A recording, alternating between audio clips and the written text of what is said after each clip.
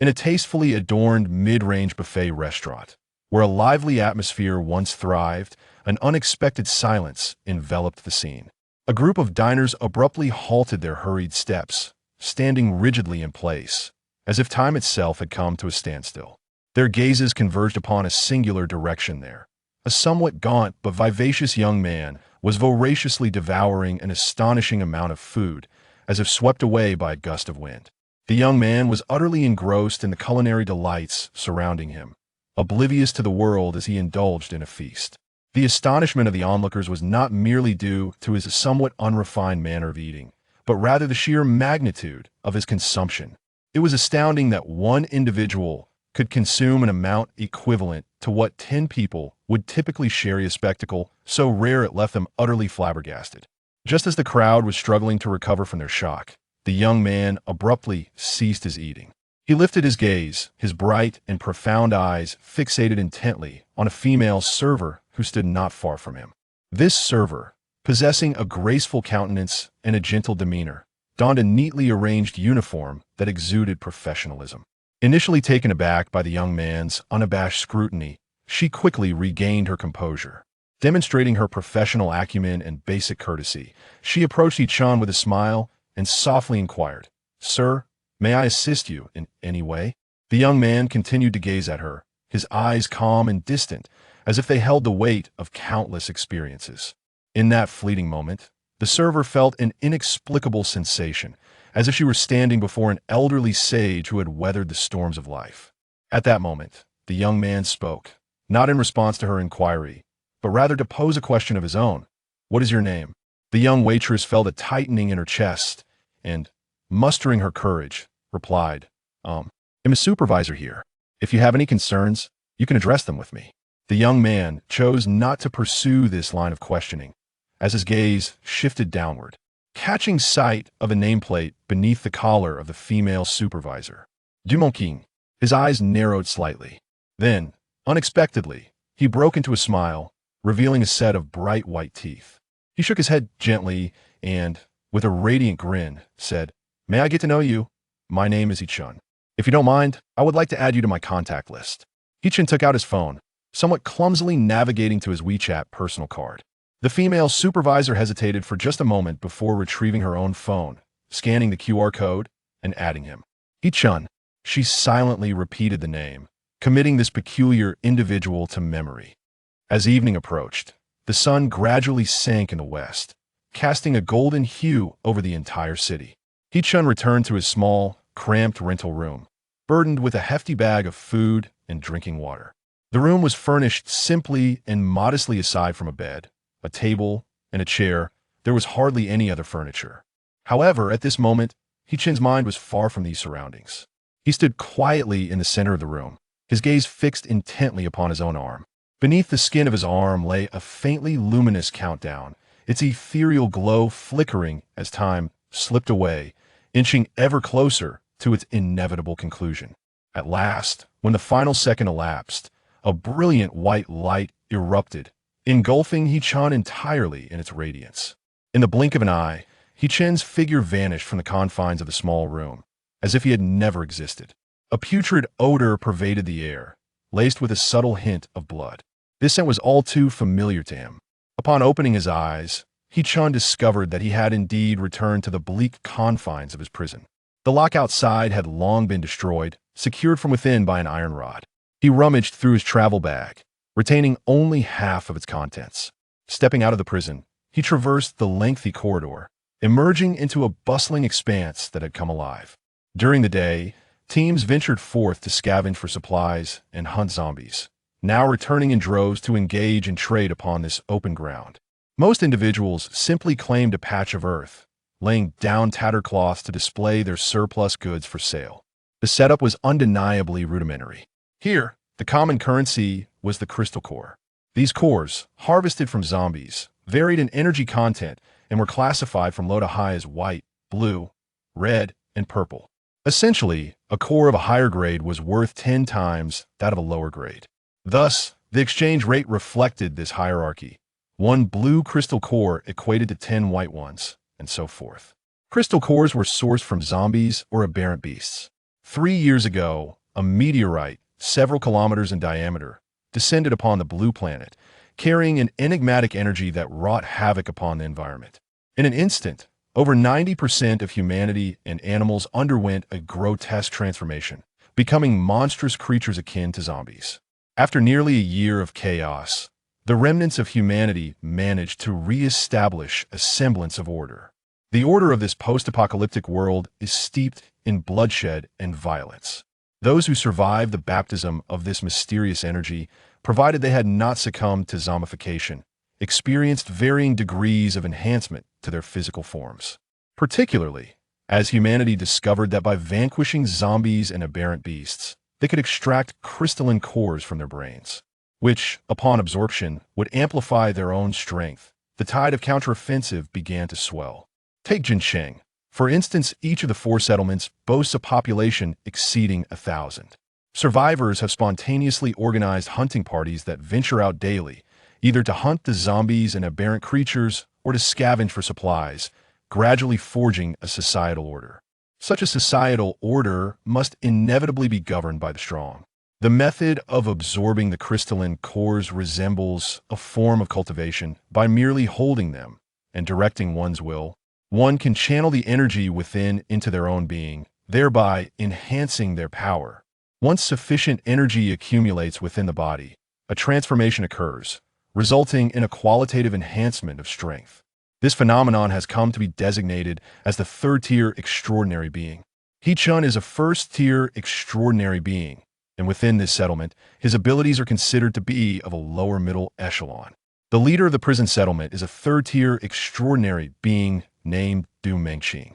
Upon reaching the third tier, one can manifest supernatural abilities. Du Mengqing wields a fire-based power that, when unleashed, can even render steel incandescent. The power is truly terrifying. Apart from the crystalline core, the most scarce resources are undoubtedly food and clean water.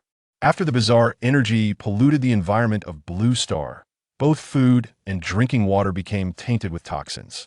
Yet, humans must sustain themselves, particularly the extraordinary beings whose appetites are prodigious. If they are deprived of adequate nourishment for an extended period, their strength will inevitably wane. Even a third-tier ability user is at risk of succumbing to starvation. He-Chun stepped into an inconspicuous corner, spread a cloth upon the ground, and then arranged some compressed biscuits and bottled water from his backpack atop it. The mere appearance of these items instantly captivated the attention of many onlookers. Those who had been idly wandering through the marketplace swiftly approached with hurried steps. What incredible luck! Where did you manage to find such an abundance of supplies? Is this compressed biscuit from 6 years ago? With a 10-year shelf life, it's astonishing that it hasn't expired. This water is also commendable. Such sturdy bottles would still hold up even if past their due date. Young man, how much are you selling these items for? The crowd clamored with urgency, their expressions filled with anticipation. He-Chun replied nonchalantly, 1 blue crystalline core in exchange for 1 biscuit or 1 bottle of water. No negotiation. As soon as he finished speaking, a chorus of disapproval erupted from the crowd. Chapter 2. Has money become worthless? Your prices are outrageous. Even if these items appear appealing, they cannot possibly be priced so exorbitantly, can they? Are you aware of the market value? Typically, 2 white crystals can procure a single compressed biscuit, yet here the price is inflated 5-fold. This is utterly insane. The crowd buzzed with discontent, vociferously denouncing He-Chun, who remained impervious to their grievances, adopting an air of aloofness as he casually remarked, "My goods are of superior quality and are worth this price." Seeing He-Chun's unyielding demeanor only fueled their frustration, and they gritted their teeth in indignation. They were not blind. They could certainly discern that the quality of these items was indeed exceptional, nearly untouched by impurities. In fact, it could be asserted that it would be exceedingly difficult to find another such offering in the entirety of Jean City. However, the price was simply too steep. How could one's heart be so merciless? The peril of hunting zombies is considerable, yielding but a single crystal core per creature. Yet he dares to demand 10 white crystals? Such pricing far exceeds the limits of their financial endurance. Who would trade 10 crystals merely for sustenance? Yet, surprisingly, one individual did. A young man, his countenance cold and forbidding, parted the crowd and approached He-Chun's stall. His commanding presence compelled those around him to step back involuntarily, their curiosity piqued. The youth cast a cursory glance over the items displayed, then tossed down a blue crystal. Without uttering a word, he seized several compressed biscuits and a bottle of water before turning on his heel and departing. He-chun, elated, collected the crystal core, his gaze sweeping over the crowd with newfound pride. Behold, there are indeed discerning customers among you. While some may deem it too costly, others do not share that sentiment. As for the pallid youth encountered moments ago, He-chun was naturally acquainted with him. He was a well-known figure in the prison enclave, known as Feng Shui-san, a third-tier extraordinary being whose ability allowed him to transform his arm into an exceptionally sharp sword. For a third-tier ability user, ordinary zombies posed little threat and could be easily dispatched. They had long since lost interest in first-tier zombies, which merely yielded white crystals.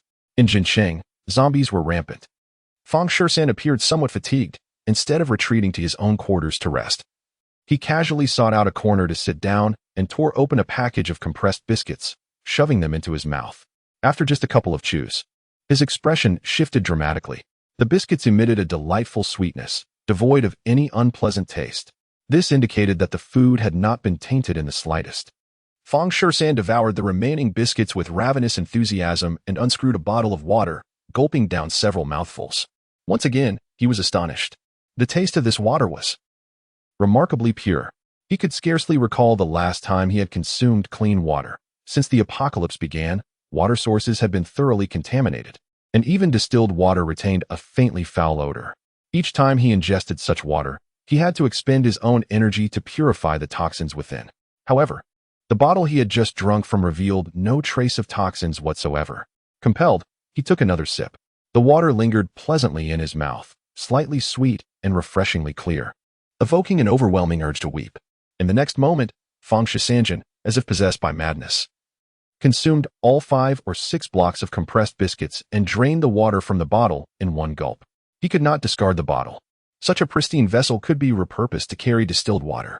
Subsequently, he strode purposefully through the crowd, parting it with determination, and returned to He-chun's stall. "I want everything you have," he declared. Feng Shui-san unfastened a bag from his waist and tossed it over. He-chun promptly emptied the contents, revealing a plethora of thumb-sized crystal cores, predominantly blue, with a few white ones, and astonishingly, one red core among them. If appraised uniformly at the value of the white ones, this collection of crystal cores would likely exceed 500 pieces. He-chun's face blossomed into a radiant smile, and he swiftly procured a plastic tote to gather the compressed biscuits and bottled water from the stall, handing it over to Feng Shui-san. "Here you go." Feng Shui-san nodded slightly, and for the first time, the visage that resembled a millennium-old glacier broke into a smile. This spectacle left the onlookers utterly astounded. Did I just witness that? Did the Grim Reaper just smile at someone? I saw it too. What a loss for me. What's happening? The Grim Reaper dared to buy everything. These items must be extraordinary. Extraordinary? How would I know? After Feng Shui-san departed, the crowd, somewhat disheartened, began to disperse, but He-chun rummaged through his bag once more, producing other items. Does anyone need protective gloves? The thickened kind, capable of resisting zombie bites. The N95 masks, priced at an astonishingly low rate of 1 white crystal each, were in limited supply, and as He-chun called out, more and more people gathered around.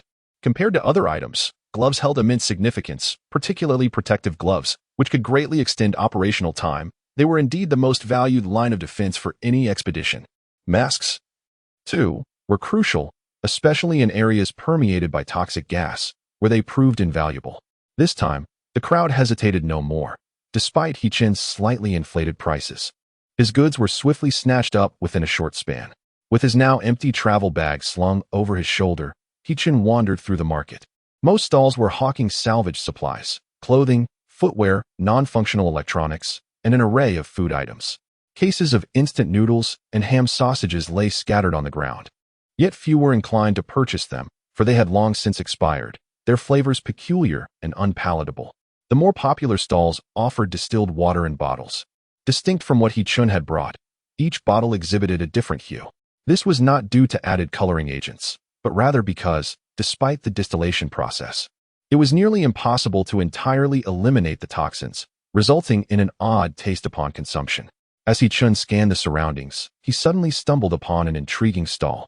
It displayed an array of glimmering jewelry alongside a cardboard box filled with scattered paper currency, astonishingly comprising stacks of soft currency.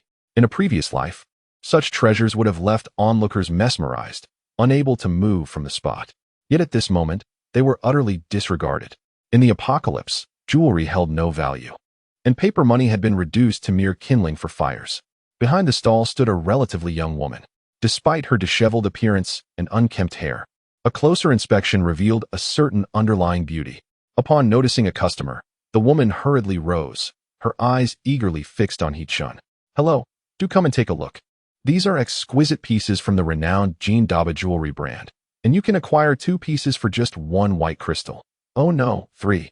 Jean Daba was a highly esteemed jewelry brand before the apocalypse, something Hee-chun, once a mere worker, could only dream of. Yet now, these treasures lay before him as if mere scraps. However, Hee-chun found himself more captivated by a box of scattered soft sister coins. Chapter 3. The Temptation of Ham. Hee-chun tossed out 2 white crystals, purchasing the entire box of coins, and then resolved to return to the prison. Having resided there for 6 months, he couldn't help but marvel at the brilliance of those who chose the prison as their refuge. As a fortified establishment, it possessed an exceptionally high level of defense, making it nearly impervious to assaults from hordes of zombies or beasts.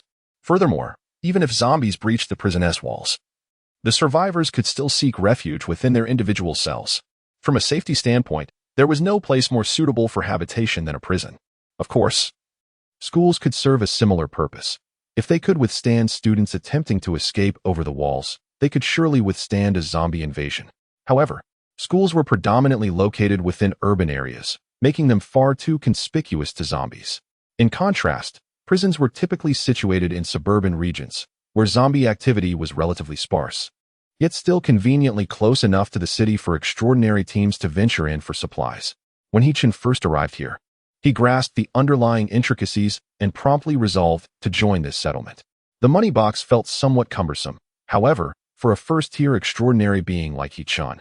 Cradling it with one arm was a trivial task. As he traversed the marketplace, numerous onlookers scrutinized him with curiosity, some even emitting derisive laughter. How foolish they were. Even at this juncture, what purpose does money serve? Who among them had not once harbored dreams of using money to lay a foundation? Others were realizing their aspirations with just 2 white crystals, a modest investment indeed. They were on the brink of starvation yet preoccupied with such fleeting fantasies. They would be better off purchasing a packet of instant noodles, which could at least satiate their hunger. They were growing weary of the monotonous taste of instant noodles. Had anyone caught any wild beasts or procured other foodstuffs? He was genuinely averse to consuming those wretched expired noodles any longer.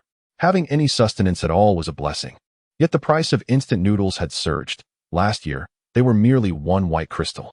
Disregarding the surrounding clamor, Hee-chun returned to the prison and upended the box of money, carelessly heaping it on the ground and stuffing a few bundles into his travel bag. He had noted the dates on the banknotes. Such a rudimentary mistake would not befall him. Casting a glance at the countdown on his arm, 22:02. Hee-chun stifled a yawn, feeling genuinely fatigued. Upon reflection, he realized he had not closed his eyes for 2 days and nights. Yet, sleep was the furthest thing from his mind. He had reached the pinnacle of the first tier, merely a step away from the second tier. Having amassed a considerable number of crystal cores through his trade in supplies, tonight would be the moment of his breakthrough. Hee-chun, suppressing his drowsiness, sat cross-legged on the bed and poured the crystals from the bag, scattering a multitude of them across the surface. These crystalline cores, each the size of a thumb, sparkled with a translucent brilliance akin to precious gems. If one were to gaze closely, the vibrant hues within would appear to dance. Among the heap, the majority were blue, followed by white, with a solitary red one amongst them, totaling over 300. The greatest contribution had come from House 13. Since the onset of the apocalypse, Hee-chun had never experienced such affluence, and coupled with a satiated stomach, an overwhelming sense of happiness washed over him. He then grasped a handful of the crystalline cores. Holding them in his palms, the red core nestled among them. With a mere thought, the energy within the crystals was summoned forth, flowing through his palms and converging into his body. As the energy fully integrated within him, filling his limbs and bones, Hee-chun suddenly felt a wave of refreshing vitality, alleviating much of his fatigue. It was as if a seed within him was flourishing, having grown from a tender sprout to approximately 3 inches tall, complete with 2 leaves. Hee-chun exhaled a long, deep breath, finally reaching the second tier of extraordinary beings. He had originally been at the pinnacle of the first tier, just a step away from the second. The handful of crystals he had absorbed contained the finest quality among the pile. It was this surge of potent energy that had ultimately propelled him to success. The surging power within him was now more than 3 times stronger than before. Hichin picked up the iron rod intended for propping the door, preparing to test his newfound strength. This was, in fact, a rebar. As thick as the typical household piping. Hichin firmly grasped both ends of the rebar, and as he exerted force, a faint sound akin to beeping filled the air. And astonishingly, it began to bend slightly. With a sigh, a secondary extraordinary individual possesses the ability to unleash over a ton of physical strength. And while there may be slight variations among individuals, Hichin managed to bend the rebar with just 80% of his effort, placing him at an average level among second-tier extraordinary beings. Upon reaching the third tier, strength transcends mere physicality, and a select few extraordinary individuals may even manifest supernatural abilities. The leader of this encampment, a fire element supernatural being, along with Feng Shusan, both belong to this category. Most third-tier extraordinary beings, even if they do not possess supernatural abilities, can still channel energy from within their bodies during an attack, resulting in significant enhancements in both power and range, far surpassing what second-tier extraordinary individuals can achieve. However, the countdown displayed on Hichin's arm does not fall into this category. This countdown appeared abruptly on his arm just before the arrival of the meteorite on Blue Star. It seems that the activation of the countdown requires energy support. It was only 2 days prior. After Hichin absorbed all the crystal cores in his possession and reached the pinnacle of the first tier, that the countdown finally initiated. With only a final step remaining to ascend to the second tier. The countdown is uncontrollable, consistently set for 24 hours, and upon its conclusion, Hichin finds himself transported back to 6 years ago, to a world untouched by the apocalypse. He is uncertain whether this is the same timeline, but he is aware that his opportunity has arrived. The first thing Hichin did upon returning to the world before the apocalypse was to gather all his money and make a beeline for the buffet, indulging in a lavish feast. For 3 years, his stomach had never known true satiety, akin to a parched land rejoicing in the arrival of nourishing rain, voraciously absorbing the nutrients from the sustenance before him. Hichin, realized for the first time that as long as one could be satiated, it was indeed possible to maintain a stable internal energy. Prior to this revelation, he had to absorb a white crystal every 3 days merely to sustain his strength. After calming his tumultuous emotions, Hichin resumed his seat and completed the absorption of the remaining crystal cores, solidifying his power. Upon reopening his eyes, he found that dawn had broken. Several hunting teams had begun to depart, some heading to Jean City in search of supplies, while others ventured forth to hunt zombies and collect crystal cores. With little else to occupy his time, Hichin decided to venture out, seeking fortune and testing the extent of his newfound abilities. As he stepped out of the prison, he immediately spotted the infamous Reaper, Feng Shusan, standing in the passageway, seemingly awaiting someone. Although he had intended to bypass the reputedly cold and ruthless killer, Feng Shusan approached him instead. "Greetings, I am Feng Shusan," he intoned, unexpectedly initiating conversation. Hichin, taken aback, nodded awkwardly. "Hello, is there something you need?" With lifeless eyes akin to those of a dead fish, Feng Shusan fixed his gaze on Du and slowly spoke. "If you have any food left, could you save some for me? I will return with crystal cores to purchase it." A moment of hesitation flickered in Hichin's mind, yet he ultimately acquiesced with a nod. Who would refuse the opportunity to befriend a third-tier extraordinary being, endowed with powers that commanded respect, without incurring any cost? Seeing Hichin's agreement, Feng Shusan nodded in acknowledgement and turned to leave. Suddenly, an idea sparked in Hichin's mind, prompting him to call out to Feng Shusan. "Are you going hunting?" Feng Shusan halted, his lifeless eyes casting a glance at Hichin. "Indeed." Hichin chuckled, and with a flourish of his sleeve, a ham as thick as a wrist landed in his hand. Feng Shusan's attention was immediately captivated. The keen sense of smell possessed by a third-tier extraordinary being was unparalleled. His nostrils quivered, and an intense intuition surged within him. This ham was untouched by contamination. Just the sight of it made his mouth water profusely. Simultaneously, a fierce longing ignited in his heart, even stirring within him the urge to resort to violence for it. Noticing the gradual reddening of Feng Shusan's eyes, Hichin felt a sudden chill run down his spine. This was reckless. In the apocalypse, instances of murder over a morsel of food were far from rare. And at this moment, He held in his grasp a ham weighing a full pound, entirely untainted. If sold outside, it could fetch at least 3 blue crystals, perhaps even 5. It would be difficult for even an extraordinary being like Feng Shui-san to remain indifferent. Without further ado, He-chun tossed the ham to Feng Shui-san. Startled, Feng Shui-san quickly extended his hands to catch it carefully, his expression a mix of surprise and confusion as he looked at He-chun, unable to grasp his intentions. He-chun offered a nonchalant smile. How about this? Let us form a team today. Consider this ham as a joining fee. Once we acquire the crystal cores, we shall split the spoils evenly. Feng Shui-san, known for his solitary ways, hesitated not a moment in accepting He-chun's proposal. Very well. But I shall not take advantage of you. I will reimburse you for the cost of this ham. Du merely nodded, refraining from further words to avoid appearing pretentious. Since that is the case, the ham is yours, he stated. Without hesitation, Feng 30 bit into the ham's exterior. The savory aroma of the meat, accompanied by the scent of its fat, instantly wafted into the air, flooding their nostrils. Fortunately, most people had stepped out at that moment, leaving the corridor devoid of others. Otherwise, chaos would surely ensue. Chapter 4. The hunt. Feng 30, captivated by the fragrance of the ham, felt his mouth water uncontrollably. Unable to restrain himself any longer, he opened his mouth wide and took a hearty bite.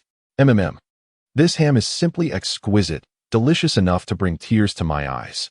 Feng 30 devoured it ravenously, swallowing it in mere moments, even licking the exterior clean. Realizing he may have lost composure, he reluctantly discarded the ham skin onto the ground. Well, it's getting late. Let us depart. Wiping his mouth, Feng 30 resumed his usual stoic expression and promptly stepped forward, eager to leave this embarrassing spot. He-chun shook his head with a smile and followed closely behind. The two exited the prison area, traversing a dilapidated concrete path towards Jean City, occasionally encountering a few zombies along the way. The zombies, driven by a bloodthirsty desire, would have their originally dull and gray eyes transform into a vivid crimson upon spotting living beings. In their frenzied state, the zombies possessed strength and speed comparable to that of an average adult, charging towards the two with a terrifying ferocity. Feng Shui-san was currently reluctant to waste his energy on these first-tier zombies. He appeared to be oblivious to their presence, allowing them to lunge at him, only to deftly sidestep as if he were a wraith. Consequently, these zombies lunged towards He-chun. He-chun remarked, "This old six," rolling his eyes in exasperation.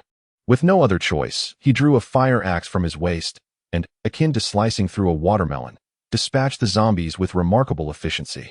Now possessing second-tier prowess, He-chun faced these first-tier zombies with ease. As long as their numbers were not overwhelming, he could manage them effortlessly. Not far off, Feng Shui-san halted, his eyes reflecting a hint of surprise as he observed He-chun. Initially, he had assumed that He-chun was merely a first-tier extraordinary being. Even if he could eliminate these few zombies, it would require considerable effort. However, he was astonished to discover that He-chun was, in fact, second-tier. This revelation alleviated his concerns significantly. Even when entering Jincheng for battle, he no longer feared that He-chun would be a liability. He-chun was well aware that Feng Shui-san was testing his capabilities, so he paid it no mind, cleaving through the zombie skulls with precision as he searched diligently. Fortune favored He-chun, for within the skulls of 5 zombies, he unearthed 3 white crystals. It was not guaranteed that every zombie's head would contain a crystal core. This held true for both first-tier and second-tier zombies, with approximately half of them being devoid of any treasure. Occasionally, luck would be lacking, and after a strenuous battle, one might even end up with nothing. After collecting the crystal cores, He-chun hastily quickened his pace to catch up with Feng Shui-san. As they drew nearer to Jincheng, the number of zombies they encountered steadily increased. Finally, upon encountering a small horde of zombies, Feng Shui-san made his move. He extended his hands, which flowed like liquid, elongating and reshaping in an instant until his forearms transformed into the form of Tang's swords, gleaming with a metallic luster. Furthermore, the 2 Tang swords were enveloped in a dark aura, reminiscent of blade energy, rendering them even more formidable. At that moment, a horde of zombies surged toward Feng Shui-san, their numbers exceeding 30 at a cursory glance, their relentless roars filling the air. Among them, approximately half were second-tier zombies. These second-tier zombies not only possessed strength and speed far surpassing their first-tier counterparts, but their bodies were also significantly more resilient, their eyes glimmering with a hint of sentience. It seemed they sensed the threat posed by this human and began to spread out, encircling Fang Shisan as they lunged to attack. Fang Shisan's gaze was vacant and unwavering. With a mere flick of his arms, the two tang swords danced like phantoms. Where they passed, the horde of zombies erupted in black blood like crashing waves. Regardless of their tier, they were severed into shreds as if they were mere scraps of paper. In less than 10 minutes, Fang Shisan single-handedly eradicated the entire group of zombies. During his brief respite, He-Chun astutely took on the task of logistics, cleaving open the skulls of each zombie. Discovering 6 blue crystals and 11 white crystals within, the haul was commendable. He-Chun beamed with delight.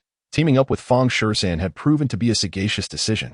He had hardly exerted himself, yet reaped such abundant rewards. The two continued their journey, and before long, they arrived at the outskirts of Jincheng. Peering into the distance, they could already see the surging horde of zombies within the city. Even with Fang Shisan's prowess, he dared not recklessly enter the urban area. Otherwise, in the face of an almost endless horde of zombies, even a third-tier extraordinary being could fall with a single misstep. The two conferred and devised a strategy to throw stones to gauge the path ahead. The method was straightforward. They selected a retreat route and a place for cover. He-Chun gathered some pebbles, exchanged a knowing glance with Fang Shisan, and simultaneously hurled the stones. Bang! Thud! One stone struck a derelict vehicle by the roadside, while another hit a zombie. The noise startled the undead, causing some disorder among them, their crimson eyes scanning the surroundings. After failing to locate the source of the sound, the majority fell back into silence, while a few began to shuffle aimlessly, their sluggish movements giving an impression of being easily dispatched. This was merely a fade of the zombies. When not in a frenzied state, the distinction between first and second-tier zombies was nearly imperceptible, resembling frail, old men. Only the third-tier zombies exhibited markedly abnormal behavior. The initial stone-throwing yielded little effect, as no zombies approached their direction. Thus, He-Chun and Fang Shisan repeated the tactic. After several attempts, at last, a small group of zombies began to wander toward them. He-Chun and Fang Shisan concealed themselves, watching the approaching horde intently. Typically, zombies stirred by random stimuli do not wander far, and may even return to join their original group. However, this particular horde seemed to drift slightly farther away, suggesting a potential separation from the larger mass. He-Chun and Fang Shisan exchanged a glance, recognizing that the opportunity had arrived.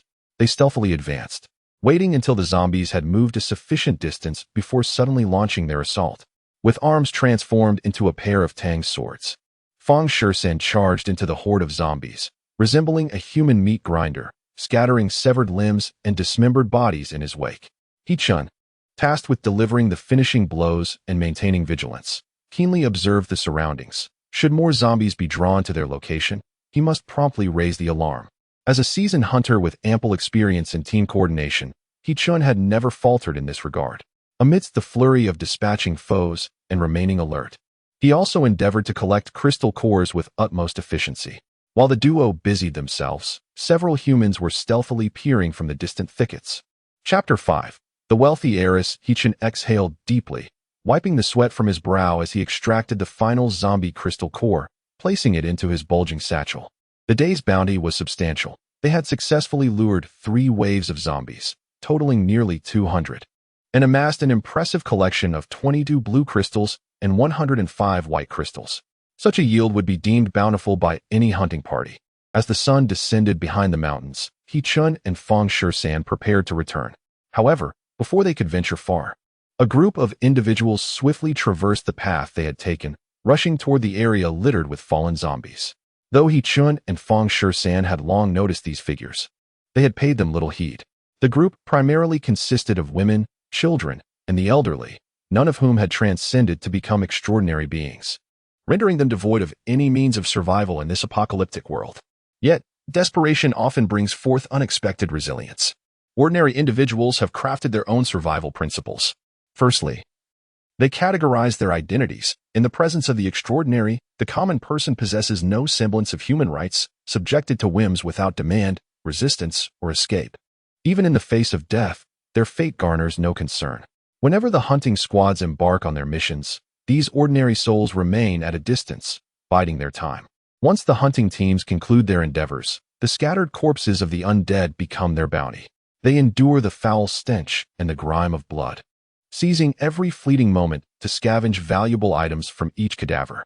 Even a complete and unsoiled undergarment may be stripped away. Should fortune smile upon them, they might even stumble upon a stray crystal core. Theoretically, with a sufficient quantity of these cores, anyone could ascend to the realm of the extraordinary. This is their solitary path to survival. Failing to attain such status, they would succumb not only to the relentless undead but also to the pervasive toxins that gradually erode their existence. Among the remnants of humanity, it is likely that only 1% remains. 3 years into the apocalypse, hearts have turned to stone, numbed and chilled. The foremost concern for each individual is invariably their own safety and interests. Any lingering compassion has long since withered, buried beneath the weight of despair.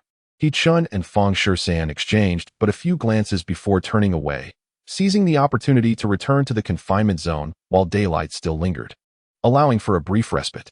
Here, this is your share. On the way, He-chun had already divided the crystal cores into 2 portions. Feng Shusan accepted the offering, opened the bag, extracted a blue crystal, and without a second glance, tossed the remainder back to He-chun. The ordinary crystal cores have become obsolete for me. A single blue crystal is sufficient to restore my stamina. As for the remainder, you may exchange them for food and water, as deemed appropriate. Very well. He-chun, not one to indulge in pretentiousness, retrieved all the crystal cores, for he favored the company of straightforward individuals. May I inquire, rather presumptuously? He-chun hesitated momentarily but ultimately asked, what do you mean by saying that ordinary crystal cores are no longer useful, given their growing familiarity? Feng Shusan was unconcerned about sharing certain information with He-chun. Before reaching the 3rd level, extraordinary beings could absorb any crystal core. However, upon attaining the 3rd level, this was no longer the case. He struggled to articulate his thoughts, a task more challenging for the typically taciturn Feng Shusan than battling zombies. There exists a barrier between the 3rd and 4th levels, and the energy required for advancement differs. This energy can only be found in at least 3rd-level crystal cores. Absorbing 1st or 2nd-level cores is futile and merely a waste. He-chun nodded, comprehending the explanation. After all, the apocalypse had descended only 3 years ago, and extraordinary beings were still cautiously navigating their way forward, taking one step at a time. Much of their experience could not be promptly conveyed, especially for someone like Feng Shusan, who stood at the forefront, with few opportunities to exchange insights with peers of the same level. He-chun felt his understanding deepen. He lightly nodded, committing these invaluable experiences to memory, and suddenly recalled something, asking, did you live in Jinqing before the apocalypse? Feng Shusan paused, seemingly lost in recollection. I was a teacher once. Ah? He-chun gazed at Feng Shusan in astonishment, unable to fathom how the man known as the Grim Reaper, perpetually wearing a lifeless expression, could possibly have any connection with the noble profession of teaching. Noticing He-chun's surprise, Feng Shusan felt a flicker of irritation but continued nonetheless. I served diligently as a teacher for 7 years, and the children held a genuine fondness for me. However, there came a time when a girl from my class confessed her feelings. Upon hearing this, He-chun's eyes sparkled with curiosity, igniting a fervor for gossip. And then, he inquired eagerly. Yet, Feng Shusan, as if suddenly stripped of the desire to speak, was enveloped in weariness and disdain. He replied in a subdued tone, later, I declined her confession. Tragically, the girl took her own life, and I was dismissed from my position. That is all. With that, Feng Shusan turned and departed without a backward glance. A complex mixture of emotions flickered in He-chun's gaze. It was not sympathy, but rather an understanding that such an event, regardless of the individual involved, constituted a profound blow. Perhaps Feng Shusan's frigid demeanor was a direct consequence of this experience. He-chun glanced at the countdown timer on his arm. Less than an hour remained until his transfer. Just as he contemplated returning to the prison, he noticed a woman selling jewelry in the scattered stalls on the vacant ground before the prison. Yesterday, He-chun had amassed an entire box of money from 2 white crystals. Today, the woman had another box displayed at her stall. Excellent, my dear lady. You have successfully captured my attention. As He-chun approached, the woman greeted him with a beaming smile, her eyes brimming with anticipation. Hello. What would you like to purchase today? Intrigued by her, He-chun asked, are these jewels and the money also acquired through searching? The woman felt somewhat awkward. Surrounded by items that could neither be consumed nor imbibed, in this apocalyptic world, they were no different from refuse. Aside from her, no one would bother to collect such things, especially given the overwhelming quantity. During her flight from disaster, she had believed that wealth could procure anything. Thus, she had driven a truck laden with these possessions. Little did she anticipate the onset of the apocalypse, rendering everything useless. That very truck had long since succumbed to decay in the wilderness, and she had salvaged these items, hoping to find someone who might appreciate them. "Are these all your belongings?" he inquired. "Indeed, my father is the founder of the Jean Daboza jewelry," she responded. He was taken aback, astonished to discover that a rich heiress from the world before the collapse was concealed within this camp. Yet, the once affluent young lady now required nothing more than a packet of instant noodles to keep her company through the night. During their previous conversation, she had frequently cast flirtatious glances his way, desperately attempting to elevate her worth by reminiscing about past glories. However, her disheveled appearance truly dampened his interest. "Have you become an extraordinary being?" he asked. She shook her head, but then exclaimed with enthusiasm, "I have absorbed 7 white crystals. I can feel that with just a few more, I will surely become extraordinary." For the first time in many days, he was the first to engage her in such depth of conversation, prompting her to reveal her thoughts without reservation. "Could you assist me? If you help me become extraordinary, I will belong to you from that moment on. You may command me as you wish." Hichin remained silent, while the woman gazed into his eyes. After a moment, her initial anticipation gradually transformed into disappointment. I'm sorry," she murmured, lowering her head like a child who had erred, unable to meet Hichin's gaze. Hichin departed without uttering a word, yet left behind a blue crystal. The woman stared blankly at the crystal, and after a brief moment, she snapped back to reality, seizing the precious gem and tucking it into her clothing, casting vigilant glances around her. Noticing that no one was paying her any heed, she hastily abandoned her stall and departed in a flurry. Chapter 6. The selection of a bride in the alley. As Hichin had anticipated, when the countdown concluded, he found himself transported back 6 years. The cramped, dimly lit rental apartment exuded a familiar musty odor. Hichin glanced at the phone on his bedside table. June 2nd, in the year of the EC. The last time he had visited, it was the 1st of June. Thus, this very moment was the same as the moment of his departure. His day was stretched across 48 hours, half in the present and half in the post-apocalyptic future. He placed his bag, laden with several stacks of cash, down and stripped off his clothing, heading to the bathroom for a luxurious hot shower. Only someone who had gone 3 years without bathing could truly appreciate the sheer bliss of such an indulgence.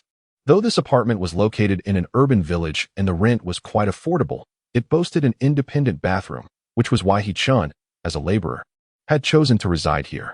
After his shower, Hichin reclined on the bed and opened a food delivery app. After a prolonged absence, the familiar feeling of finishing work has returned.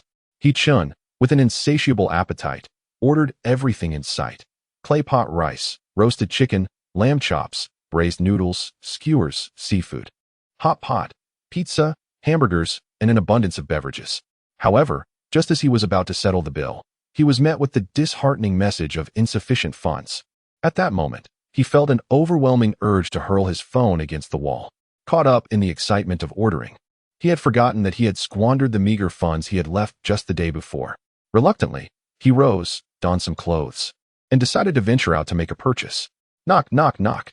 A somewhat disgruntled voice called from outside. "Young man, are you there?" Without even having time to fully dress, Hichin hurriedly opened the door. Creaking open, he was met by a plump woman in her 50s. Clad in a floral dress and sporting oversized glasses, her face etched with displeasure. Clutching a notebook and pen, she impatiently remarked, "I tell you, Xiaohe, the rent for next month is due. I've come to find you 3 times already, and today I've finally caught you. Let me tell you, I've been quite lenient." Her words, delivered at a rapid-fire pace, abruptly halted mid-sentence. The small eyes behind the large frames appeared transfixed, staring at Hichin's bare torso, which was beginning to glisten. After a moment of contemplation, he managed to muster a smile.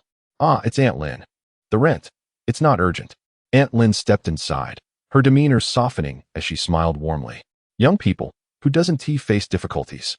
Just call me Lin Jia." "Sister Lin, what was the rent again?" Hichin felt somewhat uneasy as he donned a piece of clothing from the bedside. However, Aunt Lin plopped down onto the bed. As she had mentioned, there was no rush. "Little he," she said, "Sister Lin understands that you have been unemployed for some time.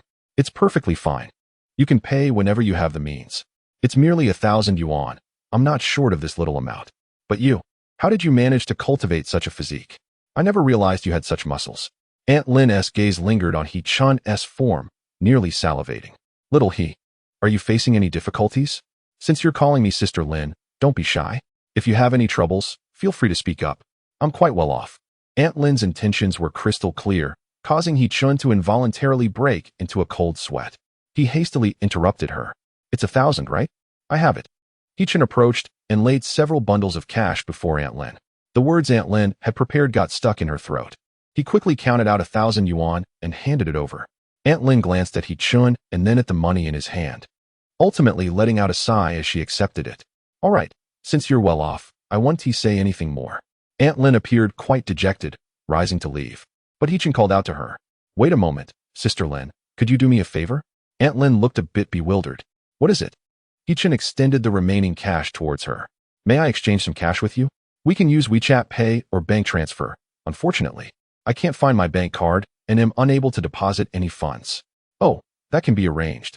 Aunt Lin, as a landlord, is quite well off and readily accepted the several thousand in cash from He Chun, promptly transferring the funds to him. At last, He Chun could indulge in ordering takeout. Later that night, after a hearty meal, He Chun immersed himself in exploring shopping apps, placing numerous orders for military rations and compressed biscuits. However, he realized that with so many items, his current living space would likely be insufficient. Moreover, he could not ascertain how much he could carry back to the apocalyptic world at once. Thus, it was essential to find a new place to stay. He Chun had but one requirement for his accommodation: safety. Comfort was never a consideration. Merely ensuring adequate security was the pinnacle of his enjoyment.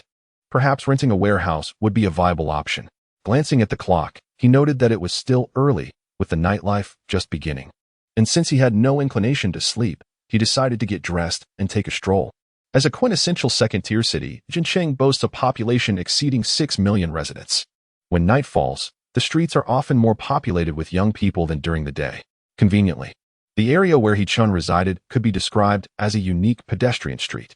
Although it had undergone several renovations, being a village in the city, only the two main roads were illuminated by streetlights, while the narrow alleys remained dim and difficult to navigate. However, the young individuals here come and go in a constant stream. As I glance around, I notice numerous exquisitely adorned women in the dimly lit alley, their attire exceedingly provocative, varying in age, height, and figure. Occasionally, a scantily clad woman leads a companion into the shadows, disappearing from sight. This vibrant scene evokes distant memories for He Chun.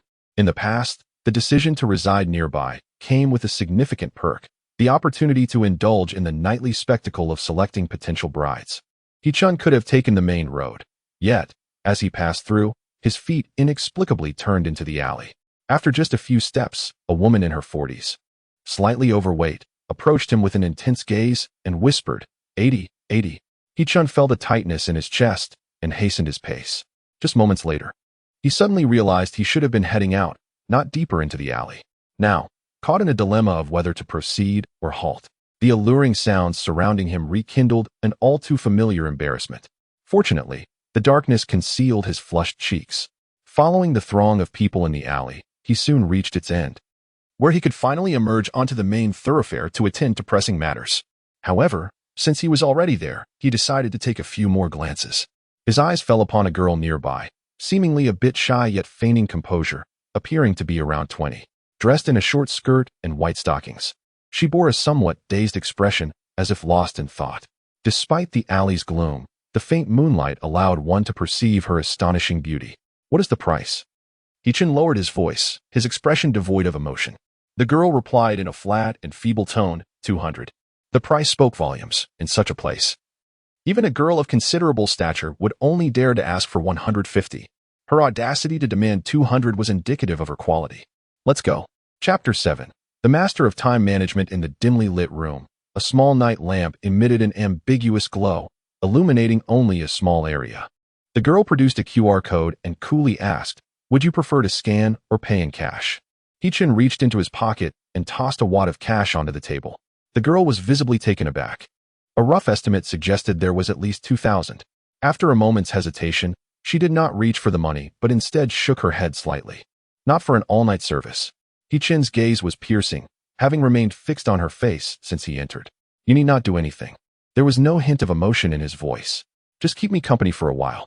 The girl furrowed her brow, scrutinizing Hee-chun, and suddenly a realization dawned upon her, evident in her expression. This reaction ignited an urgent desire within Hee-chun to prove his worth. Yet, he restrained himself, contemplating a fabrication. Would you like some water? It was rare for the girl to experience such a relaxed moment, especially with the prospect of earning money. Her mood was naturally buoyant, and she even took the initiative to pour Hee-chun a glass of water. He accepted it with a nod of gratitude. No need to go through such trouble. The girl's body trembled slightly. She gazed at Hee-chun in disbelief, her mind racing with countless deductions, only to have them all overturned in an instant.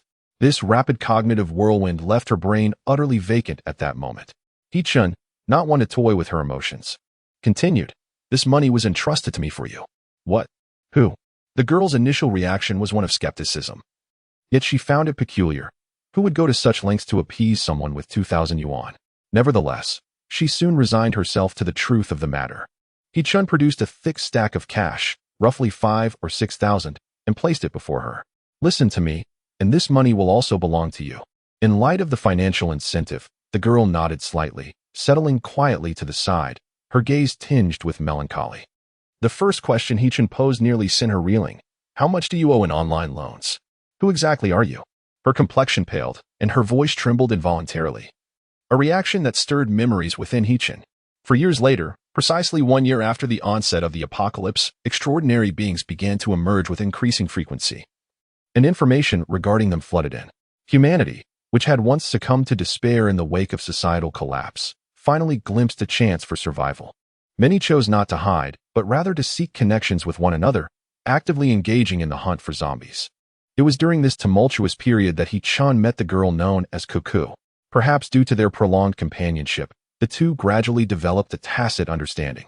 It was not quite love, but rather a natural bond that formed between them. In this apocalyptic world, let us offer each other a modicum of warmth.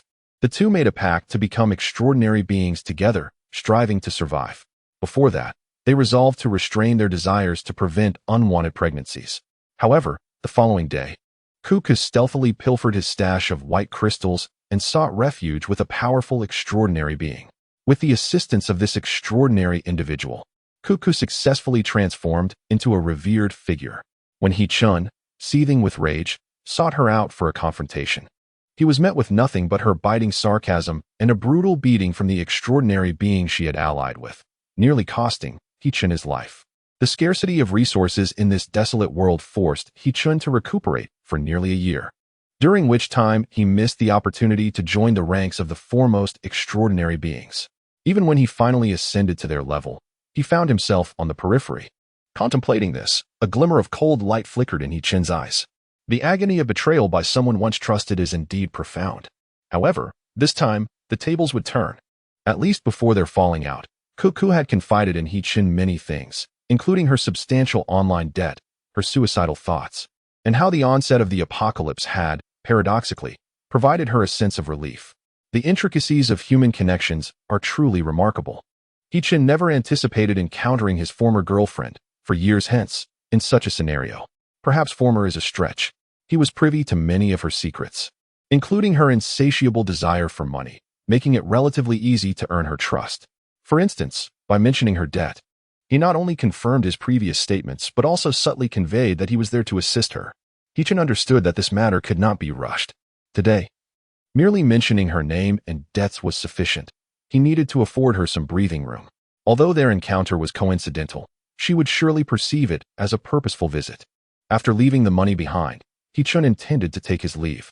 "Wait," the young woman called out to him, pulling out her phone and pleading earnestly. "Please add me first. I will reach out to you later, all right?" Observing her pitiable demeanor, Hee-chun found it hard to reconcile her with the venomous woman she would become 4 years hence. Yet, he had scrutinized her closely, and it was indeed the same person. Once they exchanged contact information, Hee-chun departed from the bustling alley, his enthusiasm waning as he returned home to rest. The following morning, he inquired with Aunt Lin and managed to secure a vacant courtyard in the urban village to serve as both a storage space and new residence. Do not question why he chose to remain in the urban village. It was simply a place of emotional attachment for him. Aunt Lin was exceptionally eager about his relocation, as she had recently purchased the property, and Hee-chun would continue to be her tenant, after enlisting a cleaning service to tidy the place. He-chan successfully moved into his new abode. It was a modest second-floor apartment with a small courtyard of less than 30 square meters, situated in a relatively spacious area where parking was feasible. Overall, He-chan was quite content. Had he lived here years ago, he would have only needed to stand at the gate and wave when in need. As noon approached, He-chan glanced at the time and made his way to the buffet restaurant he had visited previously. Outside the yet-to-open buffet restaurant, several individuals awaited with tickets in hand. Du Mingqing directed the restaurant staff in their final preparations, occasionally glancing towards the entrance. Although she was not anticipating anyone in particular and had no need to monitor the outside, a shadow danced incessantly in her mind. The seemingly unremarkable, yet astonishingly voracious young man. She had yet to decipher the meaning behind the message he had sent her yesterday. Perhaps it was this very uncertainty that made her so attentive to him. Moreover, an instinct whispered to her that she would encounter him once more today. Indeed, just as Du Mingqing's gaze inadvertently swept towards the entrance again, she spotted the young man. Almost instinctively, she declared, "Let the dining commence." The ticket collector nodded and proceeded to the turnstile. As the patron streamed in, He-chan's figure emerged. He followed the ticket in his hand to locate his table, placed the ticket upon it, and then rose to gather his dishes. Du Mingqing's gaze remained fixated upon him. However, when He-chan passed by, she found herself at a loss for words, merely managing a nod and a smile. He-chan returned her gesture with a courteous smile. Their interaction seemed to culminate at this point, yet Du Mingqing felt an inexplicable melancholy. "This is a limited dish," she remarked, placing a plate of octopus tentacles on He-chan's table. "It might be gone soon."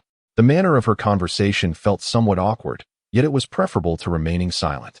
He-chan nodded in gratitude, and then, seemingly casually, inquired, "What time do you finish work?" Du Mingqing promptly replied, "For in the afternoon. Dinner will be handled by another supervisor." He-chan chuckled and said, "If you have time this evening, would you care to join me for a meal?" Du Mingqing was somewhat taken aback. She had not anticipated such a direct invitation from He-chan so soon. It seemed they had exchanged only a handful of words, yet it was merely a meal, nothing too extravagant. After all, she returned home alone every day, feeling utterly bored. "All right, I will contact you after my shift." She agreed cheerfully before heading off to continue her work, her spirits notably uplifted. Meanwhile, He-chan devoured his food with great enthusiasm, appearing as if he had not eaten in ages, drawing the attention of other diners with his wild manner. However, he paid them no heed, his gaze lingering on Du Mingqing's retreating figure, a knowing smile gracing his lips. Having navigated the treacherous landscapes of the apocalypse for years, any individual who could rise to become an extraordinary being was undoubtedly astute. He-chan had been observant of Du Mingqing, fully aware of her every move, even the subtleties in her expressions. As his appetite was sufficiently whetted, there was no need for excessive conversation. They both preferred to get straight to the point. He-chan consumed even more today than yesterday, yet he felt no bloating, likely due to his elevation to a second-tier extraordinary being, which had enhanced his digestive capabilities. As he prepared to leave, He-chan and Du Mingqing's eyes met, and he waved his phone playfully. A shy smile blossomed on Du Mingqing's lips as she nodded emphatically. He-chan had no particular plan. Just like yesterday, he casually entered a supermarket and commenced his shopping spree, gathering an assortment of biscuits, ham, and instant noodles, adhering to a single principle, to conserve space while satiating his hunger. Despite being a second-tier extraordinary being, he found himself quite exhausted after the vigorous shopping session. Suddenly, a notification chimed from his phone. Initially, he presumed it was a message from Du Mingqing informing him of her end-of-work status, but to his surprise, there was also a message from Cuckoo. "Cuckoo, will you still come tonight?" Du Mingqing, "I'm off work now. Where shall we meet?" He first replied to Du Mingqing, allowing her to choose the location, then messaged Cuckoo, "Are you working tonight?" After a considerable delay, just as He-chan was ready to step out, Cuckoo finally responded, "I can skip it." This left him in a bit of a quandary. Did he have to transform into a master of time management? Chapter 8. The flirtatious expert dressed casually in comfortable attire. He-chan followed the location provided by Du Mingqing and arrived at a nearby large shopping mall. In contrast to his nonchalance, Du Mingqing presented herself with much more gravity. Her beige long dress elegantly highlighted her slender waist, while the pure white, low-heeled shoes revealed her charming toes. Her manicured nails, gradually transitioning to a vibrant red, along with a petite crocodile leather handbag, perfectly embodied the quintessential urban woman style one might see on television. Upon noticing He-chan's arrival, Du Mingqing greeted him with a sweet smile and approached him. Hee-chun appraised her from head to toe and remarked with a grin. With such a presence today, I would believe you are the CEO of a publicly listed company. Du Mingqing cast him a sidelong glance. Are you jesting with me? Hee-chun shook his head, the teasing expression on his face abruptly vanishing, and he replied earnestly, it is a genuine compliment. At that moment, Du Mingqing's cheeks flushed slightly. The two engaged in idle chatter as they aimlessly wandered through the mall. Upon arriving at a jewelry store, Hee-chun looked up to see the gleaming sign of Jean Dabo shining brightly. Shall we go in and take a look? Sure. Du Mingqing glanced at Hee-chun somewhat hesitantly. Coming to such a place on a first date? For couples who have been together for a considerable time and have broached the topic of marriage, visiting a jewelry store would naturally pose no issue. However, she and Hee-chun were not yet a couple. Resolutely, she decided that no matter what Hee-chun offered her, she would firmly decline, lest she appear materialistic. Hee-chun perused the various display cases and recognized several pieces of jewelry, reminiscent of those that could be exchanged for a substantial amount of instant noodles in the post-apocalyptic world, yet here they commanded thousands, leaving many young patrons hesitating in discomfort. Do you find anything you like? Hee-chun inquired. Du Mingqing shook her head, softly suggesting, let us explore elsewhere. Do not be in such a hurry. You are a couple, are you not? We have just received a new line of jewelry themed for loved ones, called the Heart Lock. Why not take a look? The saleswoman, astute as she was, quickly interjected to capture the attention of her potential customers. Noticing Hee-chun pause momentarily, she swiftly opened the display case and retrieved a piece of jade adorned with gold. This piece of jewelry indeed possesses creativity. The ancient-style long lock is adorned with a heart-shaped crystal, blending beautifully together. However, the price is quite staggering, over 60,000. Such a sum is beyond the wildest dreams of Du Mingqing. Consequently, she firmly dragged Hee-chun out. Once outside, she huffed indignantly, what a ridiculous piece of jewelry. Priced so exorbitantly, as if they think we are fools. Hee-chun merely chuckled in response. Half the cost is attributed to its significance. Did you not hear the sales representative mention that it was designed by their chief designer, the daughter of the owner, Qian Xian? Du Mingqing retorted. I do not recognize its worth here. It holds no value in my eyes. With laughter echoing between them, it felt as if they were old acquaintances reunited. Despite having arranged this meeting, their shared experiences were rather few. Yet, Du Mingqing felt no sense of unfamiliarity, but rather a warmth akin to that of a long-lost friend. It seemed that most encounters are rather mundane. As long as both parties feel comfortable, an opportunity for further development arises. For instance, in the cinema, Du Mingqing found herself moved to tears by the on-screen couple, while Hee-chun boldly opened his arms, drawing her into an embrace to offer solace. As she wiped her tears, leaning against his shoulder, she was taken aback when Hee-chun audaciously placed a kiss on her forehead. Yet, it was merely a fleeting gesture. With no further advances, leaving Du Mingqing feeling a mix of surprise and a tinge of disappointment. She silently chastised herself for being so indiscreet. It was merely their first date, and yet Hee-chun's actions were already quite audacious, while she found herself yearning for more. Upon exiting the cinema, the hour had grown late. Rather than opting for a meal in a bustling restaurant, they chose a roadside stall. For the flavors of such earthly delights fostered a deeper connection than any fine dining establishment could offer. Recognizing the lateness of the hour, Hee-chun summoned a taxi to escort Du Mingqing home. However, he made no move to join her in the vehicle. Du Mingqing pressed her lips together, seemingly on the verge of speaking, but upon meeting Hee-chun's gaze, she could only sit despondently in the car alone. Hee-chun gestured with his phone, offering her a knowing look, then waved goodbye as she departed. Inside the car, Du Mingqing suddenly smiled, reflecting on how intriguing he was, despite his apparent boldness. He displayed a remarkable reserve at certain moments, providing her with neither hints nor trials. It was evident from the outset that Hee-chun had no intentions of pursuing her physically, which reassured her that she had chosen wisely. Yet, a twinge of disappointment lingered within her, accompanied by a whisper of concern. Did her form hold no allure for him? Upon returning to the familiar urban village, Hee-chun found himself once again in the selection process. In the same well-known alley, as he reached the end, a distracted girl in a rabbit costume, glancing about with an air of inattentiveness, promptly rose to her feet. Without waiting for Hee-chun to speak, she seized his hand and ushered him inside, firmly shutting the door behind them. Hee-chun allowed himself to be let in and, barely settling into a seat, Cuckoo eagerly inquired, "Is it my brother who sent you to find me? Does it matter?" A single retort from Hee-chun left Cuckoo feeling as though all her strength had been sapped. She sat quietly to the side, and the two fell into a profound silence. This atmosphere was perfectly suited for a cigarette.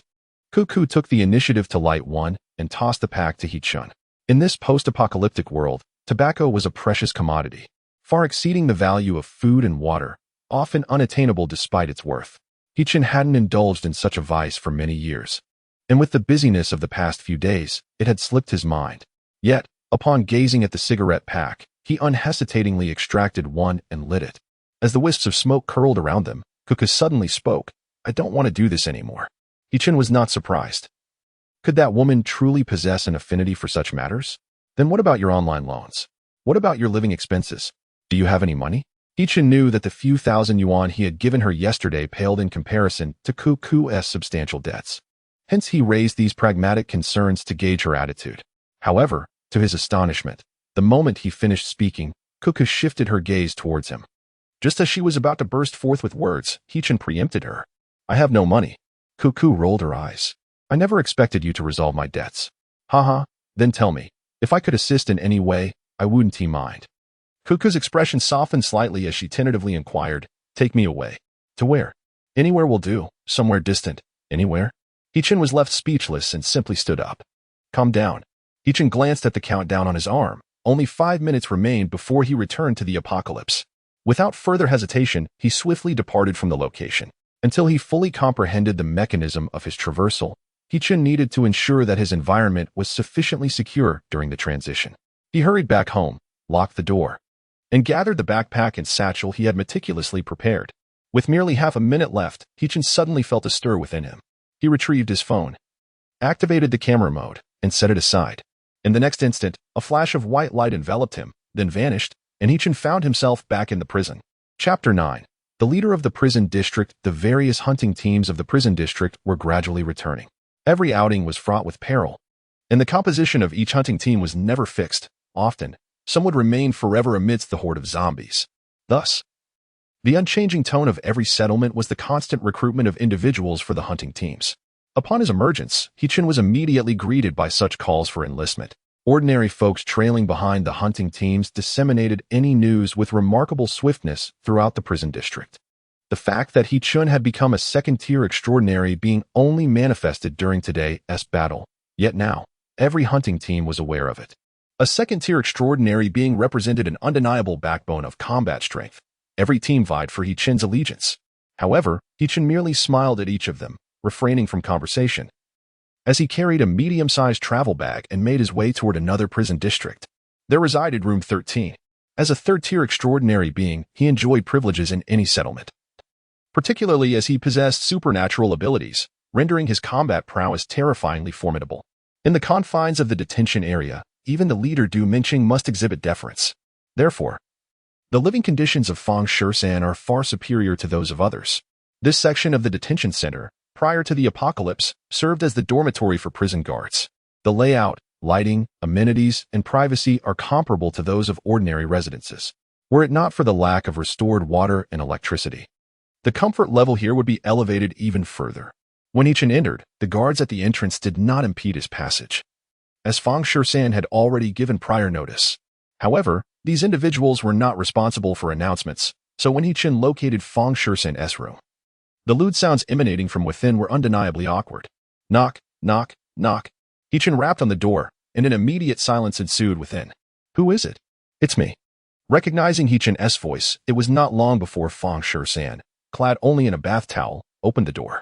A glimpse into the room revealed a scene of springtime abandon, with two scantily clad women, glistening with perspiration, curled up in a state of exhaustion.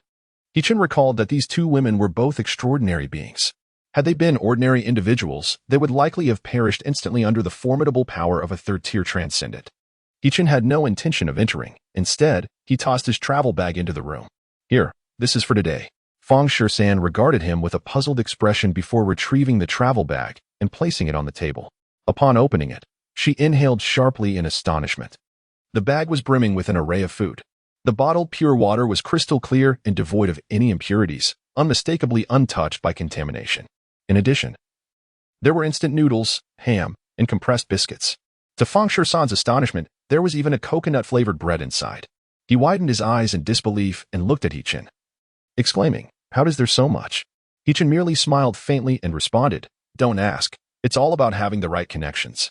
Feng Shishan understood this principle well.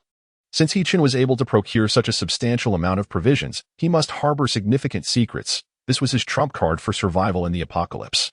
One he could not divulge easily.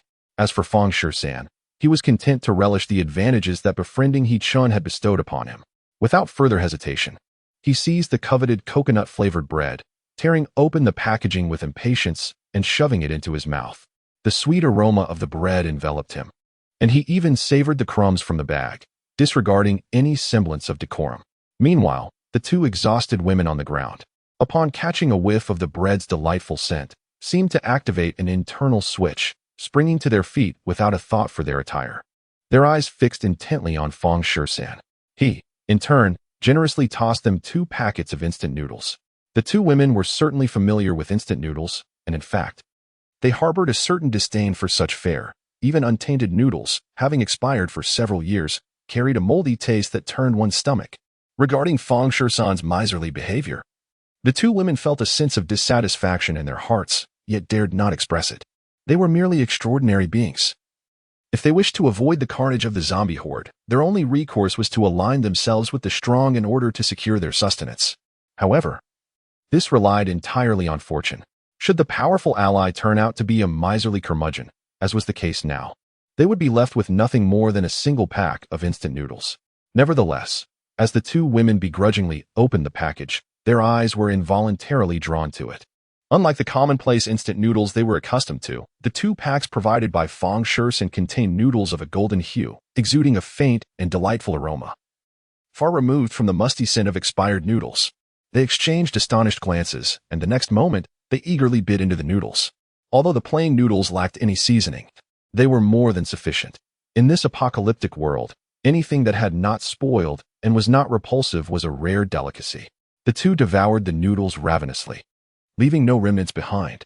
The remaining packages of dried vegetables, salted ingredients, and sauces became a treasured delight as they sat together, gleefully tearing open the seasoning packets and savoring each bite, their faces alight with pleasure. Hichin did not linger. After exchanging a few casual words with Feng Shishan, he departed. He had returned with 2 large bags, of which only a small portion was allocated to Feng Shishan. The remainder would be sold promptly in exchange for crystal cores for cultivation. Now that various hunting teams had largely returned, the marketplace in the open space was bustling with activity, and Hichin could not afford to miss out. Upon a brisk return to his cell, Hichin meticulously organized a large bundle. Just as he was about to step out, he was intercepted by 2 individuals. "You are Hichin, correct?" Hichin clutched his bundle tightly, casting a wary glance at the pair. "Are you looking for me?" They nodded in affirmation. "The leader wishes to see you. Please accompany us." The mention of the leader caught Hichin off guard, and before he could fully grasp the situation, he was pulled along by the two. They traversed numerous cells until they arrived outside an office. The door bore remnants of chipped paint, while a sign proclaiming warden's office remained firmly affixed. The 2 individuals knocked on the door, announcing, "The leader is here. We have brought him." A cool, distant female voice resonated from within, "Come in." The door swung open, and the 2 men thrust Hichin inside before swiftly closing it, leaving him in silence. The office was expansive yet somewhat barren, its furnishings aged but impeccably clean. By the window stood a large desk, with a swivel chair turned away from Hichin, allowing only a faint glimpse of a woman's shoulders. If his deductions were accurate, this was the enigmatic leader of the prison district, Du Meching, known for her elusive nature. Even with her back turned, Hichin felt an undeniable pressure emanating from her presence. Though they were merely 1 rank apart, he sensed that should she wish to end his life, he would scarcely have the opportunity to retaliate. Despite both being at the 3rd tier, her aura vastly eclipsed that of Feng Shishan, explaining the grave expression that had crossed Feng Shishan's face during their earlier conversation about this formidable leader. However, 2 hours ago, Hichin had been watching a film with Du Minqing from another world, even bestowing a gentle kiss upon her forehead. At the thought, a hint of playful amusement flickered at the corners of Hichin's mouth. "What are you smiling about?" A voice, as cold as ice, pierced the air. It was Du Minqing speaking. Chapter 10. The path unfolds. Hichin hastily suppressed his smile, reverting to a facade of solemnity. Fortunately, it seemed that his companion was not particularly concerned with his demeanor. As the chair turned, Du Minqing faced Hichin, her eyes gazing at him with an emotionless scrutiny. "Are you Hichin?" Indeed. Which prison sector do you reside in? Sector 2, number 126. Du Mingqing's gaze pierced through Yi, stirring a wave of contemplation within her. This man, in her presence, exhibited an unexpected calmness, devoid of any sign of anxiety. Could he be concealing his true capabilities? As this thought crossed her mind, she swiftly dismissed it. The intelligence received from her subordinates had unequivocally confirmed that Yi had only ascended to his second-tier extraordinary being within the past 2 days. Therefore, he could not possibly possess formidable strength. She continued with her inquiries. I have heard that you are capable of procuring uncontaminated food and water? Yi had anticipated that Du Mingqing would raise this issue. Ever since he commenced the sale of pre-apocalypse provisions the previous day, he understood that it was only a matter of time before he attracted the attention of the prison management. Now, with a day having passed, it was likely that they had scrutinized him thoroughly. Summoning him now indicated that they had found nothing incriminating and could only engage him in direct negotiation. Yet, the current atmosphere left him feeling quite uncomfortable. After all, the two were not strangers. According to Yi timeline, merely 2 hours prior, he and Du Mingqing had been entwined in a rather intimate embrace. Yet now, she stood elevated above him as the leader of the district's enclave, capable of determining the fate of thousands with but a thought. Meanwhile, Yi was merely an ordinary inhabitant of this settlement. Of course, he had ascended to the status of a second-tier extraordinary being, somewhat distancing himself from the rank of the insignificant. Yi made an effort to delineate the two roles, stating earnestly, I apologize, but I cannot disclose anything. Du Mingqing's gaze instantly turned frigid. Do you comprehend the consequences of defying me? Yi shrugged nonchalantly. Everyone harbors their own secrets. This is my trump card. To demand it with a mere utterance is tantamount to asking for my demise. Do you believe I lack the courage? A flicker of crimson light flashed in Du Mingqing's pupils, and Yi could palpably sense the temperature of the surrounding air rising rapidly. She truly harbored murderous intent. A wave of alarm surged through Yi, who inwardly admonished himself for nearly forgetting the formidable methods of this female tyrant. Establishing a power within this merciless apocalypse, Du Mingqing was undoubtedly not one to be trifled with. Should he truly provoke her ire, he feared he might not escape today. In an instant, a cold sweat drenched Yi's back as he rapidly contemplated his course of action. It was rather amusing. In that other world, he had held Du Mingqing in a firm grasp, effortlessly transitioning to a dating phase after just 2 encounters. Yet here, Du Mingqing was poised to kill him?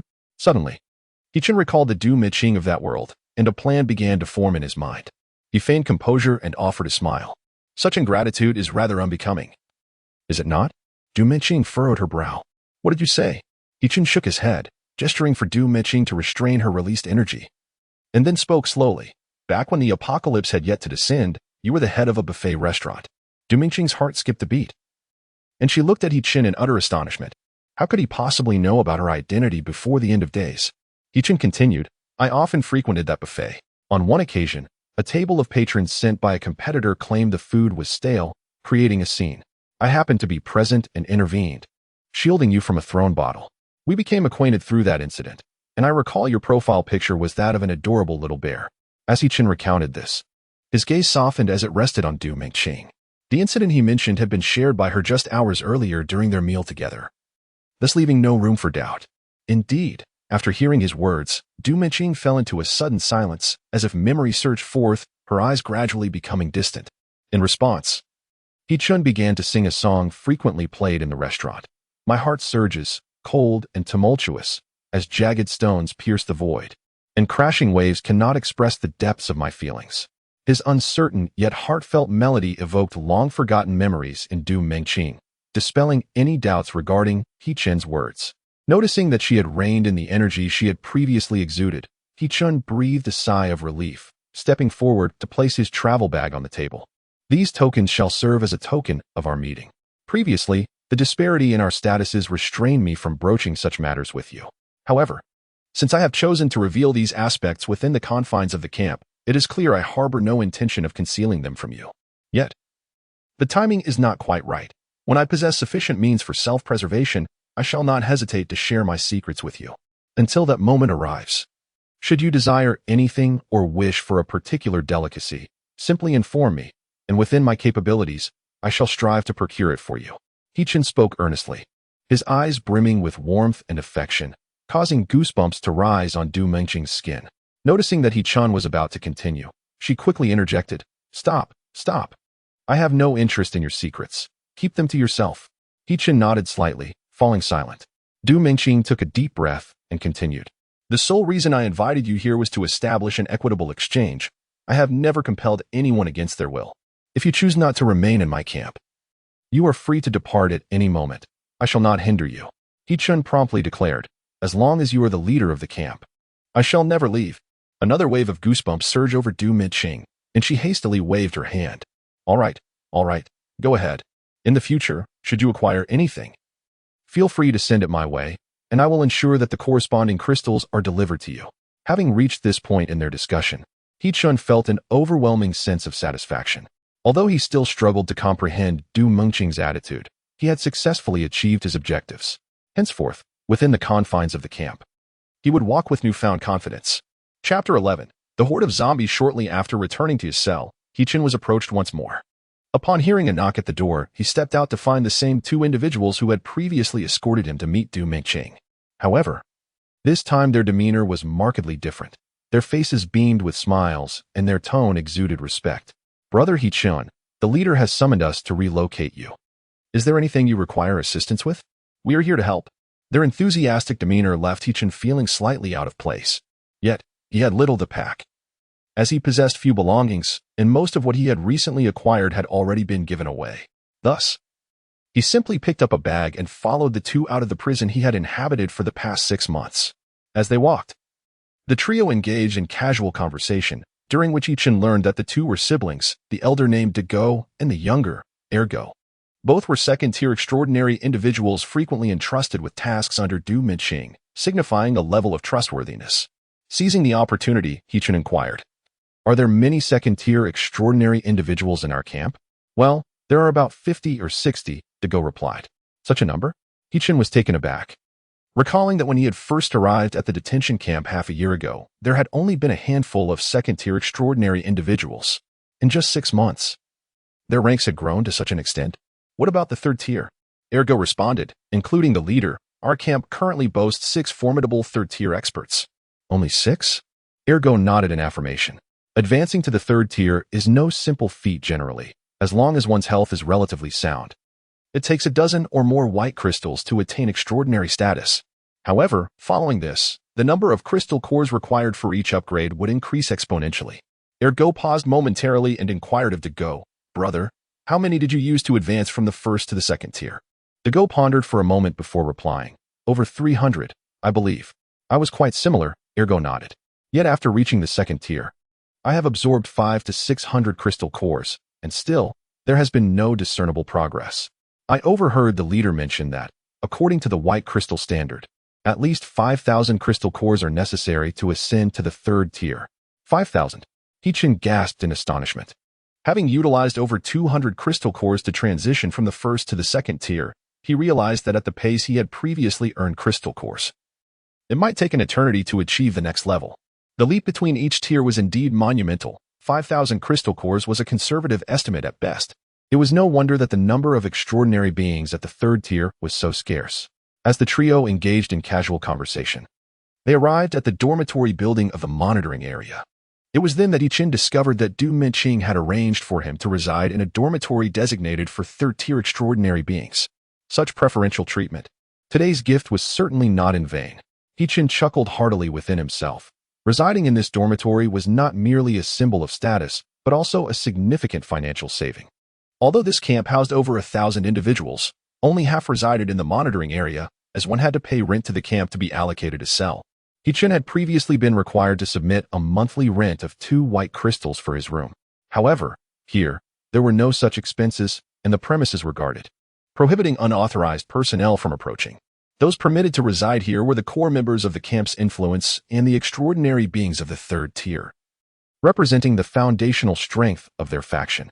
At He-Chun's request, Dego and Ergo arranged for him a dormitory directly opposite room 13, thus establishing them as neighbors. Although referred to as a dormitory, it was equipped with a kitchen, living room, and bathroom. While lacking water and electricity, the beds and bedding were plentiful and impeccably clean, rendering the living conditions far superior to those of a prison. However, one aspect that left He-Chun somewhat dissatisfied was the faintly pungent musty odor emanating from the bedding, which had been washed with wastewater. He resolved to bring his own set of linens on his next visit. As night passed and dawn approached, Hichin opened a bottle of mineral water and prepared a packet of instant noodles, the enticing aroma wafting through the air, stimulating his appetite. Just as he was enjoying his meal, he heard the sound of frustration from room 13. "It's all your fault. You finished all the instant noodles yesterday. How can you eat so much?" Hichin couldn't help but chuckle and open the door, calling out, "13. Room 13 was momentarily taken aback, turning to gaze at Hichin in surprise. "Hichin, you're living here?" Hichin nodded with a smile. "I moved in last night." "It was too late to inform you then." "Aha. That's wonderful. We are neighbors now." Room 13 laughed heartily and immediately walked into Hichin's room. "What are you cooking that smells so good? I could smell it from afar." Hichin pointed to the stove in the kitchen. "Just instant noodles. Would you like some?" Room 13 appeared somewhat embarrassed. "You brought so many things yesterday. I can't." Hichin feigned a stern expression and said, "Room 13, do you consider me a friend?" Without hesitation, Room 13 nodded earnestly. "Of course I do. That will suffice," Hichin remarked. "Just eat. There is no need for so many words." Hichin reignited the fire and poured the remaining purified water into the pot to bring it to a boil. There were 5 packets of instant noodles left, and once the water boiled, he added them all. Additionally, he included the braised eggs and ham, which were intended to replenish their strength, leaving only a few packets of compressed biscuits aside. The enticing aroma soon enveloped the air, and the two indulged heartily. In room 13, 2 women were salivating, their eyes fixated on the scene before them, brimming with hope, yet hesitant to approach or utter a word. Room 13 paid them no mind. To him, women were mere appendages, akin to pets, their only advantage being the alleviation of stress. As long as they were not left hungry, he felt satisfied. It was Hichin who, out of pity, offered them some leftover noodle broth, gesturing for them to come and drink. The 2 women hurried over, their heads bent towards the pot, emitting sounds reminiscent of pigs snorting. Room 13 felt a sense of embarrassment and shot them a disapproving glare, yet in that moment, the 2 women were oblivious to everything else. Though it was merely noodle broth, it was prepared with untainted purified water, and the seasoning packets and remnants of noodles contributed to its exceptional flavor. To them, this was the epitome of culinary delight. They would gladly endure a beating from room 13 just for the chance to savor another sip. Hichin, observing this spectacle, could not help but feel a pang of melancholy. In the desolate world, ordinary individuals share a similar plight. Even though he became an extraordinary being a year prior, he remains merely a first-tier extraordinary, struggling to survive amidst relentless hardships. Joining a hunting team to slay zombies means taking on the role of cannon fodder, often at the front lines with his life hanging by a thread. Even if he miraculously survives, the spoils are scant. If one wishes to escape such an uncertain existence, the only option is to become a vassal or even a slave to higher-tier extraordinary beings, much like these 2 women. Today, he received word of a large horde of zombies emerging from Jincheng. At that moment, Fang Shusen suddenly inquired, "Are you interested?" "A large zombie horde?" Hichin felt at a loss. As a second-tier extraordinary being, he lacked the authority to dictate the fate of a zombie horde. However, since Fang Shusen mentioned it, there must be some intent behind his words. "Where?" Hichin asked. "Last night, the horde stirred, and several factions of zombies broke away from the urban area. One group is not far from us. We received intelligence just as dawn broke. I plan to investigate, and if you're interested, I can take you along." Hichin was indeed intrigued.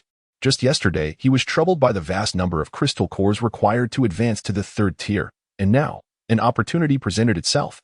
Noticing Hichin's keen interest, Fang Shusen added, "However, I must inform you beforehand that each faction of the horde is considerable in size, with at least 1 3rd-tier zombie among them. The level of danger far exceeds that of a 2nd-tier zombie horde." Hichin nodded slightly. He was not unfamiliar with 3rd-tier zombies. It was merely 6 months prior that his camp had succumbed to an onslaught from such formidable foes, leading to chaos and disarray. His understanding of the power possessed by 3rd-tier zombies was deeply ingrained. It had been said that 3rd-tier zombies represented the true essence of the undead. And should they evolve further, they might transcend humanity's conventional perception of zombies. As the rumors suggested, the emergence of 4th-tier extraordinary beings was imminent. Some claimed that 3rd tier was the pinnacle attainable by the human form, and that upon reaching the 4th tier, humanity would break free from its inherent constraints. Such ambiguous statements left many perplexed. Even individuals like Fang Shusen, a 3rd-tier extraordinary being, found themselves at a loss for interpretation. After a moment of contemplation, Hichin shook his head with a wry smile. remarking that to grow stronger, one could hardly expect tranquility. In a world wrought with calamity, danger lurked at every turn, and high rewards necessitated commensurate risks. Fang Shan nodded in agreement. Hichin gathered the remaining packages of compressed biscuits, and together with Fang Shan, they stepped outside. Along the way, they learned that nearly all the third-tier extraordinary beings in the camp had set off ahead of them, eager to partake in the spoils from the zombie horde. Hichin felt a pang of urgency. Should the other third-tier extraordinary beings eliminate the zombies before them, their effort would be in vain. However, upon finally catching up to the horde, Hichin realized his concerns had been unwarranted. After walking for over 2 hours, they arrived at a village, where Hichin beheld the very horde Fang Shan had described. Even from a distance, the cacophony of undead shrieks reverberated in the air, causing Hichin's expression to shift. This horde undoubtedly numbered in the thousands.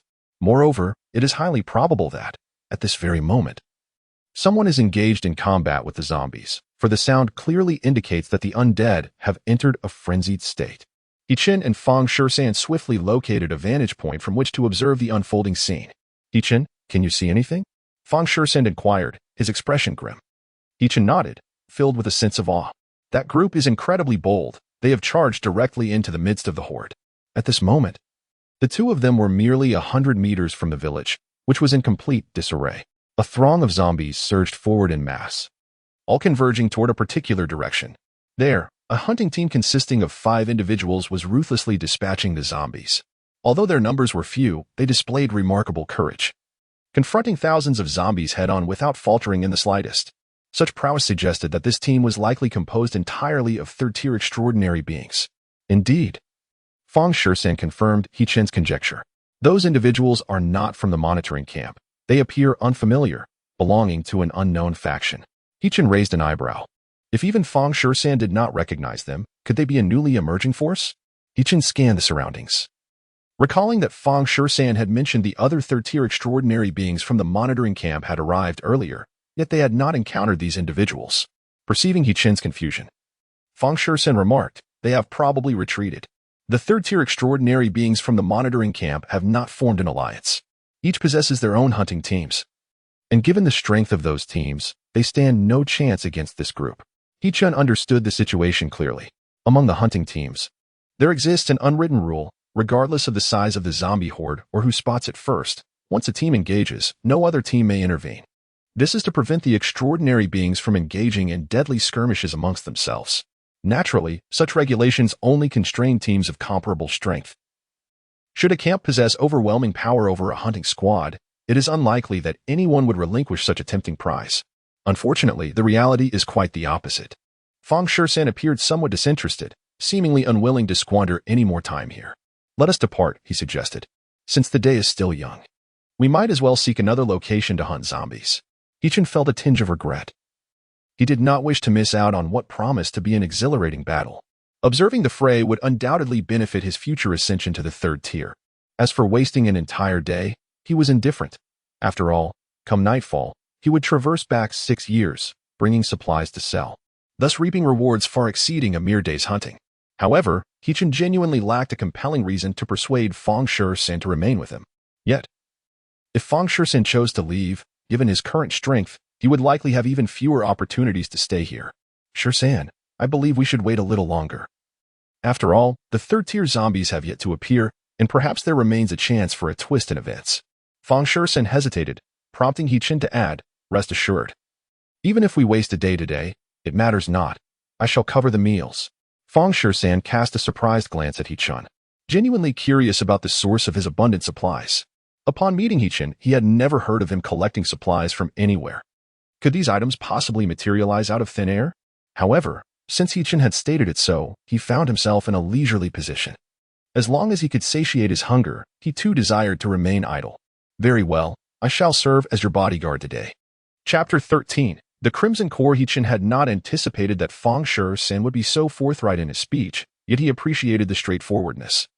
For he was not fond of circumlocution.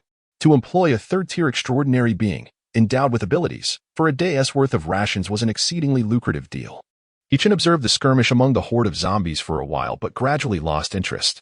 After all, it was merely a third-tier extraordinary being, utilizing formidable strength and exceptional endurance to crush the undead, limbs flying in every direction, although it appeared thrilling at first glance. Such scenes have become all too familiar to everyone in this apocalyptic world.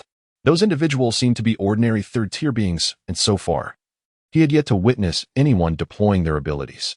Was it truly that rare for extraordinary beings of the third tier to possess such powers?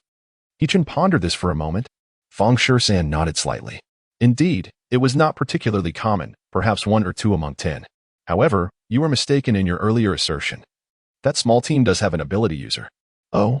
He-Chin scrutinized once more but still failed to discern any such individual. Look at that woman. Feng Shusan pointed to the sole female member of the 5-person hunting team. It's her. This time, He-Chin focused intently on the woman, and upon closer inspection, he indeed noticed something peculiar. Although all 5 members of this team are third-tier extraordinary beings, the woman's combat prowess is evidently inferior to that of her companions. Initially, He-Chin was unconcerned, as individual differences among extraordinary beings are commonplace, and the disparities often become more pronounced as one progresses. A slightly lower overall score is not particularly surprising. However, from another perspective, it is clear that this woman is being shielded by the other extraordinary beings during battles. They all intentionally maintain a distance, ensuring she does not have to fight alone. Were it not for Feng Shusan, He-Chin would have overlooked these peculiarities entirely. What is her extraordinary ability? He-Chin inquired. Feng Shusan shook his head, stating it is not yet discernible. But I can assert with absolute certainty that this woman possesses an extraordinary ability. He-Chin scrutinized her more closely, since Feng Shusan was so confident. There must be aspects he had yet to uncover. After a moment, He-Chin remarked earnestly, to be frank, this woman has quite an impressive figure. In the aftermath of the apocalypse, due to food scarcity, the majority of individuals appear emaciated, particularly women, who display their inherent vulnerabilities when faced with the survival challenges imposed by nature. Their difficulty in procuring sustenance is significantly heightened, resulting in a scarcity of women with the cup sizes in this new world. Yet, this woman possesses a striking physique, at least AC. It is no exaggeration to say that in this post-apocalyptic landscape, her figure is truly dazzling. Feng Shusan cast a speechless glance at He-Chin, bewildered by how he could still be preoccupied with observing a woman's physique amid such dire circumstances. If one were desperate, there are plenty of women in the camp to satisfy those needs. Could it be that this young man possesses distinct peculiarities? Thus, Feng Shusan cast a serious glance at the woman, nodding in acknowledgement. This scale is indeed exceedingly rare. At that moment, whether it was merely a figment of his imagination or not, He-Chin seemed to perceive the woman casting a fleeting glance in their direction, instilling within him a sense of foreboding. Here it comes. Feng Shusan whispered urgently, his demeanor suddenly shifting to one of tension. At this juncture, the zombies within the village no longer advanced chaotically towards the extraordinary team. Instead, they began to retreat, as if summoned by an unseen force. The sound of footsteps echoed, patter, patter. A zombie, its body adorned with scales and glistening with an eerie sheen under the sunlight, emerged from the horde. Its figure was astonishingly desiccated, resembling a ghastly skeleton. Yet, it moved with a calm grace, a stark contrast to the mechanical stiffness exhibited by the other zombies. A third-tier zombie.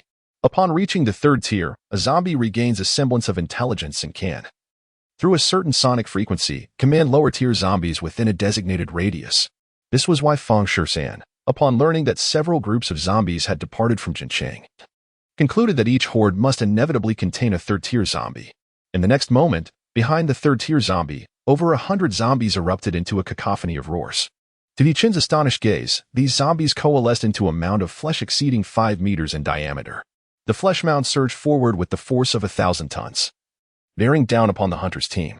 In their moment of panic, the 5 extraordinary individuals could only unite in their defense, as their escape routes had been sealed. To evade would likely lead them into the very snare of the third-tier zombie. 5 individuals stood together, unleashing a fierce roar, their weapons gleaming ominously as they struck down upon the grotesque mass of flesh. Energy intertwined, resulting in a thunderous explosion. The detonation of the flesh mountain unleashed a foul, blood-soaked rain that obscured their vision. Almost simultaneously, a third-tier zombie transformed into a fleeting specter, charging towards them. Its chosen target was none other than the woman with the least combat prowess. As the blood rain fell and their sight was restored, her 4 comrades beheld the horrifying scene, yet they were powerless to intervene, for the third-tier zombie was nearly upon her. Its emaciated arms lunged towards the woman, 10 fingernails glinting with a metallic sheen, sharp beyond belief. In their minds, they could already envision the woman being mercilessly dismembered by the zombie. But at that moment, something bizarre occurred. The third-tier zombie's growl suddenly halted, its razor-sharp claws pausing just before the woman, not advancing an inch further. It was as if time itself had been frozen. The four teammates, quick to react, rushed forward, their weapons striking heavily against the zombie's form. Astonishingly, the creature's skin proved as resilient as scales. The sharp blades clashed, producing a ringing sound and flickering sparks. Nevertheless, despite its formidable strength as a third-tier extraordinary being, under the concentrated assault, the zombie, standing there like a mere log, was swiftly reduced to a heap of mangled flesh. The bearded leader deftly extracted a crimson crystal core, roughly the size of a thumb, from the skull of a zombie with a dagger. It bore an uncanny resemblance to the red crystal core that Fang Shersan had previously acquired from He-Chin to procure sustenance. Chapter 14. The Ears of the Wind? This crystal core appeared to possess significant value. In the marketplace, crystal cores commonly used as currency were typically white or blue, with red ones being a rarity. Moreover, red crystal cores were seldom utilized for trade. He-Chin had only encountered one in Fang Shersan's possession. It was later revealed why red crystal cores were rarely exchanged. Only third-tier extraordinary beings could absorb them to accumulate the power needed for advancement. Thus, it was reasonable to conclude that red crystal cores were indeed precious. This was evident as the five-member hunting team expressed immense joy upon retrieving a red crystal core, far surpassing their elation at collecting 10 blue crystals. Fang Shersan provided He-Chin with an explanation. The notion that each level increase in crystal core grades resulted in a tenfold increase in energy density had long been outdated. With the realization of the red crystal core's significance for third-tier extraordinary beings, it had ceased to be a medium of trade, even if it were traded. Its value exceeded that of blue crystals by over 100-fold, with demand far outstripping supply. He-Chin nodded in understanding, yet felt a tinge of perplexity. After all, Fang Shersan had previously sought to purchase supplies from him using a single red crystal core. Anticipating his question, Fang Shersan continued, however, for me, the cost-effectiveness of red crystal cores is too low. It would take at least 1,000 of them to potentially break through to the fourth tier. 1,000? He-Chin was taken aback. He had anticipated that the unique nature of the red crystal cores would result in a lesser quantity needed, yet the reality was astonishingly different. Indeed, Fang Shersan sighed, remarking that the total number of Tier 3 zombies in the entire Gene City hardly exceeded 100. The endeavor to collect 1,000 such cores was akin to scaling the heavens, which elucidated why no Tier for extraordinary beings had emerged thus far. Rather than clinging to this elusive fantasy, it would be wiser to utilize the resources at hand, allowing oneself to navigate this apocalyptic world with greater ease.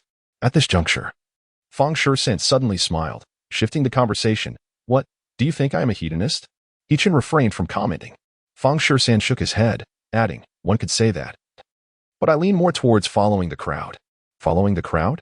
Indeed, zombies will inevitably grow stronger over time. There will come a day when the world is teeming with Tier 3 zombies. At that point, acquiring red crystal cores will become significantly easier. And if I am still alive then, I shall advance. He-Chin grasped his meaning. The two had no intention of lingering in idle chatter. The zombies in the village posed no threat to the hunting party, and remaining there would yield little reward, particularly with that enigmatic woman capable of halting Tier 3 zombies. Which unsettled He-Chin. It was prudent to depart sooner rather than later. Exchanging a glance, they rose simultaneously. He-Chin inadvertently cast one last look at the village. But his steps faltered. Where were the others? Fang Shersan abruptly turned back, his expression shifting dramatically. Hurry. Where do you think you're going? Before Fang Shersan could finish his words, a bearded man appeared before them with a cheerful smile, one of the members from the recently encountered Tier 3 hunting team. He-Chin turned to see the other 4 Tier 3 extraordinary beings emerging as well, encircling them. Fang Shersan, sensing the impending threat, instantly transformed his arms into 2 black blades, positioning himself protectively in front of He-Chin. The 5 opponents, taken aback by this display, hesitated. The presence of an extraordinary ability was not to be underestimated. Yet, they showed no inclination to retreat, as if they had already marked He-Chin and his companion as their prey. In the brief stalemate, He-Chin chuckled amiably. Greetings, everyone. We happened to pass by and noticed a skirmish, so we paused to observe. If we have disturbed you, we sincerely apologize. He clasped his hands in a gesture of goodwill and, simultaneously, retrieved a small cloth pouch from his pocket containing his scant remaining crystal cores. We possess little of value, but we do have a few crystal cores. Consider it a token to treat you to tea. He tossed the pouch forward, and the bearded man caught it, weighing it in his hand with a contemptuous smile. You certainly know how to read the room, but this paltry offering hardly compensates for your insolent remarks. A woman stepped forward, her curvaceous figure strikingly prominent, her gaze icy as she scrutinized the two men. Hichin's heart raced at the sight. Exchanging a wary glance with Fang Shishan, could this woman possess the gift of heightened perception? Hichin openly acknowledged the tension. It is merely an appreciation as a man. I believe no one can truly ignore you. Moreover, we haven't spoken excessively, have we? We are not so lacking in decorum. The woman's gaze swept over Hichin, her expression tinged with curiosity. Hichin was merely a second-tier extraordinary being, yet from the outset, it seemed he was the one taking the lead. Initially, they had assumed Hichin was nothing more than a servant. Young man, which camp do you belong to? The woman, now more cautious, began to probe into Hichin's true nature. Hichin recognized an opportunity. If he could play the part of a formidable wolf today, perhaps he could evade disaster. He smiled and replied, "We have yet to decide on joining any faction." You haven't joined a faction? The woman regarded the two with a look of incredulity, clearly skeptical. In this post-apocalyptic world, individuals are as trivial as weeds. Even extraordinary powers cannot contend against established factions. Given your abilities, anyone willing to join a faction would undoubtedly receive preferential treatment, far better than struggling alone in the wilderness.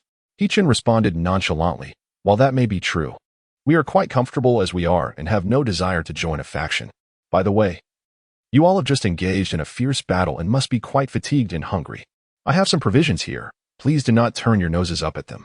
Hichin produced some compressed biscuits from his pocket and offered them with both hands. Although there were only 4 pieces, the woman's gaze lingered upon them, captivated. She scrutinized the biscuits for several seconds, her nostrils flaring as if she could detect a sweet aroma wafting from them. On the other side, the bearded man scoffed. "Do you think a few broken biscuits can deceive us?" Before he could finish his sentence, the woman swiftly seized the few biscuits. Her gaze intensely directed at Hichin as she inquired, "Where did you obtain these?" Chapter 15, My Woman? The latter half of the bearded man's statement was left unspoken, lodged uncomfortably in his throat, forcing him to glare at Hichin. He then turned to the woman and said, "Xiao, they are merely a few biscuits. We have plenty. We cannot let them off so easily." It was then that Hichin realized the woman's name was Xiao. Ignoring him, she quickly tore open a package of aluminum-wrapped biscuits, and an alluringly sweet aroma wafted towards her. Upon seeing the color of the biscuits, her eyes widened in astonishment, and without hesitation, she popped one into her mouth. Crunch! As she bit down, the rich flavors of wheat and milk, accompanied by a delightful sweetness, exploded in her mouth, leaving her utterly incredulous at the exquisite taste. Xiao hurriedly stuffed the remaining biscuits into her mouth, devouring them ravenously. This spectacle left the others utterly dumbfounded. Before they could utter a word, she immediately opened another piece and began to eat, completely neglecting to converse with them. At this moment, everyone discerned the peculiarity of the situation, their gazes shifting from the woman to the biscuits. Upon closer inspection, they were astounded to discover that these biscuits were entirely different from any they had previously tasted. Their eyes widened in disbelief, and they found themselves drawn closer. Realizing she could no longer conceal the truth, Xiao tossed the remaining 2 compressed biscuits to them. Upon acquiring the cookies, they imitated one another, swiftly unwrapping the packaging. With only 2 pieces available for 4 individuals, they were compelled to share, each receiving a mere half. At the moment the morsel touched their lips, their expressions were nothing short of theatrical, ranging from astonishment to delight, from sentiment to infatuation. It was then that Hichin realized how adept Fang Shishan had been at managing his expressions while indulging in such delicacies. However, reflecting on his own initial experience 6 years prior, when he first traversed back in time to a buffet, he suspected he had not fared much better than these individuals. Moments later, as they emerged from their reverie, their gazes towards Hichin shifted dramatically. The once aggressive stares now bore a sense of caution, as if he were a lamb amidst a pack of wolves, leaving him feeling rather uneasy. Yet, curiously, their previous malice had dissipated. This change in demeanor stemmed not only from Fang Shishan's status as a third-tier extraordinary being, but also from the unsettling realization that they could no longer gauge Hichin's true capabilities. In this post-apocalyptic world, who could casually produce such high-quality food? Even they, as third-tier extraordinary beings, were relegated to consuming spoiled or contaminated provisions, drinking water of peculiar taste. They struggled to recall the last time they had savored cookies that were neither spoiled nor lacking in flavor. Yet, here was a mere second-tier extraordinary being, nonchalantly presenting them with such a treat, seemingly unconcerned. What sort of background could he possibly possess? It was no wonder they had expressed disinterest in aligning with any faction. Now, they found themselves increasingly inclined to believe that these two individuals were far from ordinary, perhaps even dismissive of the powers that resided in Jin City. After all, it is said that in places like Kyoto and the Magic City, some formidable factions have given rise to fourth-tier extraordinary beings as early as 6 months ago. They have even, to a certain extent, restored some industrial facilities. Could these two individuals be affiliated with such powerful factions? The more they pondered, the more convinced they became. Simultaneously, they felt relieved that they had refrained from taking action against these two. Otherwise, if they had provoked a fourth-tier extraordinary beings, fleeing to the ends of the earth would have been futile. With exchanged glances, it was the woman who spoke first. She smiled slightly and extended her hand towards He-chin. Greetings, allow me to introduce myself. I am Song Yixiao, the captain of this hunting team. He-chin grinned widely, realizing he had made the right bet. Although he was unaware of what these individuals had conjured in their minds moments ago, it seemed that his crisis had been averted. I am He-chin, and this is my friend, Fang Shisan. Fang Shisan nodded slightly, still maintaining his taciturn demeanor, yet his eyes had undeniably relaxed. At that moment, the zombies from the village were approaching, and the bearded individuals took it upon themselves to clear the undead. Song Yixiao, however, showed no inclination to join the fray. With a beaming smile, she engaged in friendly conversation with He-chin, appearing quite amiable. He-chin, too, had no objections to conversing further with the woman. They found a residential house, and with a powerful leap, the three ascended to the rooftop. From this vantage point, not only was the view superb, but the zombies also found it exceedingly difficult to reach them. After some light banter, Song Yixiao broached her most pressing concern. Do you still have those biscuits from earlier? Please do not misunderstand. I am not asking for them. I can purchase them with crystal cores. How many crystal cores were there in those 4 cookies? I shall pay you now. As she spoke, she retrieved a bulging pouch from her pocket, simultaneously bringing forth the cloth bag that He-chin had recently given her. This made Song Yixiao feel a tad embarrassed. Well, that was actually a joke. She handed over the cloth bag. He-chin merely smiled faintly, seemingly unperturbed, which only strengthened Song Yixiao's conviction that the two individuals before her were of no ordinary background. I possess plenty of goods. It would be rather impolite to treat this as a mere transaction. Since we've met, feel free to come to me whenever you wish for a taste. The more indifferent He-chin appeared, the more cautious Song Yixiao became. Where shall we find you? I am currently residing at the detention camp. When you arrive, simply mention you are looking for Fang Shisan. He will inform me. Song Yixiao couldn't help but glance at Fang Shisan, who stood silently with a deadpan expression, secretly pondering that this third-tier ability user was indeed merely a servant. All right, once we have dealt with those zombies, we shall seek you out. After the two reached an agreement, He-chin had no intention of lingering, although he hadn't managed to harvest any benefits from this horde of zombies. An unexpected delight awaited him. Perhaps the crystal cores produced by this horde would ultimately find their way back to him. In the evening, after a day of meandering outside with Fang Shisan and yielding scant results, He-chin returned to the detention camp. After exchanging pleasantries with Fang Shisan, he retreated to his room. No sooner had he closed the door than a knock resounded. The individual who approached was the guard responsible for this area. He addressed He-chin, saying, Mr. He, there is a woman seeking you. She claims to be your woman. He-chin was taken aback. Aside from a brief period at the onset of the apocalypse with Coco, he had maintained his chastity for 27 years. When had he acquired a woman without his knowledge? Thankfully, there was no child involved. She wishes to see you. Shall I let her in? The guard inquired once more. He-chin shook his head and moved to the balcony, where he could see the iron gate. There stood a woman before the guard, wearing a rather ingratiating expression, as if engaged in conversation. He-chin recognized her. She was the woman who had previously sold exquisite golden jewelry at the camp. Why had she come? Let her in. He instructed. Chapter 16. The struggle at the alley's entrance. The woman stood before He-chin, visibly nervous, unsure of where to place her hands. Have you become an extraordinary being? He-chin asked. The woman nodded. Thanks to that blue crystal of yours, I have finally become an extraordinary being as well. Boss, I once promised that once I became extraordinary, I would come to be your woman. I have come to fulfill my promise. With that, she began to loosen her garments. He-chin immediately raised his hand. Stop. The woman looked at him with a pitiful expression. Boss, do you find me unappealing? I am now an extraordinary being, and I assure you, I am still pure. He-chin naturally harbored no objections to such matters. In a post-apocalyptic world, which woman could maintain her integrity? It is entirely reasonable to leverage one's physicality to acquire resources when necessary.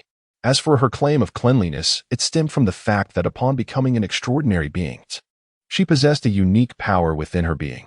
This power could eradicate all bacteria originating from the blue planet, rendering extraordinary individuals essentially immune to illness. Of course, the vast majority of extraordinary beings would not consider ordinary people as partners. After all, those who are impervious to illness tend to have a more appealing essence.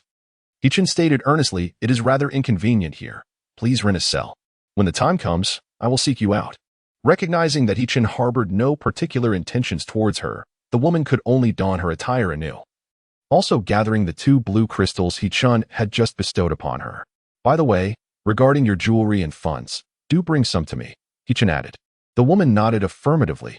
"Very well, I shall deliver it to you shortly." Additionally, while tidying up inside, "Did you come across a heart lock?" "Indeed. That was personally designed by me back in the day." "Good. Off you go." A brilliant white light suddenly illuminated the surroundings, as if melting the entire world, only to retract in an instant. Hichin opened his eyes and surveyed his environment, letting out a sigh of relief. He found himself in the small courtyard he had rented the previous day, with a mobile phone set up for filming beside him. His greatest concern had been the possibility of reappearing in his former rental, which would significantly constrain his traversal. Fortunately, it appeared that each time he refreshed, he returned to the location from which he had departed. Setting aside his phone, Hichin began to review the recent footage. In the archives of his device, he observed a fleeting moment of pixelation enveloping him, followed by the sudden appearance of a bag in his hand, akin to a magical transformation. The recording spanned merely a few seconds, yet for Hichin, it felt as though an entire day had elapsed. The duration of the pixelation was so brief that it could easily go unnoticed upon cursory inspection, providing Hichin with a sense of relief. Even if he were to traverse before others, such occurrences would remain undetected. Who would suspect that in the blink of an eye, a full day had passed? Discarding the bag to the side, Hichin's first instinct was to take a shower. After a day of turmoil in the post-apocalyptic world, he felt grimy and disinclined to wash with water that bore the noxious stench of the new era. The water from before the cataclysm offered a far greater sense of comfort. Upon emerging from his bath, the delivery arrived in succession. Just as Hichin was about to indulge in his feast, his phone emitted a sudden alert. Wiping his hands, he picked up the antiquated smartphone. "Cuckoo, I've thought long and hard about this. Shall we meet?" With no time to respond with a text, Hichin opted to send his location instead. Moments later, a knock echoed through the room.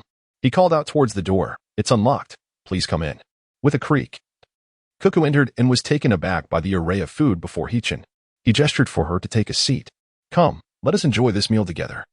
Cuckoo remained silent, obediently settling onto the sofa opposite Hichin. She had not dined that evening and was not particularly hungry, however. Witnessing Hichin's gluttonous consumption stirred a slight emptiness in her stomach. Thus, she picked up a chicken drumstick and began to eat. By the time she finished the drumstick and drank half a bottle of soda, Hichin had already devoured an entire table of food. He let out a satisfied burp and reclined comfortably on the sofa before inquiring, "What do you need from me?" Kuka hesitated for a moment, but ultimately spoke up. "I would like to borrow some money." Hichin rolled his eyes. "Forget it. Don't misunderstand." Kuka pressed her lips together and insisted, "I will repay you soon." "How soon is soon?" "At most, within half a month." Hichin remained silent, lighting a cigarette and smoking leisurely. Noticing Hichin's skepticism, Kuka urged earnestly, "Just trust me this once. If I succeed this time, you can ask anything of me." Hichin remained unmoved. He believed there were 2 types of people one should never trust: addicts and deceitful individuals. If you are in need of food or clothing, you can come to me. I will provide for you. However, if you see me as a cash cow, then perhaps you should reconsider your approach and clear your mind. Though Hichin's words were harsh, Cuckoo was undeterred, still striving to articulate her thoughts. The power behind the operations in Hongma village, thriving in Jincheng, was unfathomable.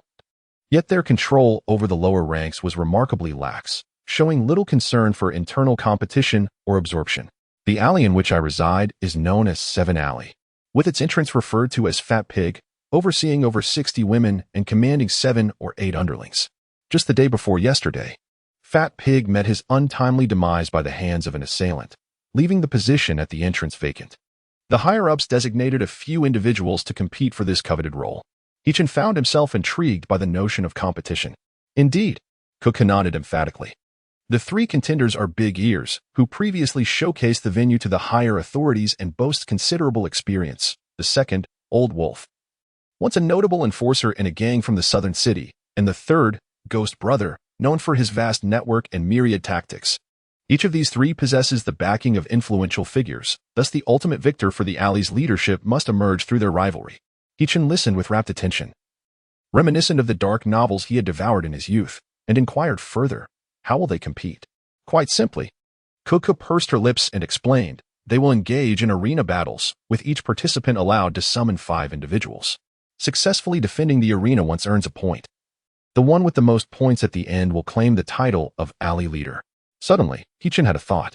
If one individual were to defend all arenas, would that not result in a definitive score of 10, leaving no room for doubt? Kuka regarded Hee-chan with a peculiar expression, her mind struggling to keep pace. Yet she patiently replied, each of the three possesses formidable strength, and as this contest pertains to the leadership of the alley, they will undoubtedly exert themselves fully, each striving to recruit the most skilled fighters available. Gaij assured me that as long as I could procure a fighter for him to triumph in 2 matches, he would grant me the title of Auntie. Chapter 17. Come see me immediately. The term auntie is a euphemism, historically referring to a madam, responsible for enticing certain women into this profession, and, if necessary, coercing them into it, training and educating the women under her care, and managing various logistical matters such as contraceptives, hygiene products, and clothing. The overall earnings from this line of work are not significantly inferior to those of more reputable women. And more importantly, if they engage in their own clientele, the higher-ups do not take a cut. This makes it exceedingly easy to earn 2,000 to 3,000 yuan weekly. This is the reason why the Great Xia Federation has been unable to eradicate this industry. Should everything go according to plan, there is a genuine possibility that within a month, she could repay Hee-chan the money she borrowed. Of course, this is contingent upon all circumstances aligning in her favor. Kiki continued, I have found a retired boxer. Although he is nearing 50, his daughter suffers from leukemia and desperately needs funds. He is asking for 100,000 yuan to secure 2 matches for me. Hee-chan raised an eyebrow. Nearing 50? Do you truly believe he stands a chance to win 2 matches? Kiki nodded earnestly. He must succeed, for he desperately needs this money. Otherwise, his daughter will not have the funds for her surgery. He stated that unless he perishes in the ring, he will undoubtedly secure those 2 victories for me. Hee-chan sighed deeply. Such is the plight of humanity. He possessed an acute intuition. Even if Kiki sought out this fighter, it was highly probable that the fighter would indeed meet his demise in the ring, and at that moment, Kiki would certainly refuse to pay the remaining sum. It would be the harbinger of ruin for the household. Yet, if Hee-chan declined to lend assistance, it would seem as though he had indirectly extinguished a young girl's hope for survival. He extinguished his cigarette, his gaze tinged with malice. Indeed, she remained the Kiki he had always known. From the moment this matter escaped her lips, regardless of the choice Hee-chan made, he would ultimately be cast as the villain. She had always navigated the art of deception with clarity. However, the singular miscalculation she made was underestimating Hee-chan, who could not be judged by conventional standards. Having fought and struggled through the apocalypse, he not only survived the chaos but also emerged as an extraordinary being. Hee-chan was not one to be swayed by compassion. He had once taken a life, devoid of resistance, for a mere morsel of food, and had callously lured a horde of zombies to devour a multitude of humans. To him, human life held little value. Were it otherwise, he would have long been buried beneath a mound of earth. A flicker of impatience surged within Hee-chan. Given the transgressions Kiki had committed against him, it would not be unjust to eliminate her on the spot. To be frank, the first time he laid eyes on her, he had indeed contemplated murder. Yet, to allow her demise to come so easily would hardly be satisfying. Moreover, keeping Kiki alive, at least for the time being, aligned more closely with his interests. After a brief contemplation, Hee-chan casually remarked, there is no need for you to seek that boxer. I shall be your red stick. Moreover, kindly inform your brother that I will be the first to step up. Kuku gazed at Hee-chan in astonishment. You can fight? Hee-chan shook his head. No, but I am capable of taking lives. The following afternoon, Hee-chan arrived punctually at the buffet restaurant. Du Miqing, clad in professional attire, appeared astute and efficient as she coordinated the restaurant's operations via a walkie-talkie. Upon noticing Hee-chan's arrival, a subtle smile graced her lips. The two feigned unfamiliarity, exchanging no words, merely engaging in occasional, unintentional eye contact, a tacit understanding between them. Hee-chan's manner of eating remained extravagant. devouring the food on the table with the ferocity of a tempest, consuming more than 5 times the average person's portion. After satisfying his appetite, he departed with nonchalance, leaving Du Mingqing feeling somewhat melancholic. Reflecting on the events of the previous day, she suddenly perceived He Qin's demeanor today as somewhat aloof. Could it be that he harbored no feelings for her? Or perhaps he found her unappealing? Yet, why did he kiss her? As Du Mingqing pondered this, her mood grew increasingly somber. Several times, she felt compelled to message He Qin but was at a loss as to how to broach the subject. Should she inquire whether he enjoyed his meal today? Would that come off as too distant? Or perhaps ask if they had plans for today? That seemed even worse, as it would make her appear overly direct, too eager, too indiscreet. Du Mingqing was nearly consumed by her inner turmoil. Sister Du, as the workday concluded, the early shift colleagues gathered together, chattering animatedly. They were a group of youthful young ladies, their faces radiant with the exuberance of youth. When they congregated, they would share hushed whispers, occasionally blushing with delight. One of the cashiers, a petite girl, waved a small bag at Du Mingqing, informing her that a boy had asked her to deliver it. Really? For me? Du Mingqing questioned, a hint of curiosity in her tone. Nearby, a slightly plump girl chimed in with a teasing grin. Sister Du, is this a gift from your boyfriend? I have no boyfriend. Du Mingqing retorted with a roll of her eyes. However, the comment sparked a thought. Could it possibly be a gift from He Qin?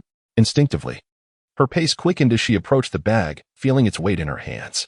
Her colleagues clustered around her, their intrigue palpable. Young women are always eager about gifts, whether they are for themselves or not, and in the context of their workplace, such occurrences are indeed rare and exciting. With a rustle, the bag was opened, and a gleaming golden lock tumbled out. The entire hall fell silent. This was a heart lock? The onlookers recognized it instantly. It was none other than the latest sensation from the Zhou Debo group, the coveted heart lock accessory. Rumor had it that this necklace was quite expensive. For most of the women present, it would take an entire year's salary to afford one. A wave of astonished gasps and murmurs filled the air. Goodness gracious! Who could be the affluent benefactor behind this? The manager, unbeknownst to her, had approached, his eyes gleaming as he gazed at Du Mingqing. Little Du, have you struck up a relationship with a wealthy benefactor? Du Mingqing, disinterested in the somewhat lecherous remarks of the manager, felt the need to conceal her necklace, as it had drawn far too much attention.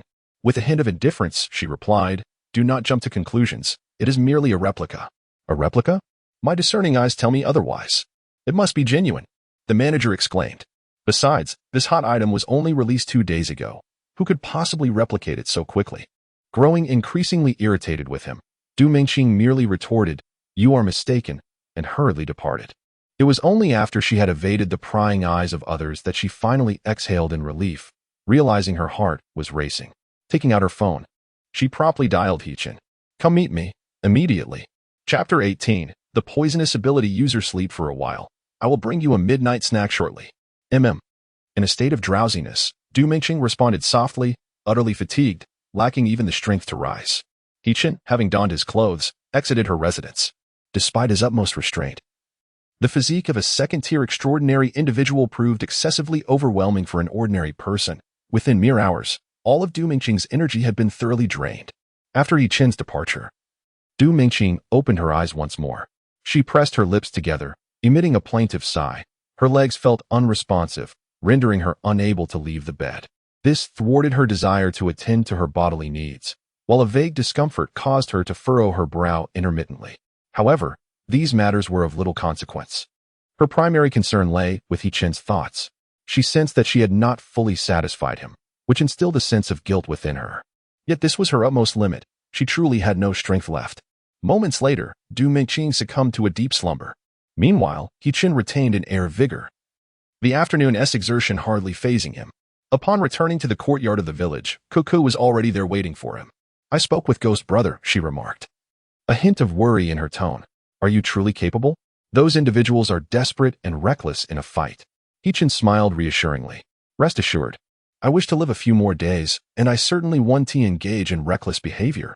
Cuckoo nodded, rising to her feet and making her way to the door. Turning back with sincerity, she stated, He Qin, I will keep my promise. If you can assist me this time, I shall be yours in the future. Before He Qin could respond, she departed without a backward glance. He Qin stood up to lock the door, returning to his room to retrieve several large bags he had prepared in advance. This time, He intended to explore how much he could carry at once. He first donned a sizable travel bag, while each hand gripped a large nylon sack, one suspended in the air, the other resting on the ground. As the countdown concluded, Hichin felt as though he were in a daze, and he found himself once again thrust into the post-apocalyptic world. Once again, within the confines of the dormitory, 2 boxes lay upon the ground, one brimming with an abundance of gold and jewels, while the other housed stacks of soft currency, interspersed with a few bundles of U.S. dollars. Prior to his departure, Hichin had taken a few items. However, his focus lay not on these treasures. At this moment, his backpack remained intact, and the large nylon bag he clutched in his right hand was also present, yet his left hand was devoid of anything. The pocket he had previously held now trailed along the floor. This served as a controlled experiment, and the initial findings suggested that only items lifted by Hichin could traverse dimensions alongside him. Though the reason eluded him, Hichin made a mental note. He possessed an acute awareness of details, for oftentimes, a seemingly insignificant detail could prove fatal. The items he had brought back were indeed substantial. He opened the refrigerator, which had long since ceased to function, and found it stuffed to the brim. Restoring power was not particularly challenging, considering that prior to the apocalypse, renewable energy sources such as solar, wind, and hydroelectric power had flourished. The facility boasted extensive solar panels, sufficient to meet the daily energy demands of the entire dormitory. However, the cost of electricity was exorbitant. Each kilowatt required a blue crystal. Should Hichin wish to operate the refrigerator, he would need at least 1 blue crystal per day.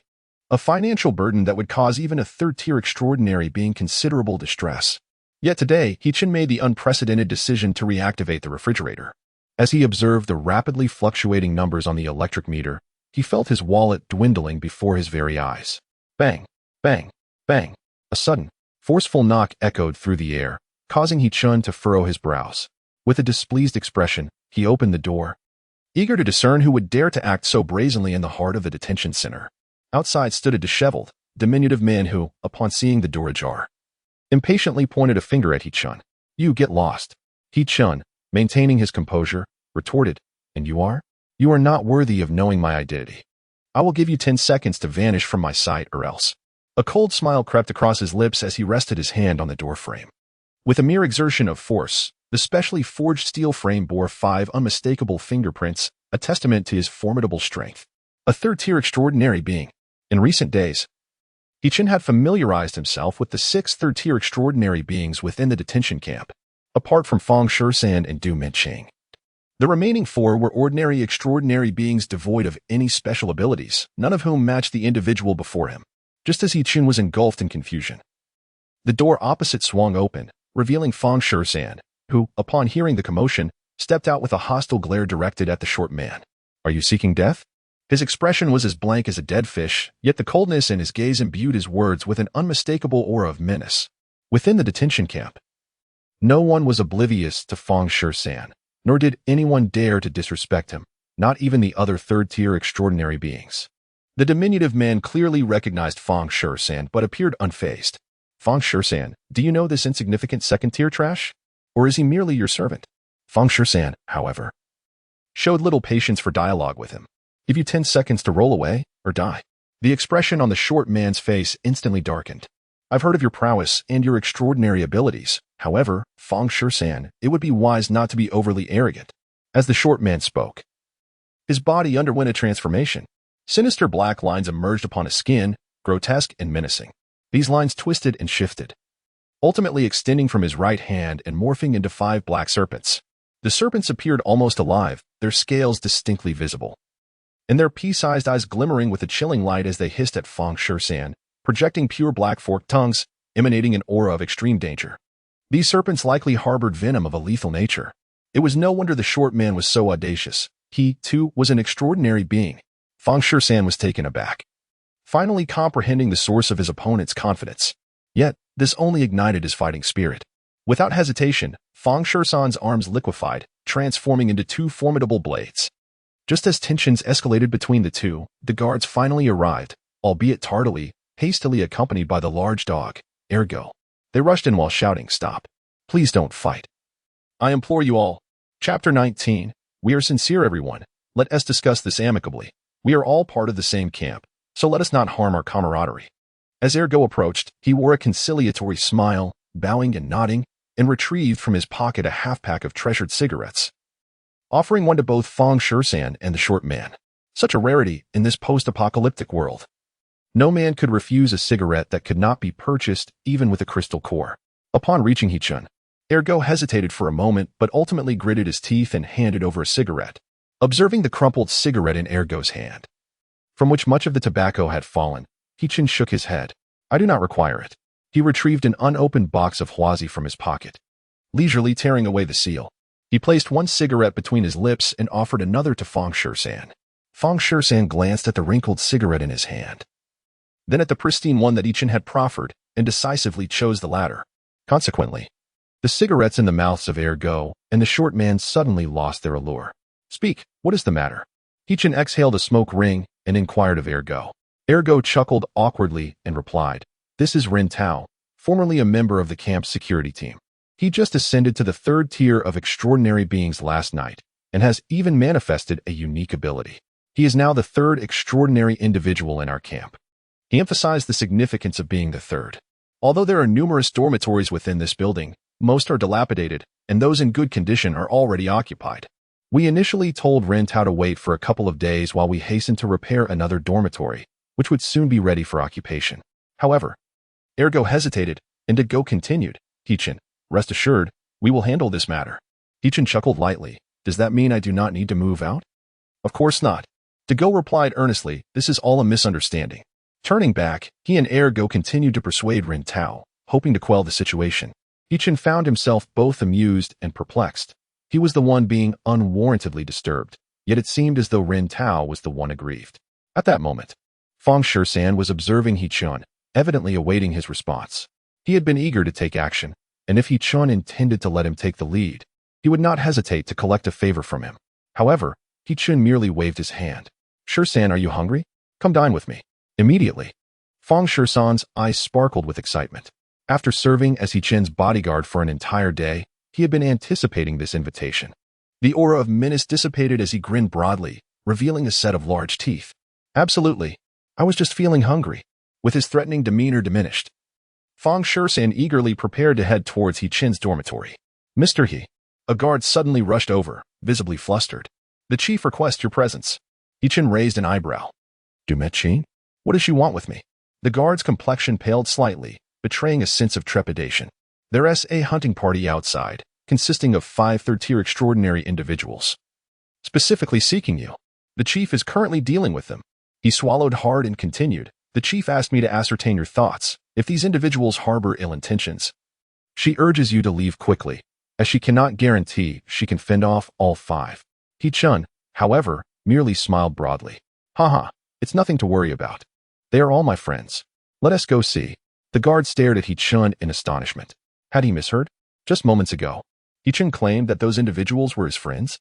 Since when could an ordinary second-tier extraordinary individual boast such a plethora of third-tier acquaintances? However, upon considering how Hichun could reside in such a place, everything became clear. Such is the prowess of an individual. If he were to possess a multitude of third-tier extraordinary friends, he too could inhabit this locale. Hichun and Fong Shisan followed the guards, leaving Dago, Ergo, and Ren Tao exchanging glances in bewilderment. Did I just hear that correctly? Ren Tao exclaimed in astonishment. A hunting team, 5 of whom are extraordinary beings. And all friends of his? On what grounds? Dago and Ergo silently exchanged looks, equally curious about the basis for such camaraderie. The trio, in unison, decided to venture outside, eager to ascertain the situation. As Hichun emerged from the building, he beheld 5 individuals standing outside the camp.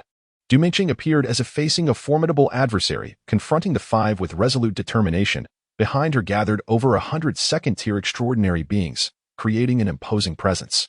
Particularly striking was Du Mengqing, whose entire being radiated with an overwhelming surge of energy, emitting an intense heat that caused the surrounding air to shimmer. In stark contrast, the 5 individuals appeared rather isolated.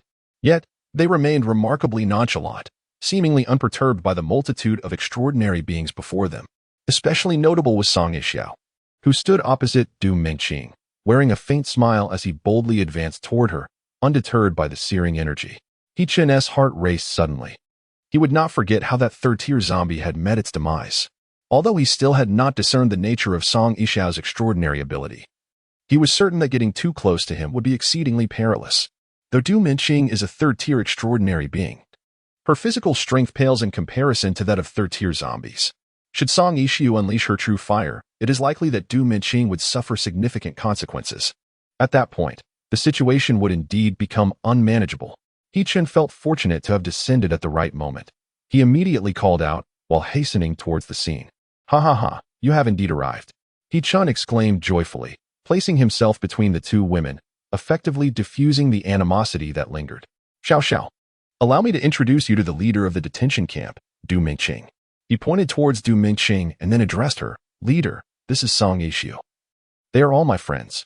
Du Minqing nodded slowly, her expression remaining frosty. Song Yixiao smiled lightly. "Elemental abilities, impressive." Elemental abilities? This was the first time He Chen had encountered such a term, and he silently committed it to memory. "Leader, may I request that they be allowed entry?" He Chen inquired further. Du Minqing replied coolly, "Do not wander about." She then turned and led her group away.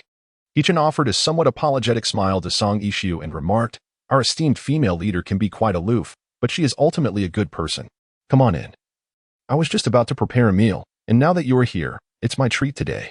The eyes of the individuals behind Song Yixiao instantly lit up. The meager half-piece of compressed biscuit they had consumed earlier during the day barely sufficed, yet its taste lingered delightfully in their memories. The moment they heard Yi Chen's invitation for a meal, they could hardly contain their eagerness. Song Yixiao smiled gently. "After indulging in your offerings, my companions have been incessantly yearning for you.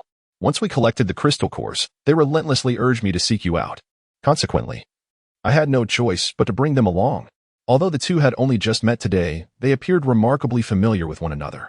After exchanging a few casual remarks, Yi Chen led them towards the dormitory. Along the way, Ren Tao stood aside with the go and ergo, until Yi Chen and the group of third-tier extraordinary beings entered the dormitory building, vanishing from their sight, at which point he snapped back to reality. "Who exactly is that fellow?" Ren Tao inquired of Go and ergo. Both shook their heads in unison, their expressions filled with confusion. He was previously an utterly ordinary first-tier individual, obscure and unremarkable, only recently having ascended to the second tier. Ren Tao cast them a puzzled glance. "Is that all? Just that? Do you truly expect me to believe that?" Growing somewhat impatient, Ren Tao directly asked, "Did he offer you some form of benefit? Or is it that the leader forbids you from speaking?" Go and ergo appeared quite helpless. "Brother, we are being entirely sincere."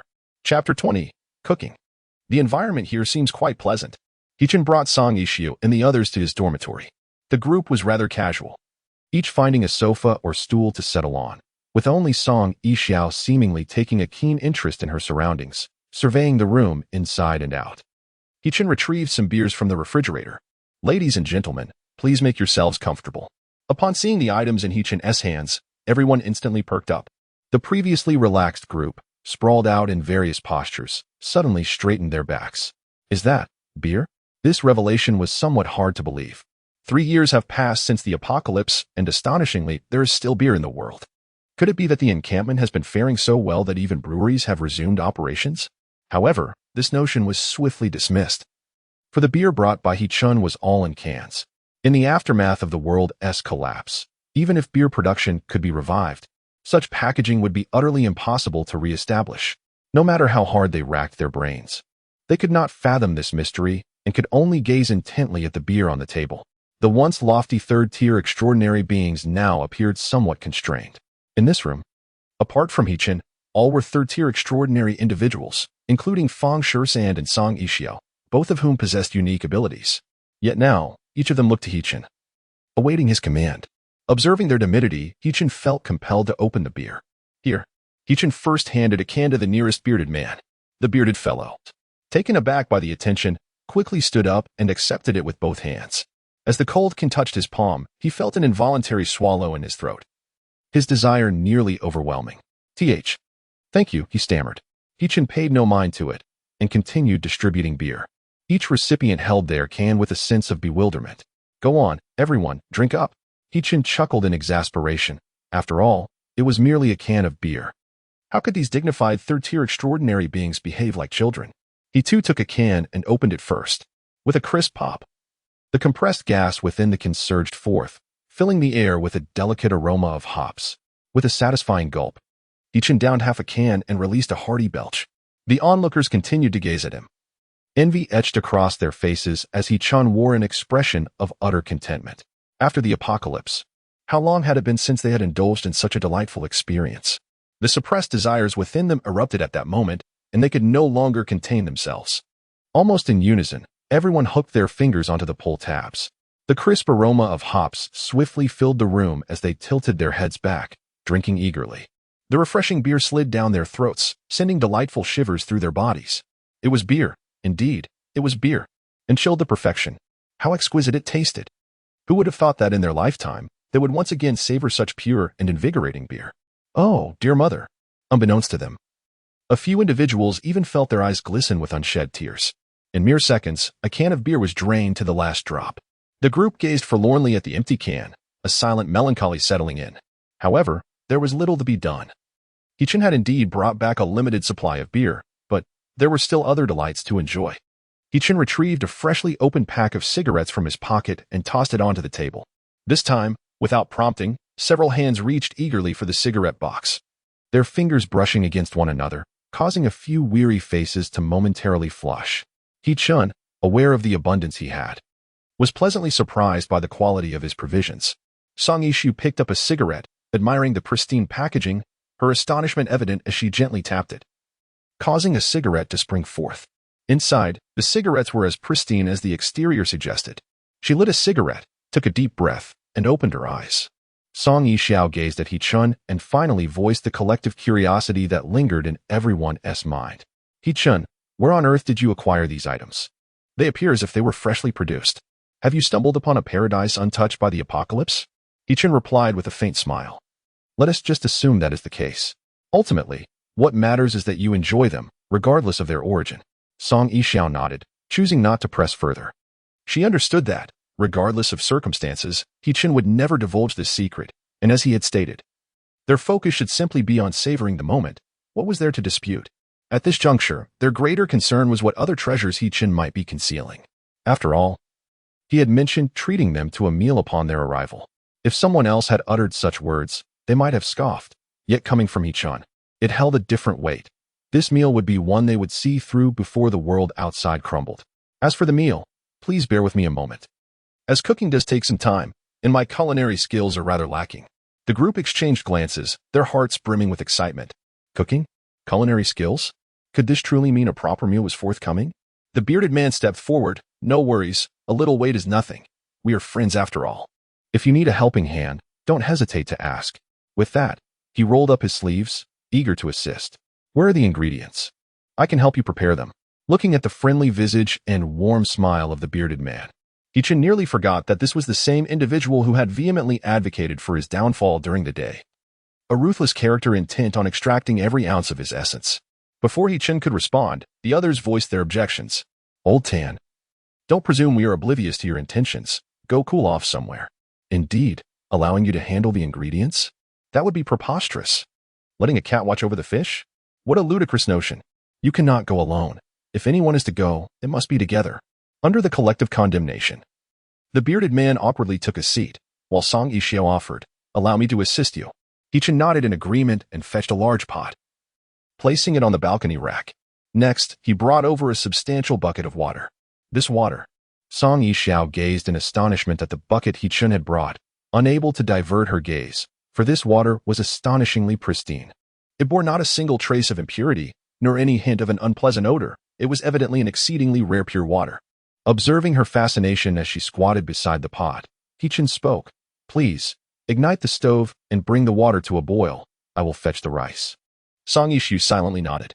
The stove and charcoal were readily available, and she quickly ignited the stove, placing it beneath the pot. At that moment, Hichin returned with a bag of rice. As he tore open the bag, revealing the glistening, translucent grains, Song Yishu immediately rushed forward. Chapter 21. A memory never to be forgotten. Is this rice? Song Yishu held a handful of glistening rice grains, trembling slightly. She observed with clarity that this rice was undoubtedly unspoiled and free from contamination. She could even detect a faint aroma of rice. With a gleeful exclamation, she promptly stuffed the rice into her mouth, crunching it with delight. Hichin, caught between laughter and exasperation, wondered if it was truly necessary. Yet, Song Yishu earnestly nodded, stating, "Rice used to be my favorite food, and since the apocalypse, I haven't seen a single grain of clean rice. 3 years. Do you know how I've endured these 3 years?" Hichin found it difficult to comprehend her deep obsession over something as simple as rice. "Fear not. For today we have ample rice. If you desire it, you shall have your fill." Hichin produced a 5-kilogram bag of rice. Once cooked, it would yield 30 pounds of rice, sufficient to satiate everyone present. Of course, it was merely to fill their stomachs, not to overindulge. Given the appetite of a third-tier extraordinary individual, this pot of rice could easily be consumed by one person alone. Understanding the extraordinary's appetite, Hichin prepared an adequately large pot that could accommodate the entire bag of rice. As the rice entered the pot, Song Yishu stood vigilantly beside it, her gaze resolute as if she were pledging allegiance. Meanwhile, Hichin busied himself with some vegetables. Hot dishes were out of the question. But he had brought back a considerable amount of ham and luncheon meat, slicing them into pieces, sprinkling them with chili powder, and tossing them in sesame oil, thus creating a simple dish. The second dish was a large bowl of spicy strips, enhanced with a splash of vinegar. At this moment, the pot of rice had reached a boil. Song Yishu gently stirred the contents with a spatula to prevent sticking, attentively reducing the flame. Enveloped in the fragrant aroma of the rice, Song Yishu was lost in reverie, her face expressing pure delight. Meanwhile, the group in the room, gathered around a candlelit table playing cards, were irresistibly drawn to the enticing scent, their appetites stirring, causing their interest in the game to wane. "What a delightful fragrance," one remarked. "Indeed, it must be the aroma of rice. Is someone cooking rice?" Another pondered. "I believe so. This scent takes me back to my childhood, to my mother's rice cooker. Are we having rice today? It has been so long since I've inhaled such a delightful aroma." Simply savoring the scent is a pleasure in itself. Then you should refrain from eating. Just enjoy the smell. Absolutely not. Today, I shall devour every morsel. After a flurry of chatter, their curiosity overwhelmed them, and they followed the scent towards the balcony. With a whoosh, the sliding door to the balcony opened. And as they peered out, they were met with Song Yishu's icy gaze. The flames danced in the stove, illuminating the contours of her profile. Yet her eyes shone brighter, glimmering with an eerie green light in the darkness, reminiscent of a cat's gaze. Upon witnessing this, the group, including the bearded man, broke into a cold sweat. They had done nothing but step out for a glance. Was it necessary to invoke their abilities? Without a moment's hesitation, they retreated. Inside, Feng Shusan regarded them with curiosity. "Did you see anything?" "Yes, indeed, it was rice." They all nodded in unison. Feng Shusan's intrigue deepened. It was merely a matter of cooking rice, so what was there to fear? A few individuals exchanged glances, and at last, as the moisture in the pot gradually evaporated, Song Yishu removed it from the heat. She covered the rice and allowed it to steam for a little while longer, ensuring that the dish would achieve the finest texture. Hichin, feeling a pang of hunger, grew somewhat impatient. However, witnessing Song Yishu's earnest attention to the pot, he dared not interfere and cautiously inquired, "Is the rice ready?" Song Yishu calculated the time. "Just another 3 minutes should suffice. Shall I prepare the bowls and chopsticks?" "Yes." Hichin felt as though a great weight had been lifted and hurried to the kitchen to retrieve the utensils. "Everyone, dinner is served," Hichin called out, clearing the table and setting the bowls and chopsticks. The others, displaying remarkable decorum, sat at the table, not daring to utter a superfluous word, their hearts brimming with anticipation for the evening's meal. Finally, Song Yishu arrived, carrying the large pot of rice. She plunged the ladle into the fragrant grains. "Enough pretense. Please serve yourselves." The closest individual, a bearded man, chuckled and rose to his feet, clutching a rather large soup bowl. Yet, with just 3 scoops, he filled it to the brim. Just as he was about to compress the rice and continue serving, he met Song Yishu's fierce gaze. The bearded man trembled slightly and reluctantly returned the ladle to the pot. Observing this, the others dared only to fill their bowls, leaving a considerable portion of rice still in the pot. As the crowd anticipated that Song Yishu would selfishly claim the remaining rice for herself, she merely took a small bowl, delicately scooping a modest portion before sitting down to enjoy her meal with remarkable poise. "Please, everyone, do not rush. We have dishes to savor." Hichin emerged from the kitchen, bringing forth 2 bountiful bowls of cold dishes he had prepared, although they lacked visual elegance. The sight of the food ignited a spark of excitement in everyone's eyes. It was indeed a delightful surprise. Tonight's dinner was exceptionally lavish, not only featuring fragrant rice, but also including ham and spicy strips. In an instant, All gazes turned toward He-chun, brimming with gratitude, rendering him quite bashful. "Please, do not look at me like that. It is merely a modest offering. I hope you will not take offense at my hospitality." Before He-chun could finish his sentence, the burly man interjected with discontent, "Brother He-chun, how can you say such a thing? This is the finest meal I have had in 3 years. If you could serve me such a feast daily, I would gladly acknowledge you as my godfather." The others, not wishing to be outdone, chimed in with their own flattery. "This kind of humble bragging is a rarity in my life. Brother, would you take me under your wing? I mean no offense. I merely wish to learn the art of subtle boasting. This bowl of rice reminds me of my mother. He-chun, from now on, we are family." Their declarations grew increasingly sentimental, prompting Song Issue to interject, "Everyone, let us eat." Only then did the group shrug their shoulders, refraining from further flattery. Meanwhile, on the other side of the facility, the only office illuminated in the entire compound was that of Du Mengqing. At this moment, she was savoring her dinner, an untainted, non-expired compressed biscuit. Accompanying it was a bottle of pristine water, devoid of any peculiar odor or hue. Such elevated standards could only be afforded by one in the esteemed position of camp leader. Before her desk, Big Dog and Second Dog gazed on with envy. Did those individuals cause any disturbances? Du Mengqing inquired casually. Big Dog nodded. "Leader, that hunting team has not emerged since visiting He-chun's quarters. It appears they indeed came as guests." Du Mengqing acknowledged with a hum, then cautioned, "Do not let your guard down. Keep the sentries vigilant. Should any issues arise, relay the message immediately." "Understood." After finishing her biscuit, Du Mengqing felt little satisfaction in her stomach. She longed for another piece, but with limited provisions, she hesitated. "By the way," Du Mengqing asked again, "what are they doing inside?" Big Dog and Second Dog sighed heavily. "They are dining." "Dining?" Du Mengqing raised an eyebrow. Sitting up straighter. "What are they having?" "Rice." Second Dog swallowed hard, his face filled with longing. "And I am certain it is rice that has not been contaminated. Moreover, it was cooked with pure water. That aroma is something I shall never forget." Chapter 22. Evolution. "Very well, you may leave now." Du Mengqing waved her hand, dismissing Big Dog and Second Dog. In the spacious office, an air of emptiness suddenly enveloped the room. Du Mengqing, filled with indignation, seized a piece of compressed biscuit. No longer feeling any pangs of regret, she tore open the packaging and began to consume it voraciously. The biscuit was palatable. Yet as soon as she contemplated the sumptuous rice that He-chun and his associates were enjoying, the biscuit lost all appeal. That scoundrel He-chun certainly knew how to hide his treasures. In frustration, Du Mengqing slammed the biscuit onto the table and rose. Once the meal concluded, the 3 extraordinary individuals in the room fell into a contemplative silence. Whether seated or sprawled, they abandoned all pretense, exhibiting their most languid postures in every corner of the room. It was a state of utter vulnerability and trust, not because they felt secure, but because they genuinely believed that even if they were to perish at that very moment, they would harbor no regrets. This was, after all, the most sumptuous and plentiful meal they had enjoyed in years. Each person had consumed several pounds of rice. The generosity of He-chun left everyone profoundly moved. In this apocalyptic era, where they had traversed through storms and strife, witnessing nothing but bloodshed and deceit, they had rarely encountered someone so sincere, willing to offer such precious sustenance and hospitality.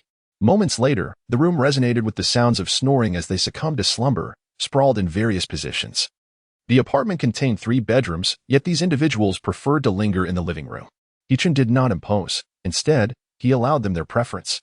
However, he found himself restless and, stepping out onto the balcony, added a few logs to the stove, reclining in a chair while gazing at the verdant moon. Ever since the apocalypse began, the moon had taken on a green hue. The sliding door opened and closed, and Song Xiao emerged, moving a small stool to sit at the opposite end of the stove. The two remained silent, seemingly relishing this tranquil moment. After a considerable time, Song Xiao suddenly spoke. "We have known each other since before the apocalypse." "Oh," He-chun responded, a hint of surprise in his tone, yet he refrained from questioning further. Instead, he pulled out a pristine pack of cigarettes, lit one, and offered another to Song Xiao. "We are all employees of a large corporation. After the collapse, we survived the initial chaos by relying on the supplies from the company cafeteria storeroom. Initially, we believed it to be a safe haven, but to our dismay, the environment deteriorated. No matter how well food was stored, it would inevitably spoil. Thus, after 2 weeks, the last bag of rice became moldy, and we had no choice but to leave the cafeteria's storeroom. Having endured a fortnight of adjustment, we had come to accept the harsh realities of the apocalypse. However, to depart, we faced a daunting trial. The cafeteria was located on the 22nd floor, and our only means of escape was the staircase. Fighting our way down floor by floor, Song Yixiao took a deep drag from his cigarette, then tossed the butt into the stove, continuing. But once you adapt to the rhythm of battling zombies, places like office buildings are remarkably conducive to honing one's skills. He smiled, memories of the past flooding back. Moreover, we discovered the existence of crystal cores quite early on. After we fought our way out of the office building, our group of over 20 had dwindled to less than half, yet we finally figured out how to utilize these crystal cores. He-Chun was increasingly astonished. No wonder that Song Yixiao and his companions are all third-tier extraordinary beings. It appears they were ahead of the survivors from the very beginning. The highly educated elites in the office buildings possess exceptional intellect. Even He-Chun only learned about the function of crystal cores 6 months later. While Song Yixiao and his group, relying solely on their own exploration, became extraordinary beings at the onset of the apocalypse. After attaining such powers, our ability to eliminate zombies became significantly more proficient, especially since second-tier zombies were scarce at that time. As Song Yixiao spoke, he lit another cigarette, and He-Chun joined in. After a year, we all advanced to the second tier. By then, third-tier zombies had already begun to appear in the most densely populated areas of the city. Many human survivors gradually evacuated from the city. But we deemed it unwise to leave, as we had already discerned the evolution of the zombies. Over time, these undead creatures would only grow stronger. We remained in the city, systematically searching through office buildings, one after another. After another year, when only 5 of us remained, we finally witnessed the emergence of the first third-tier being. Song Yixiao raised his chin, indicating the burly man with the beard. He had originally been the leader of our group and the eldest among us. After he ascended to the third tier, our efficiency in eliminating zombies increased significantly. And by this year, we had all reached the third tier. As for me, I had even awakened a unique ability. At this moment, He-Chun also perked up, eager to hear about the extraordinary powers. Unexpectedly, at that moment, Song Yixiao wore a mysterious smile and inquired, "Would you like to know what my supernatural ability is?" He-Chun nodded decisively. He had never witnessed such an enigmatic power from Song Yixiao and was quite intrigued. However, Song Yixiao chuckled. "If you tell me where the supplies come from, I shall reveal my ability to you." "What do you say?" He-Chun shot her a disdainful glance, thinking how unrealistic that was. Song Yixiao laughed heartily, aware that it was merely a probing question. In truth, her ability was not particularly extraordinary. It was simply a transformation of peculiar energy. Transformation? Indeed. Song Yixiao stated earnestly, all supernatural abilities stem from the transformation of peculiar energy, and theoretically, every third-tier individual can possess such abilities. He-Chun's breath hitched, and his spirit surged. He had encountered a new concept. How so? He-Chun rummaged through a nearby cabinet, and surprisingly pulled out a can of beer. Not only that, but with a flourish, he retrieved a packet of orchid beans and a bag of drunken peanuts from his pocket. Song Yixiao was left speechless. She had initially assumed this fellow had exhausted his resources for the meal, only to discover he still had a stash. Given this, she felt no hesitation. Song Yixiao tilted her head back and downed a can, promptly opening another one, grasping a handful of peanuts and placing them in his mouth. The crisp aroma of peanuts permeated the air, while the refreshing beer invigorated his senses. Song Yixiao continued, "It is widely known that the apocalypse was triggered by a fallen star. We speculate that this celestial body originated from a different dimension, embodying a unique form of energy. Upon colliding with the blue planet, this energy dispersed, altering the very environment of our world. Everything upon the blue planet was transformed by this force, including the soil, atmosphere, and microbial life. Humanity was not exempt from this change. The sole distinction lies in the fact that humanity manifested 2 divergent forms post-transformation.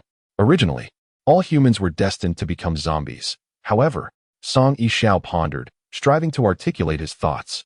It was as if a divine hand had adjusted the course of evolution, leading to the emergence of distinct branches. Yes, evolution, akin to the ancient apes. One branch evolved into Homo sapiens, while another devolved into gorillas. Thus, the survivors represent a divergent branch of evolution, much like the path taken by ancient apes that led to the emergence of Homo sapiens.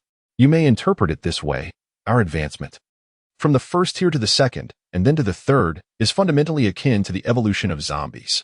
The only difference lies in the evolutionary mechanism of zombies, which we have yet to fully comprehend. Perhaps clarity will only be attained in the human enclaves of those sprawling metropolises. Once the eerie energy within us reaches a certain concentration, specifically the third tier, we can harness it through conscious intent, akin to telekinesis, just like the true energy depicted in martial arts novels.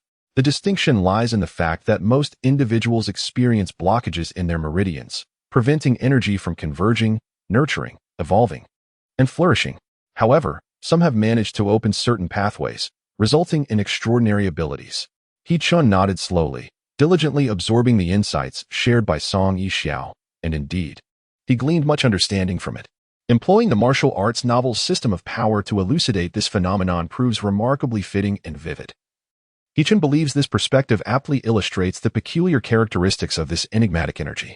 The evolution of this bizarre energy transcends human comprehension, manifesting in astonishing forms, which also leads us to speculate that its origin lies beyond our dimensional realm. Song Yixiao continued, "For now, we shall categorize these extraordinary abilities into several types: plant, animal, metal, silicon-based, elemental, and spiritual." He-chun recalled Feng Shi-san, who could transform his arm into a steel blade, which would belong to the metal category. As for Rin Tao, he undoubtedly belonged to the animal category, while Du Minqing fell under the elemental category. He-chun surmised that Song Yixiao likely belonged to the spiritual category. He-chun then posed his most pressing question: is there a method to enhance the probability of developing extraordinary abilities, or a way to control the emergence of a specific type of ability? Song Yixiao shook her head. Not at the moment, but based on the theory of meridians, it should be possible. He-chun fell into contemplation. If that were the case, perhaps during his next traversal, he should seek out a traditional Chinese medicine practitioner for some acupuncture or massage. It might prove beneficial. As the two individuals gradually succumbed to drowsiness, they succumbed to slumber on the balcony. Although the night breeze was somewhat brisk, it had no effect on those of extraordinary nature. They slept soundly until dawn. The burly men inside the house were the first to awaken, yawning and stretching their limbs, eager to venture outside.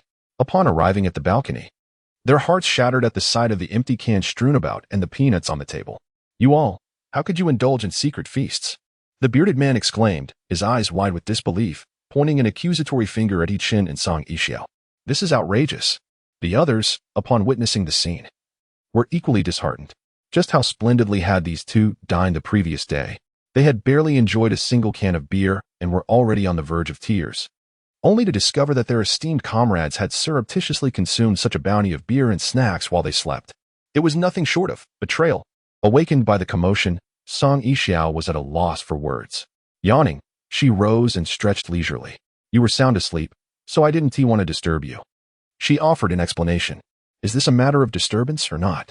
the bearded man retorted. Beside him, a slender youth's eyes brimmed with tears. "Just tell me there's beer available, and even if I must be roused with a whip, I express my gratitude." "Exactly," the others echoed in unison. Song Yixiao shrugged. "Very well, next time I shall use a whip on you." "Next time?" The group turned their gaze to He-chun, who merely shrugged in response. "In the future, when the opportunity arises, I shall treat you all once more. This time, there are not many items, but next time, I shall ensure a generous feast." The crowd's eyes sparkled with delight, and they laughed heartily. "It must be our brother He-chun, so magnanimous." "Who is your brother?" "He is my dear brother. From now on, call him Brother Chun." "Greetings, Brother Chun." Laughter erupted among them, while Song Yixiao waved at a mature-looking young man. "Audi, please bring your bag here." The boy named Audi nodded in understanding, opening his backpack to reveal it brimming with crystal cores. There were 2,000 or 3,000 cores, both blue and white, though all the red ones had been set aside. Song Yixiao addressed He-chun. "Aside from the red crystal cores, these are of no further use to us. You may keep them. They should suffice for your advancement to the third tier." He-chun found himself at a loss for words. Just days ago, he had been pondering when he would reach the third tier, and now, unexpectedly, the opportunity had presented itself. This made him feel rather embarrassed. Song Yixiao waved her hand, dismissing any words of refusal. "I do not appreciate insincerity. After consuming so much of your generosity yesterday, the value far exceeds these crystal cores. We do not wish to take advantage. Simply accept them." He-chun could only nod in agreement. "Very well, I shall not be modest then." He picked up the backpack and, upon returning, emerged with an even larger bag. "If you all recognize me, He-chun, as a friend, then there is no need for any reluctance regarding these. He-chun unfastened the bag, revealing an abundance of food and water, predominantly consisting of compressed biscuits. If they were to ration their provisions judiciously, it should suffice for 3 days. In other words, within this time frame, they could continue to consume sustenance akin to that of a normal human. The burly man took a few steps closer, gazing incredulously at the travel bag, his mouth agape. Rendered speechless. His astonishment did not stem from He-chun's generosity, but rather from the fact that He-chun actually possessed supplies. Hadn't he just claimed that there was little to be had? As various hunting teams from the prison camp departed in succession, Song Yixiao's team also took their leave. After bidding them farewell, He-chun turned around to find Du Mingqing had arrived unbeknownst to him, standing just behind him. Leader? Du Mingqing addressed He-chun. I have heard that you possess rice. Indeed, He-chun nodded, but it is presently unavailable. When will it be available? Tonight. Very well. Du Mingqing signaled to the large dog.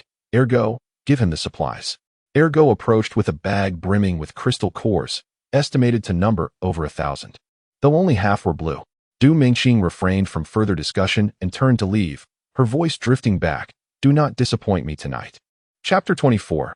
Naturally inclined to this pursuit, Fan Shusan was also preparing to venture out for hunting and extended an invitation to He-chun, which He-chun politely declined. What a jest! Was there any necessity for him to engage in hunting at this moment?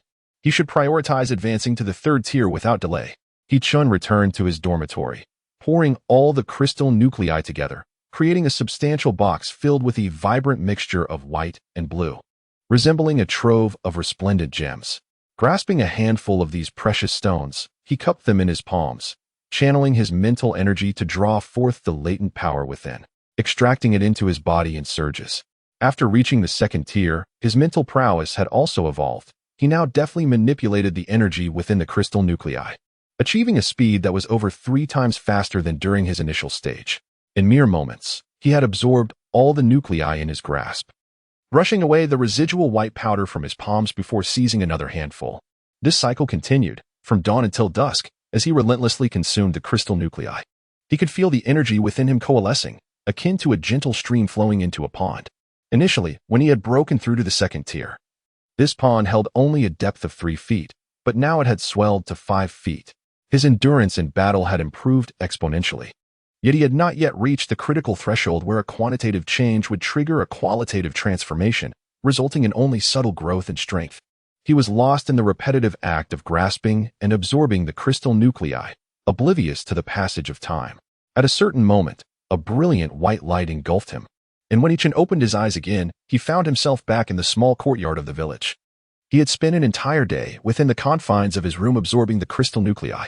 Feeling the surging energy within him, He-chun exhaled deeply. Though he remained at the 2nd tier, the energy he harbored was more than tenfold compared to when he had just broken through. Yet, until this moment, he had not felt even the slightest hint of being overwhelmed by this newfound energy. In other words, the attainment of the 3rd stage remains a distant prospect.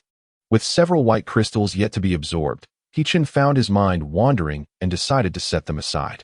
As the clock struck 8, the palace selection scene outside was bustling with activity. However, He-chun could hardly endorse such trivial amusements. He merely sought to ascertain whether there were any wayward maidens in need of rescue. Before that, though, he needed to satiate his hunger, for he had not ingested a morsel all day. He casually entered a noodle shop and, astonishingly, consumed 18 bowls, nearly alarming the proprietor into calling for emergency assistance. He-chun was aware that his appetite was indeed extraordinary and thus chose to pause. In truth, he had only satisfied about 80% of his hunger. Upon exiting the establishment, he glanced at the address sent by Kukui. The selection would commence at midnight, and she had urged He-chun to arrive early to meet with Guego. He-chun responded to her with a smile that bespoke of imminent doom. He had already extended considerable courtesy by agreeing to participate in this contest. Did they truly expect him to sacrifice even more of his precious time? He was only back for a day, and preparing essential supplies should be his priority. As for the contest, it was merely a trivial affair. Devoid of any real challenge, why expend such effort? Nearby, a supermarket remained open until 10, and He-chun quickened his pace. Arriving just before 9, he found numerous patrons scrambling in the discount section. He deftly maneuvered around them and filled his cart with entire cases of beer. If one purchased sufficiently, the supermarket even offered delivery service, a feat He-chun had just unlocked.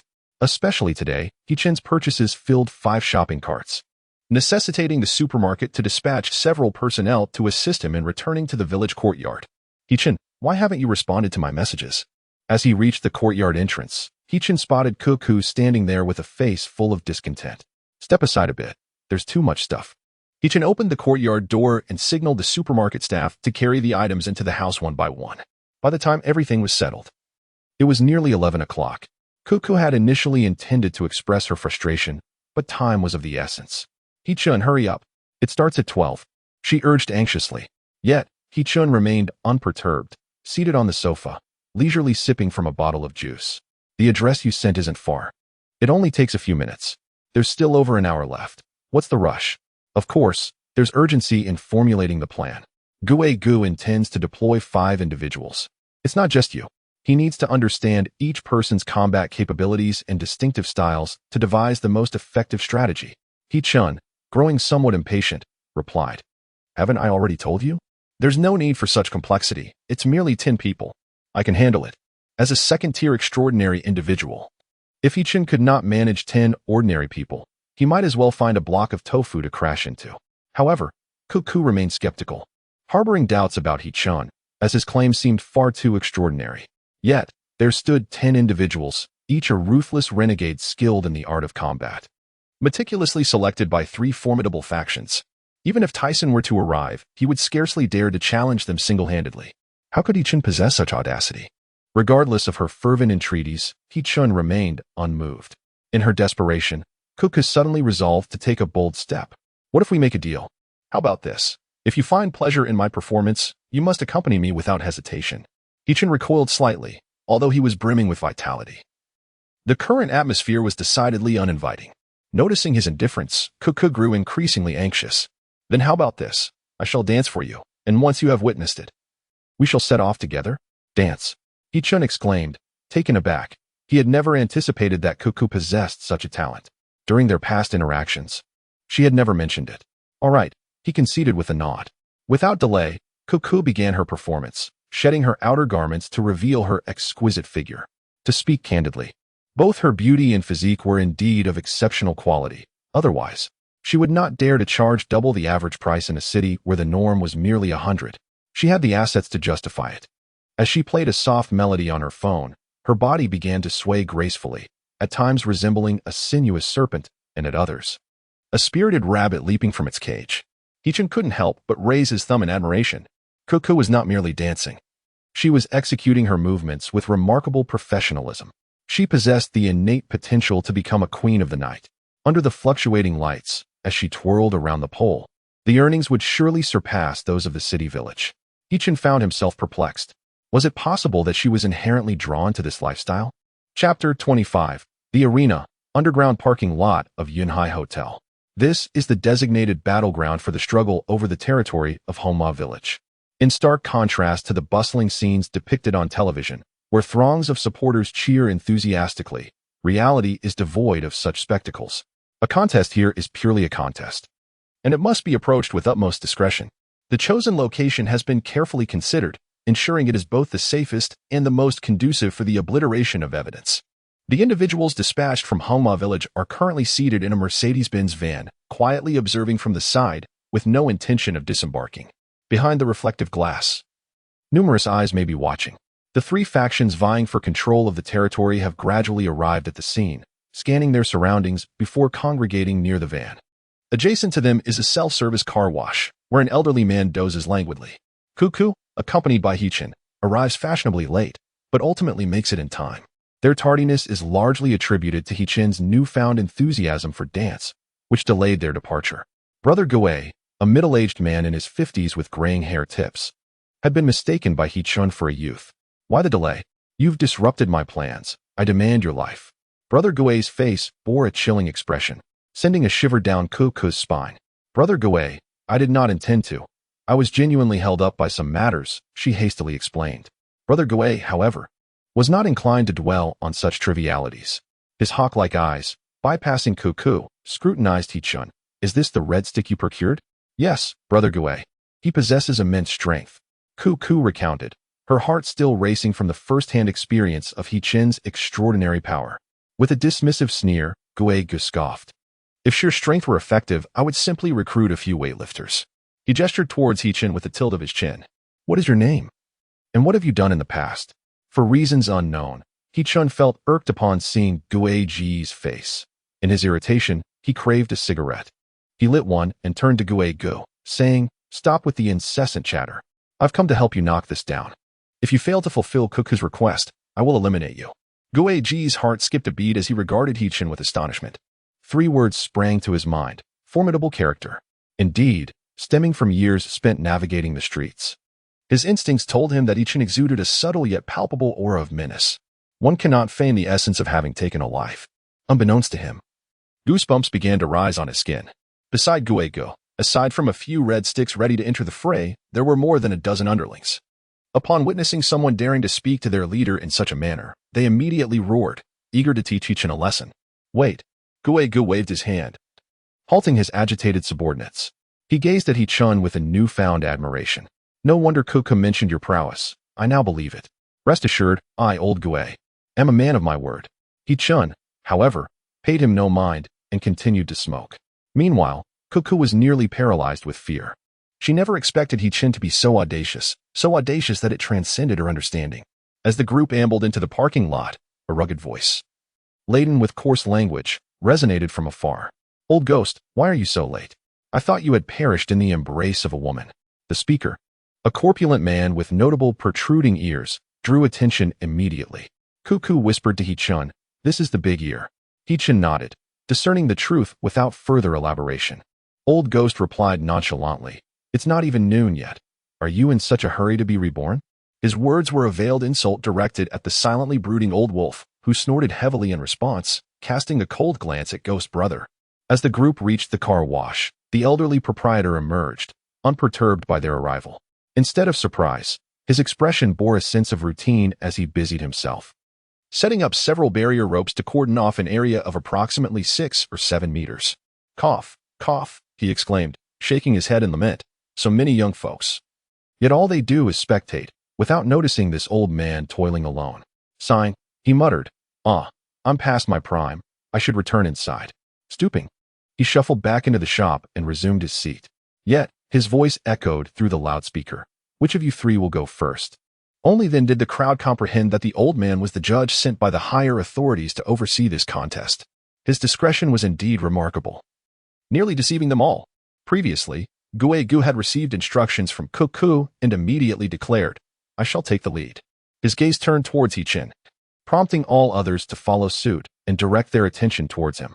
Under the scrutiny of so many eyes, Hichin remained unfazed, gracefully stepping forward to stand in the center of the arena. The elder's voice resonated once more, outlining the rules. The defender would not score points, while the other 2 factions could each send 1 participant to challenge. A victory would earn a point, elevating the victor to the position of defender, open to further challenges. Should a challenger lose, the defender would gain a point. Excluding Old Gu, each of your factions may send forth 5 individuals, while Old Gu may only present 4. If all is understood, let the contest commence. Upon hearing the elder's explanation of the rules, both the Big Ears and Old Wolf factions were eager to participate. Old Gu, how dare you send someone forth first, truly reckless. Today, you shall lose all face. Gu rolled his eyes in response. Big Ears was momentarily taken aback. Filled with indignation, he turned to Old Wolf and angrily inquired, Old Wolf, who shall we send first? Old Wolf let out a derisive laugh. My subordinates can hardly contain their eagerness. Allow me to go first. Very well. Though Big Ears was furious, he retained his composure, recognizing that the later it got, the more certain he would be of victory. He was aware that Old Wolf had several formidable fighters under his command. Thus he did not mind letting Old Wolf confront Old Gu in a fierce battle to the end. Should both sides suffer mutually, he might just seize an opportunity. As the individual with large ears contemplated his scheming, a voice filled with impatience echoed from the arena, Hichin's voice. In my opinion, you all are simply too troublesome. Each of you stepping up one by one is nothing but a waste of time. I still need to return for some sleep. Don't you have a total of 10 individuals? Why not all come at once? Upon utterance of these words, an uproar ensued. Everyone stood agape, staring at Hichin in disbelief. Has this person lost his mind? If not mad, then certainly foolish. How could a sane individual utter such absurdities? Where did Old Ghost find such a talent? Ha ha ha, this is hilarious. What was Brother Ghost thinking? Ha ha ha, this is amusing indeed. I thought tonight was a competition. Turns out it's a comedy show. 10 people? Wouldn't they crush him into a pulp in mere moments? Amidst the laughter from Old Wolf's side, a tall and imposing man emerged, bald, with a grotesque scar adorning his head. Standing around 6'3", his muscular physique exuded an overwhelming sense of intimidation. Kid, you talk quite big. Let us see how long you can last under my hands. Chapter 26. A sausage wrapped in another sausage. Hichin regarded the towering figure with a cold gaze, slowly extending his hand and beckoning with his fingers. Come. Enraged. The muscular man felt his blood boil. Was he being so underestimated? Today, this young man would learn the consequences of such arrogance. With a furious roar, his iron-like body charged towards Hichin. At this moment, everyone in the parking lot had fallen into a hushed silence, with countless eyes fixated on the rudimentary arena. The burly man took a few strides to stand before Hichin, his right arm extended, unleashing a formidable punch imbued with immense force, aimed directly at Hichin. Cuckoo had already closed her eyes, unable to bear the sight. Yet, in the face of such a menacing blow, Hichin displayed not a flicker of concern. He simply raised his hand, seemingly exerting no effort at all, and effortlessly blocked the strike. Silence. The parking lot was enveloped in an eerie stillness, as all onlookers wore expressions of sheer astonishment. Even the elderly man in the car wash, who had been dozing, now awoke, a glimmer of shock flashing in his murky eyes. Is that all there is? Hichin remarked nonchalantly. With a swift motion, he grasped the burly man's fist, applying just a modicum of pressure, causing the bones in the man's hand to shatter. A blood-curdling scream erupted from the burly man, reminiscent of a slaughtered pig, his face turning a deep shade of purple. Hichin frowned, finding the noise intolerable. With a sharp tug, he drew the man toward him. And as Hichin slightly nudged him with his shoulder, a hidden power surged forth from within, transferring entirely to the burly man. The man could no longer utter a sound. He felt as though he had been struck by a speeding locomotive, his insides churning, and unsure how many bones were fractured. He found it excruciatingly difficult to breathe. With a heavy thud, the burly man was propelled out of the ring, crashing to the ground, unconscious. While this sequence of events may seem prolonged, from the moment the burly man entered the arena to his subsequent ejection, merely 10 seconds had elapsed. For the onlookers, it was merely a fleeting distraction, and the first match concluded. The hoarse voice of the old man echoed from the car wash's loudspeakers. In the first round, Old Ghost triumphs, scoring 1 point. Big Ears, it is your turn. Big Ears had initially considered resorting to trickery, yet the higher-ups had already anticipated such behavior, establishing a sequence for the 3 contenders to take turns. However, the established order had lost its significance. For on the stage stood a mysterious youth who inspired genuine fear within them. Hichin spoke. I have stated that there is no need for such formalities. There are 9 of you. Is that correct? Let us face each other together. Old Wolf and Big Ears exchanged glances towards the old man inside the car wash. The old man squinted, seemingly lost in thought, before he slowly nodded. He was curious to see just how formidable this audacious youth truly was.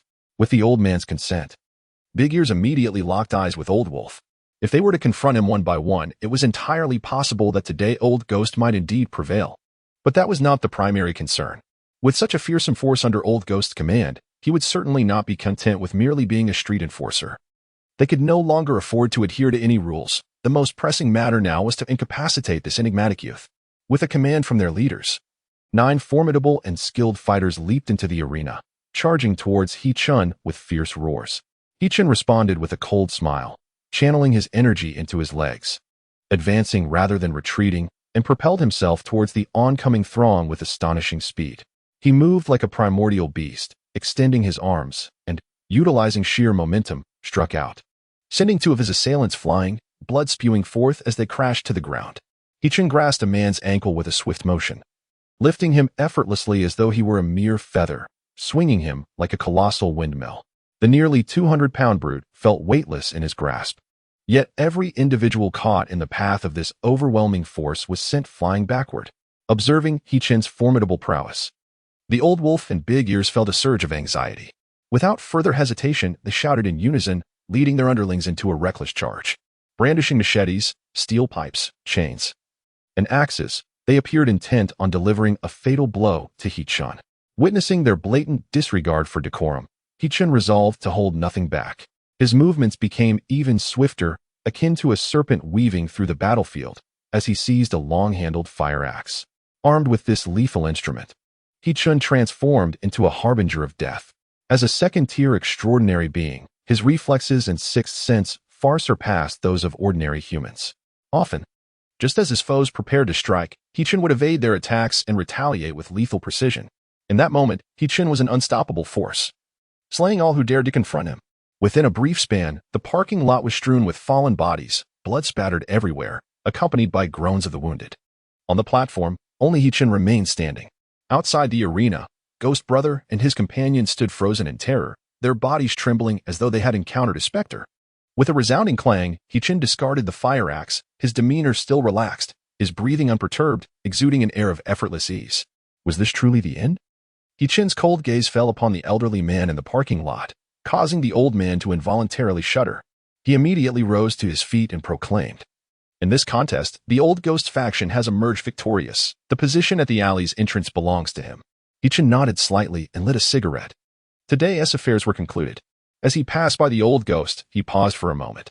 "Remember my words. Should I discover any breach of conduct on your part, I shall eliminate you." The old ghost's face turned pale, and he hastily nodded, opening his mouth but unable to utter a sound. Indifferent, He-chun continued on his way. It was not until a considerable time had elapsed after He-chun's departure that the old ghost regained his composure, only to realize that his back was already drenched in cold sweat. Recalling He-chun's icy gaze as he left, the old ghost shivered. With great difficulty, he swallowed hard and inquired, "This person, where did you find him?" The other individuals behind the old ghost were now also gazing at Cuckoo. They had initially assumed that Cuckoo had merely recruited someone to fill the numbers. Yet they could hardly fathom that he had indeed brought forth an individual far beyond their expectations. Cuckoo shook his head. "I do not know." "Do not know?" The old ghost furrowed his brow, instinctively preparing to assert himself, but upon recalling He-chun's warning, his expression transformed in an instant. He forced a strained smile and, in a congenial tone, remarked, "No matter, everyone harbors their secrets. Cuckoo, you have rendered a great service this time. I shall reward you with an additional 10 girls." Cuckoo, taken aback by the praise, hurriedly expressed his gratitude. "Thank you, Brother Ghost." Indeed, the ghost brother exchanged a glance with the elderly man at the car wash, then gestured for his underlings to assist those from the Big Ears group, helping them to seek medical attention. It was rather amusing. Initially, the three factions were at odds, bristling with hostility, yet now they were concerned about their enemies' well-being, fearing for their lives. Truly, the vagaries of life are unpredictable, akin to the intertwining of the large intestine with the small intestine. Chapter 27. The special gem. Every noon without fail, He-chun would visit the buffet restaurant. However, Du Mingqing did not come to work today. During a brief pause in his meal, He-chun sent her a message, only to learn that she had taken a sick leave. He gulped down his food voraciously, his cheeks puffed out like a little squirrel, hastily chewing a few bites before swallowing, and then quickly scooping another spoonful of rice into his mouth. Clearly, he was hastening his eating pace, intending to visit Du Mingqing shortly. Meanwhile, in the warmth of Du Mingqing's home, she reclined lazily against the edge of her bed, idly toying with a delicate golden lock. The lock shimmered faintly under the sunlight, casting a mesmerizing glow as if it were narrating an ancient tale. However, at that moment, Du Mingqing was not in the mood to heed the silent narrative.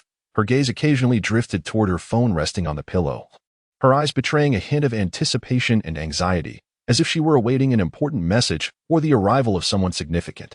Just then, a series of crisp and urgent knocks shattered the tranquility of the room. Thud, thud, thud. The sound resonated like a heavy hammer striking the chords of Du Mingqing's heart. Upon hearing the noise, she quickly leaped from her bed, grasped her phone, and hurried toward the door. As she approached the door, she cautiously peered through the peephole, and in an instant, a radiant smile of sheer delight illuminated her face. "He-chun, what brings you here?" Du Mingqing exclaimed, eagerly flinging open the door, her voice quivering slightly with excitement as she gazed in disbelief at He-chun standing outside. He-chun smiled as he stepped into the room, gently placing the carefully chosen supplements he had purchased along the way on the table, before turning to regard Du Mingqing with deep concern. "Did you skip work today?" he inquired softly. "Yes," Du Mingqing replied, lowering her gaze slightly, resembling a child caught in mischief, instinctively drawing her legs together, feeling a tinge of embarrassment. "I'm not feeling very well today. Why didn't you tell me sooner if you were unwell?"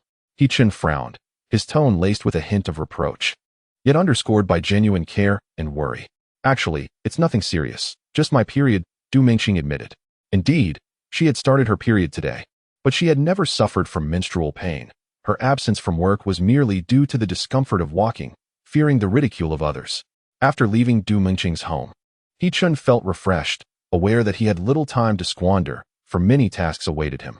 The individual rations and other supplies he had ordered online had begun to arrive, and he had procured a small cart to fill his yard to the brim.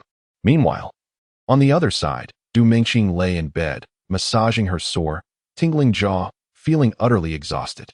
What is this? She wondered, as she noticed several glimmering objects on her bed, resembling jewels, and picked them up with curiosity. How exquisite!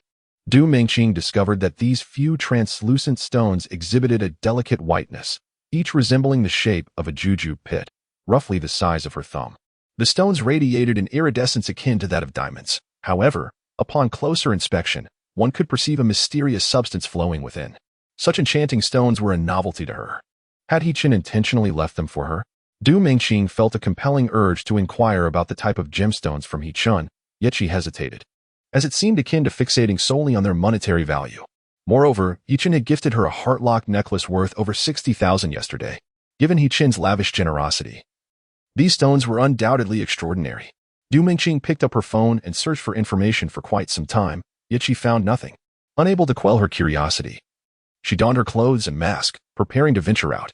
She took a taxi to the most bustling commercial street in Jincheng, where there was a pawn shop renowned for its expertise in jewelry appraisal, reportedly owned by the industry giant, Jin Daba.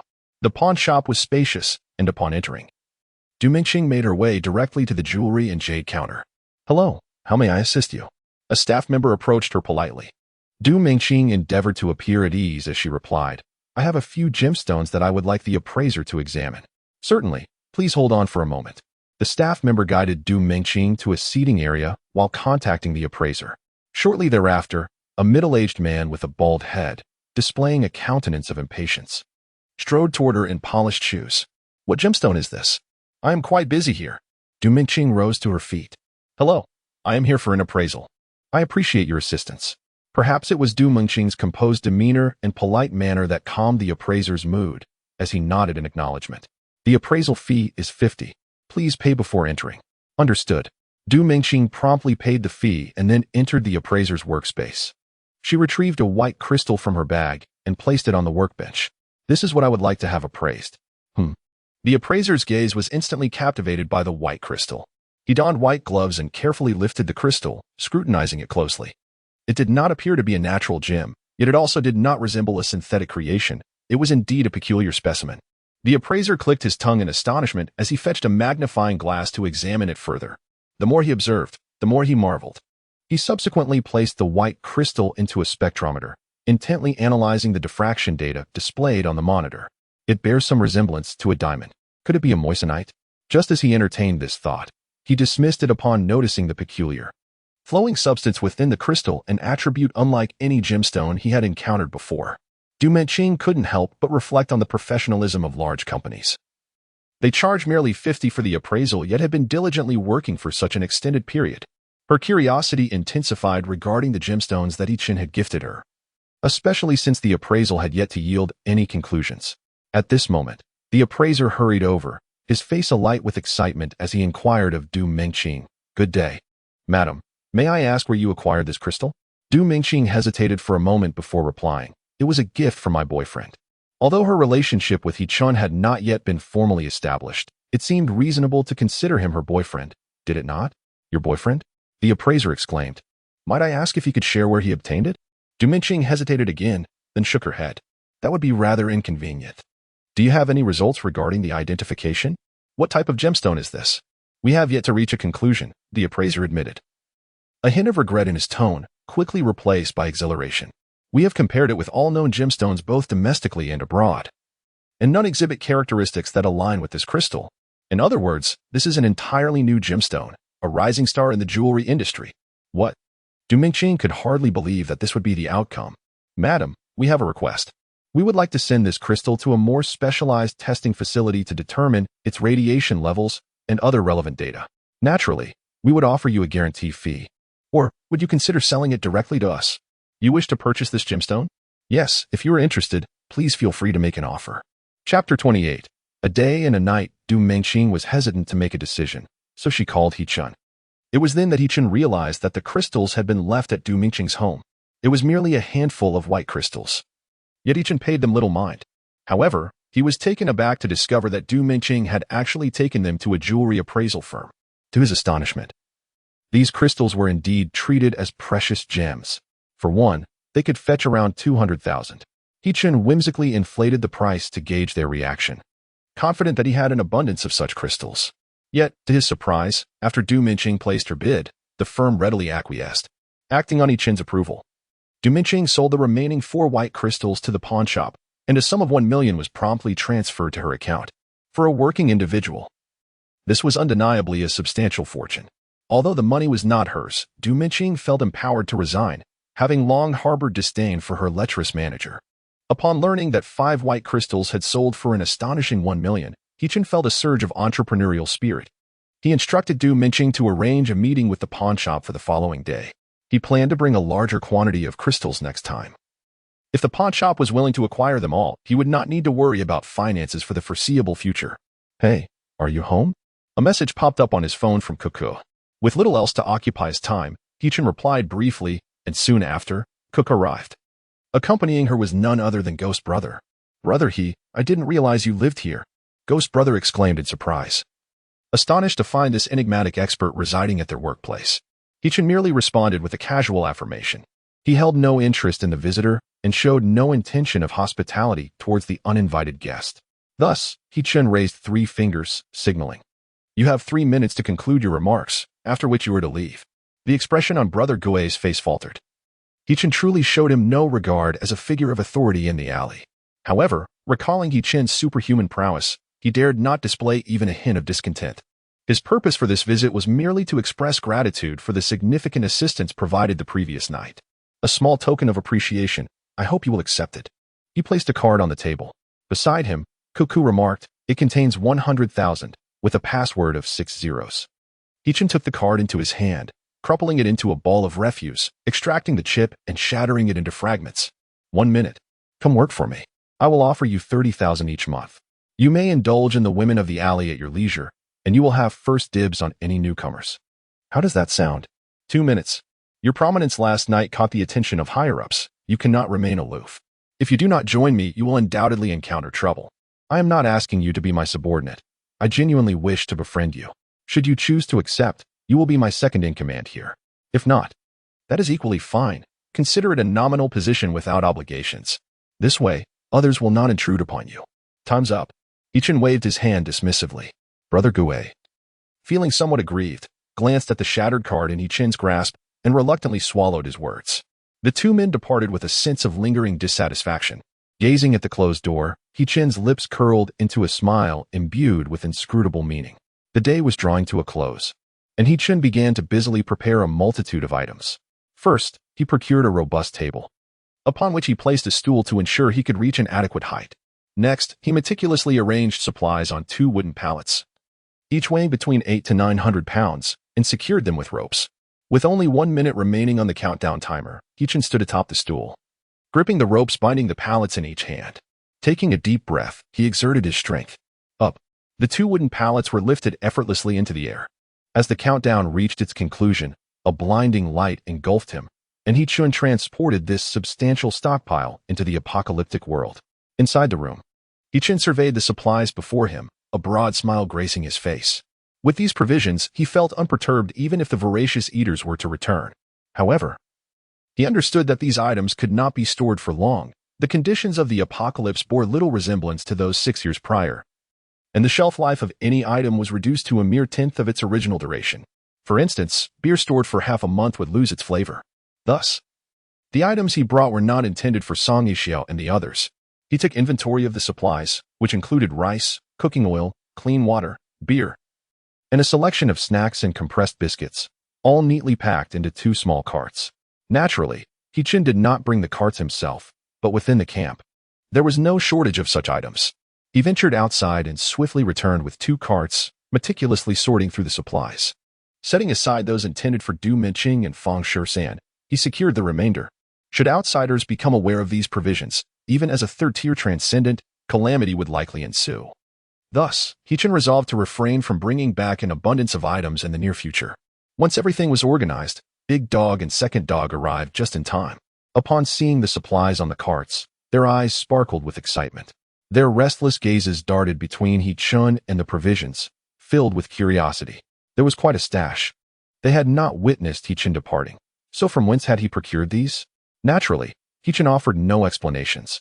Once they departed, he retreated to his bedroom, retrieving all the crystal cores that had not been utilized the previous day. Approximately 1/3 had been consumed, yet a substantial portion remained in the box. He grasped a handful and tucked them into his pocket before settling onto the bed to continue his absorption. As time flowed seamlessly, Hichin repeatedly engaged in the process of absorbing the crystal cores, transcending the confines of time itself. It was not until a burst of white light engulfed him that he regained awareness. He found himself within the confines of the small courtyard. To his astonishment, he realized that his absorption of the crystal cores had persisted for an entire day and night. His internal strength surged powerfully. Not only had his power increased, but his stamina had also multiplied several times over. Now, even should he sprint at full capacity to complete a marathon, he could do so with ease. However, the augmentation of his internal energy did little to alleviate his mental fatigue, and a wave of drowsiness washed over Hichin as he involuntarily stifled a yawn. Moreover, perhaps due to the rapid absorption of a substantial amount of energy, he felt an indescribable sensation of fullness within his body, as if he were a balloon being inflated, making him quite uncomfortable. Hichin rose and stepped outside. He recalled that there were several massage parlors in the urban village, although most were not legitimate. A few offered authentic blind massage services. Hichin had visited one previously, and he remembered the immense strength of the trained blind masseurs, which had made him grimace in pain. Chapter 29. Hichin's new identity in a blind massage parlor in Homa village. Hichin, in a generous spirit, paid double the usual price, thus ensuring that 2 practitioners attended to him simultaneously. One was a young man around 20, with sunken eye sockets and a visual impairment. Aside from that, he was in good health, tall, and robust. His hands were notably thicker than those of an average person, and Hichin had previously experienced his technique, which had caused him considerable discomfort. This time, he was determined to have him. The other practitioner was the young man's master, a middle-aged man in his 40s. Physically fit though somewhat lean, possessing well-defined muscles. His strength was no less than that of the young man, and his technique was even more refined. One worked on Hichin's arms while the other focused on his legs, and as soon as they began, Hichin couldn't help but let out a contented moan. "Is it too heavy?" the middle-aged man inquired with a smile. Hichin shook his head in response. "Shall I invite both of you to have something to eat first?" Before they could react, Hichin continued, "I sense that neither of you has had a meal today." Instantly, both men's hands paused, and in the next moment, they inhaled deeply, their strength doubling in an instant. With their considerable strength, had they applied it to an ordinary individual, one would instantly witness a mask of agony accompanied by wails akin to that of a slaughtered pig. However, Hichin was an exception. Endowed with the physique of a second-tier extraordinary being, the pressure was just right for him. He let out a contented sigh, feeling at ease. With his eyes closed, he appeared as tranquil as a corpse, even succumbing to drowsiness. As the sound of his gentle snores began to rise, the expressions of the 2 massage therapists turned as grim as if they had swallowed a fly. They exerted every ounce of their strength, expecting their client to cry out in pain, yet he was blissfully asleep. This was an affront to their professional pride. Just as they pondered the meaning of life, Hichin awoke. "Are you too tired?" he inquired. It turned out they had just reduced their intensity. The middle-aged man chuckled. "How could that be? This is our livelihood. We thought you had fallen asleep, so we eased up a bit." Hichin replied earnestly, "Rest assured. It is merely that your pressure was too light. I was just a bit drowsy." Such a seemingly insouciant remark caused the veins on the foreheads of the 2 men to throb visibly. Their grip intensified dramatically. Hichin reveled in the moment, unable to suppress a smile. As the hour-long massage concluded, the 2 therapists were panting, their hands trembling imperceptibly, and the fear in their gazes directed at Hichin was palpable. They had never encountered such an anomaly. Setting aside his extraordinary endurance, his body was as resilient as leather. They could distinctly feel the remarkable toughness of his physique as they worked on him. Hichin felt a twinge of guilt and intentionally paid double the price. Just as he stepped outside and had taken only a few steps, he heard the clattering sound of the rolling shutter. Turning around, he discovered that the massage parlor had lowered its shutter and closed its doors. He stroked his chin thoughtfully and then entered a nearby acupuncture and massage establishment. An hour later, Hichin emerged, his countenance radiant. The stagnation within him had completely dissipated, and the flow of energy within him was now unobstructed. He could even faintly sense the trajectory of this energy, which, according to Song Yixiao's theory, corresponded to the meridians. It appeared that his meridians were even more unobstructed than those of Song Yixiao and other extraordinary individuals. It is worth noting that those individuals only began to perceive their meridians after reaching the third tier. Exhausted from the day's events, He-Chin opted not to have dinner for the first time and collapsed into bed upon returning home. The next day, as the sun climbed high in the sky, Du Mingqing went to resign from her job early in the morning, eliciting envy from many of her colleagues. After all, they had witnessed her receiving such an extravagant gift just the day before, followed by her taking leave, and now she was resigning. A scenario reminiscent of a domineering CEO falling in love with her had spontaneously formed in their minds. Du Mingqing swiftly completed her resignation and then proceeded to a pawn shop. She had arranged to meet with the appraiser she had spoken to yesterday, but upon her arrival, she was surprised to find not only the appraiser from the previous day in the VIP room, but also a woman of remarkable poise. "Hello, my name is Heather Lin." "Heather Lin?" Du Mingqing was momentarily taken aback, struggling to believe her eyes. Gradually, she recalled the fashion magazine, featuring the heiress of the Jean de Bayo family, who also held the position of chief designer. The exquisite golden lock was indeed her design. Presently, this affluent heiress stood before her, seemingly anticipating her arrival. "Could you enlighten me regarding the origins of this gemstone?" Heather inquired directly, cutting to the chase. Du Mingqing maintained her position from the previous day, thus. Heather insisted on meeting He-Chun for a face-to-face discussion. Reluctantly, she dialed He-Chun's number. He had already awakened, as he required only 4 hours of slumber to rejuvenate. Just moments ago, he had indulged in an extravagant breakfast, spending 300 yuan for a feast meant for 30 people, leaving him moderately satiated. Upon receiving Du Mingqing's call, He-Chun hesitated momentarily but ultimately declined the invitation. Although he was curious to see how Heather had transformed, considering her previous state in the dismal confines of the apocalypse, he felt it was not yet his time to intervene. Since Du Mingqing was willing to assist him, it was best for her to take the lead for now. On the other hand, Du Mingqing was taken aback by He-Chun's refusal to meet. After all, in her perspective, establishing a connection with such a prestigious family could potentially alter the fate of an ordinary individual. Yet, He-Chun was far from ordinary. Perhaps he did not require such an opportunity. Consequently, Du Mingqing swiftly recalibrated her mindset and offered Heather a gentle smile. "I apologize, but my boyfriend is currently unavailable. He has entrusted me to handle all discussions." Heather appeared somewhat displeased, yet the air of mystery surrounding her piqued her curiosity. "Very well, I shall present my terms. I wish to know, how many of these gemstones do you possess?" Du Mingqing promptly inquired via WeChat and received a response from He-Chun. With a serious demeanor, she stated, "Not much, but it's stable, and there will always be supply." Heather Lin was eager to have Du Mingqing hand her the phone so that she could negotiate directly with He-Chun. However, fearing the ire of the formidable figure behind Du Mingqing, she restrained her impatience and added, "The quality of these gemstones is indeed remarkable and exceedingly rare. I can increase my offer by 50,000 at a purchase price of 25 each. Whatever quantity you possess, I shall acquire. However, the condition is that you supply me exclusively." Upon hearing this, Du Mingqing once again consulted He-Chun, and after receiving his reply, she shook her head. "That's not feasible." "Why?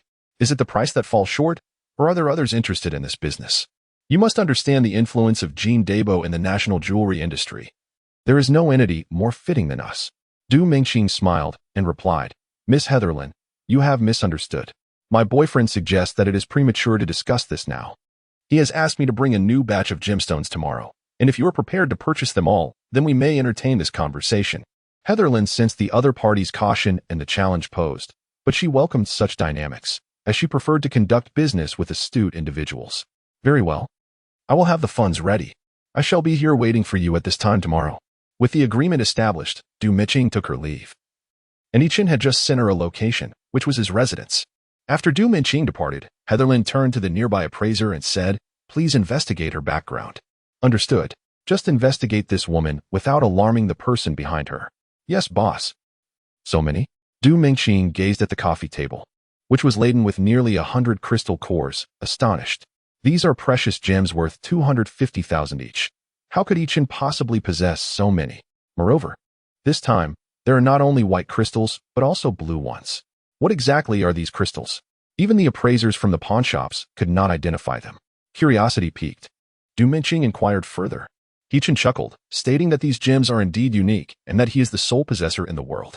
As for the rest, he would keep it a secret for now. Du Mingqing pouted, but chose not to press further. Instead, she began to inspect the small courtyard where Hechen resided. Have you amassed such a stockpile with the intention of opening a store? She observed that Hechen's home was filled to the brim with various supplies, stacked in boxes. The quantity astonishing enough to appear more like a warehouse than a residence. Hechen nodded decisively. Yes, I consider myself a supplier. Hechen adopted a new identity for himself. Chapter 30. The observatory. In the evening, Hechen returned to his dormitory in the post-apocalyptic world. The room was as usual, with only a few scattered crystal cores remaining in the box.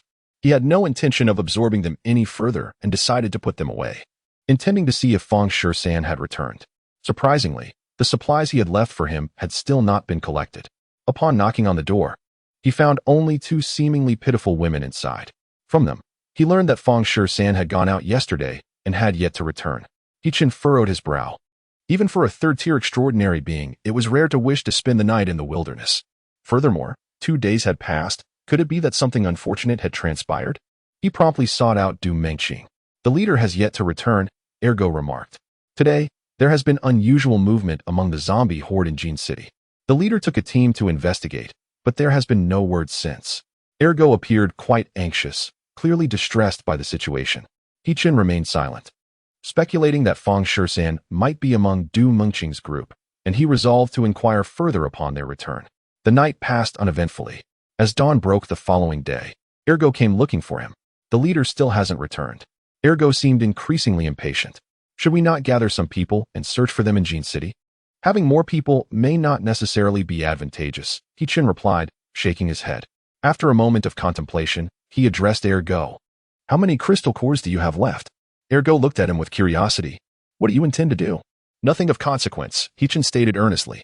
I am on the verge of reaching the 3rd tier, but my supply of crystal cores is rather insufficient. If you trust me, please provide me with a batch of cores. If I absorb them today, I should be able to break through to the 3rd tier. And then it would not be too late to venture into Jin City. You are about to attain the 3rd tier? Ergo expressed his astonishment. Hechen had only just recently made his breakthrough, yet he was already poised for another upgrade. However, recalling how Du Mingqing had gifted Hechen a substantial number of crystal cores, along with the many 3rd-tier extraordinary friends he had, it seemed reasonable that he would not be lacking in resources. Such rapid advancement was, indeed, within the realm of possibility. After a moment of contemplation, Ergo could not devise a more feasible plan and reluctantly acquiesced. Very well, I shall fetch them for you. How many do you require?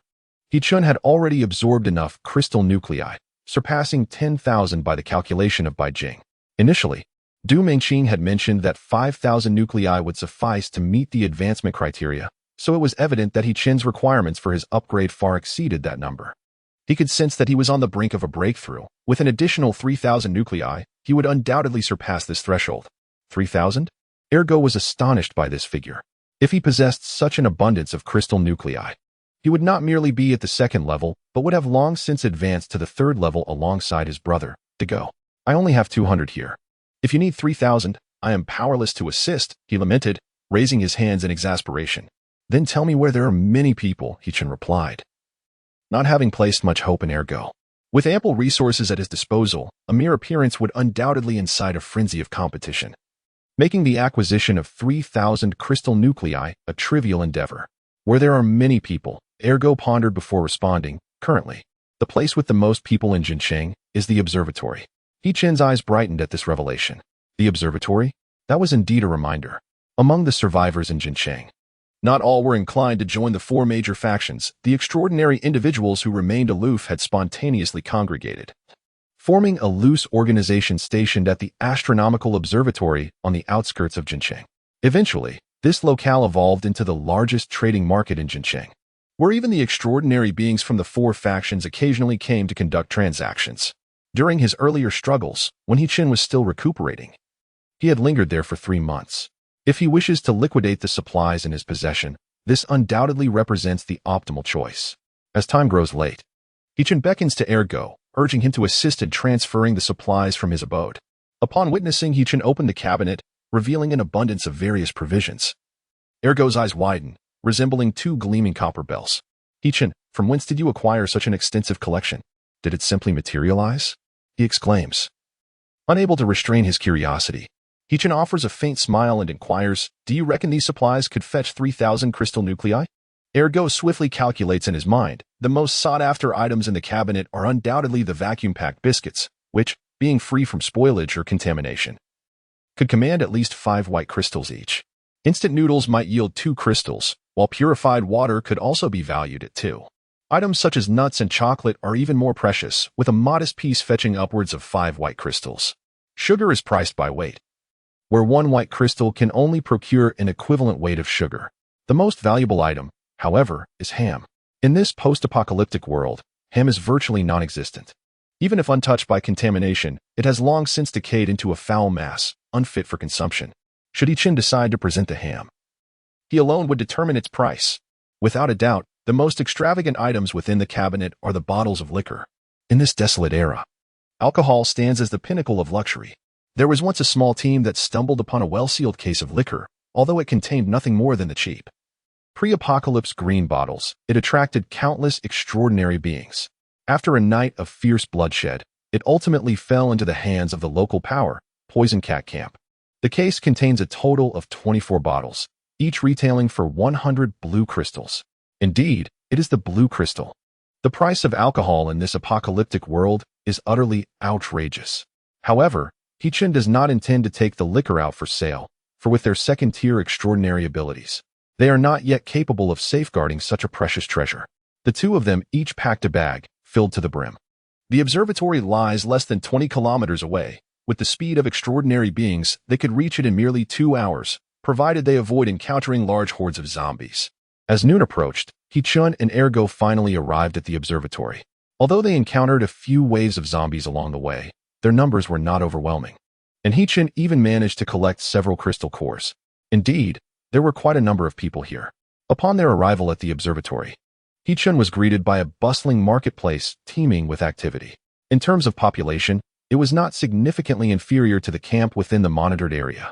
However, the vast majority of individuals here were mere ordinary folk, with extraordinary beings remaining a rarity, which perhaps explains why some jokingly referred to this place as a haven for vagrants.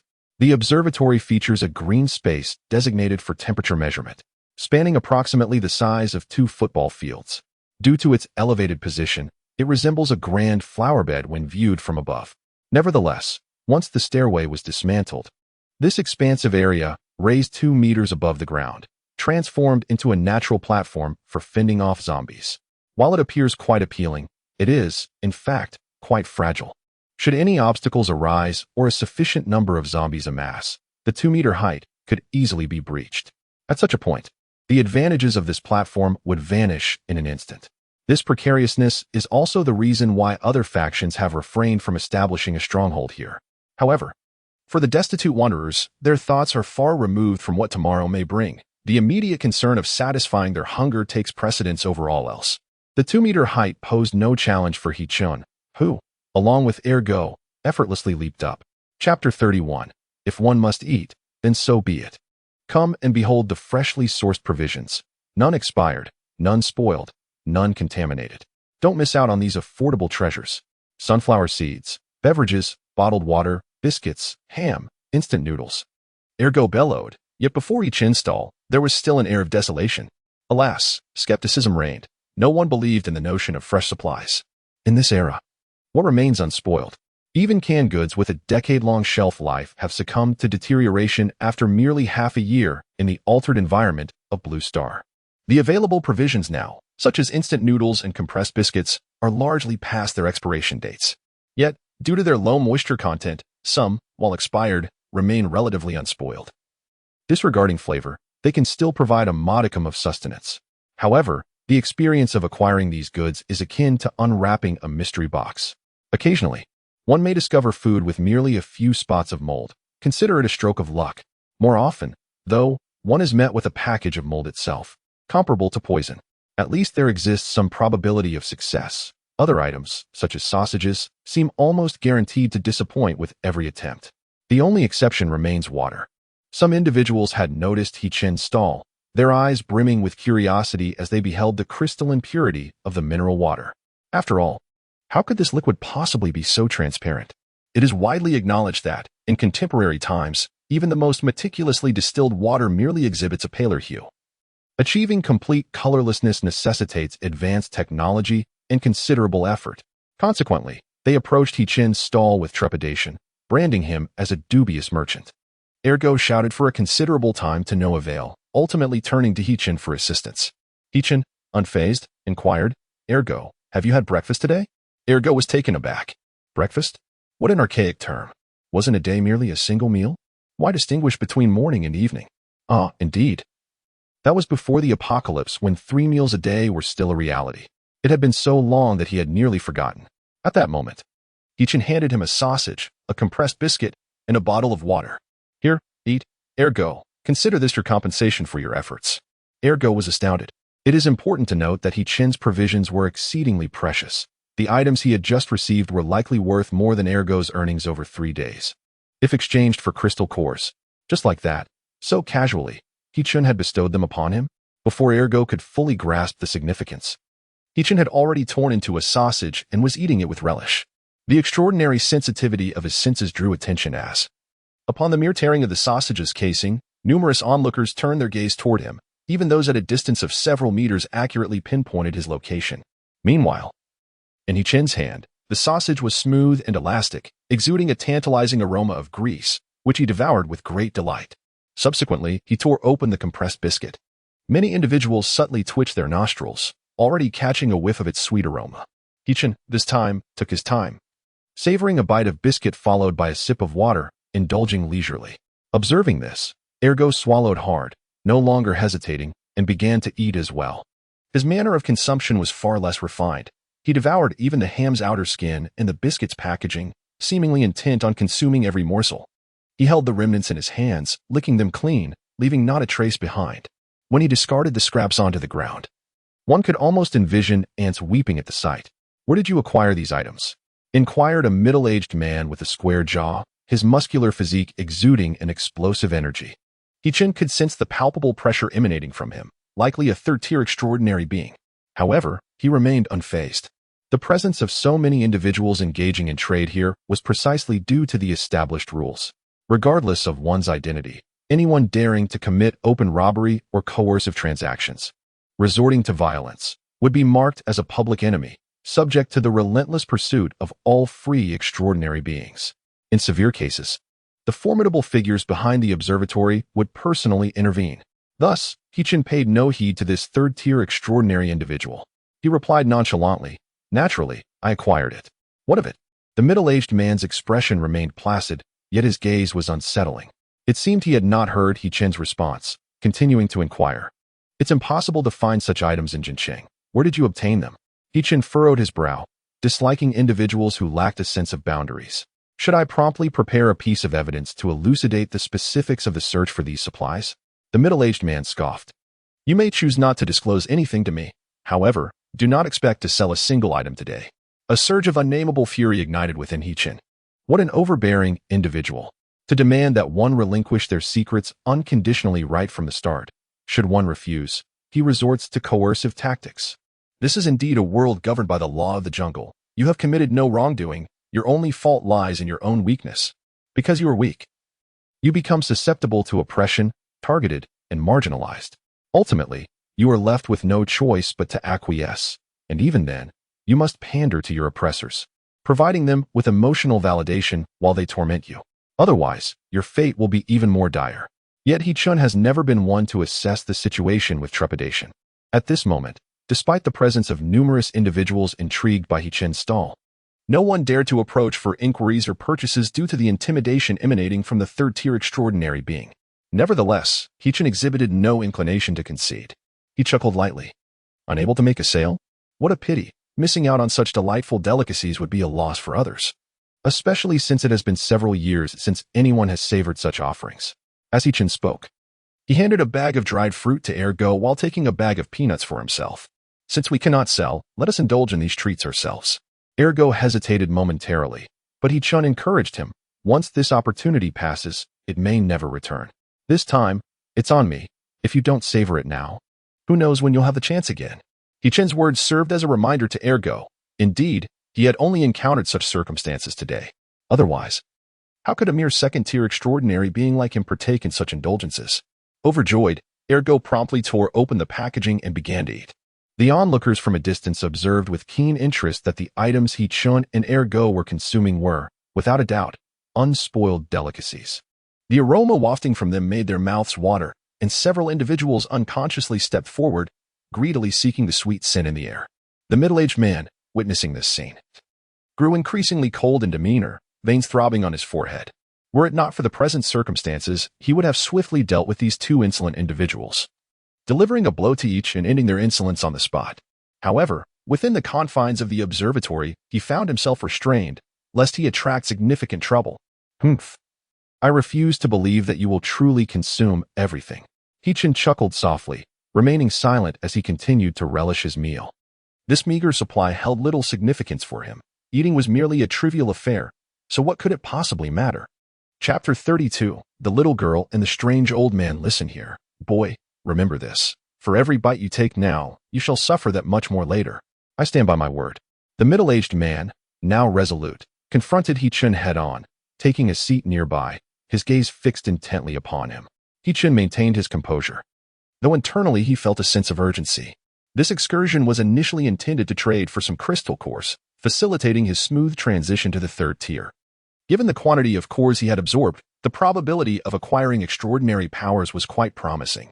However, despite the beauty of his plans, fate had dealt him an unfortunate hand, leading him to encounter such a brazen third-tier extraordinary being. With this disruption, Hichin's meticulously crafted plans had been thrown into disarray. If he could not be promoted to the third tier, he would be unable to venture to Jinsheng to investigate the situation and search for Feng Shisan and Du Mengqing, who had not returned for 2 days. Moreover, setting these matters aside, the individual before him was evidently fixated on him. They were engaged in a contest of patience. Should Hichin lose his composure and depart first, he would undoubtedly be intercepted, rendering his fate uncertain. How infuriating! Was he to remain trapped in the observatory indefinitely? Hichin, filled with resolve, contemplated that if pushed to his limits, he would not hesitate to resort to a mutual destruction scenario. Just as Hichin was solidifying his determination, a petite girl suddenly bounded over. Oh my goodness, it smells delightful. The little girl, appearing to be around 12 or 13, with her hair tied in a lively ponytail, skillfully navigated through the crowd, hopping excitedly to Hichin's stall.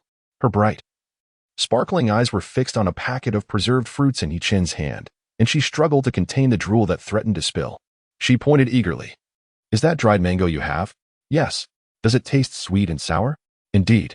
It looks absolutely delicious. Absolutely, it's delectable.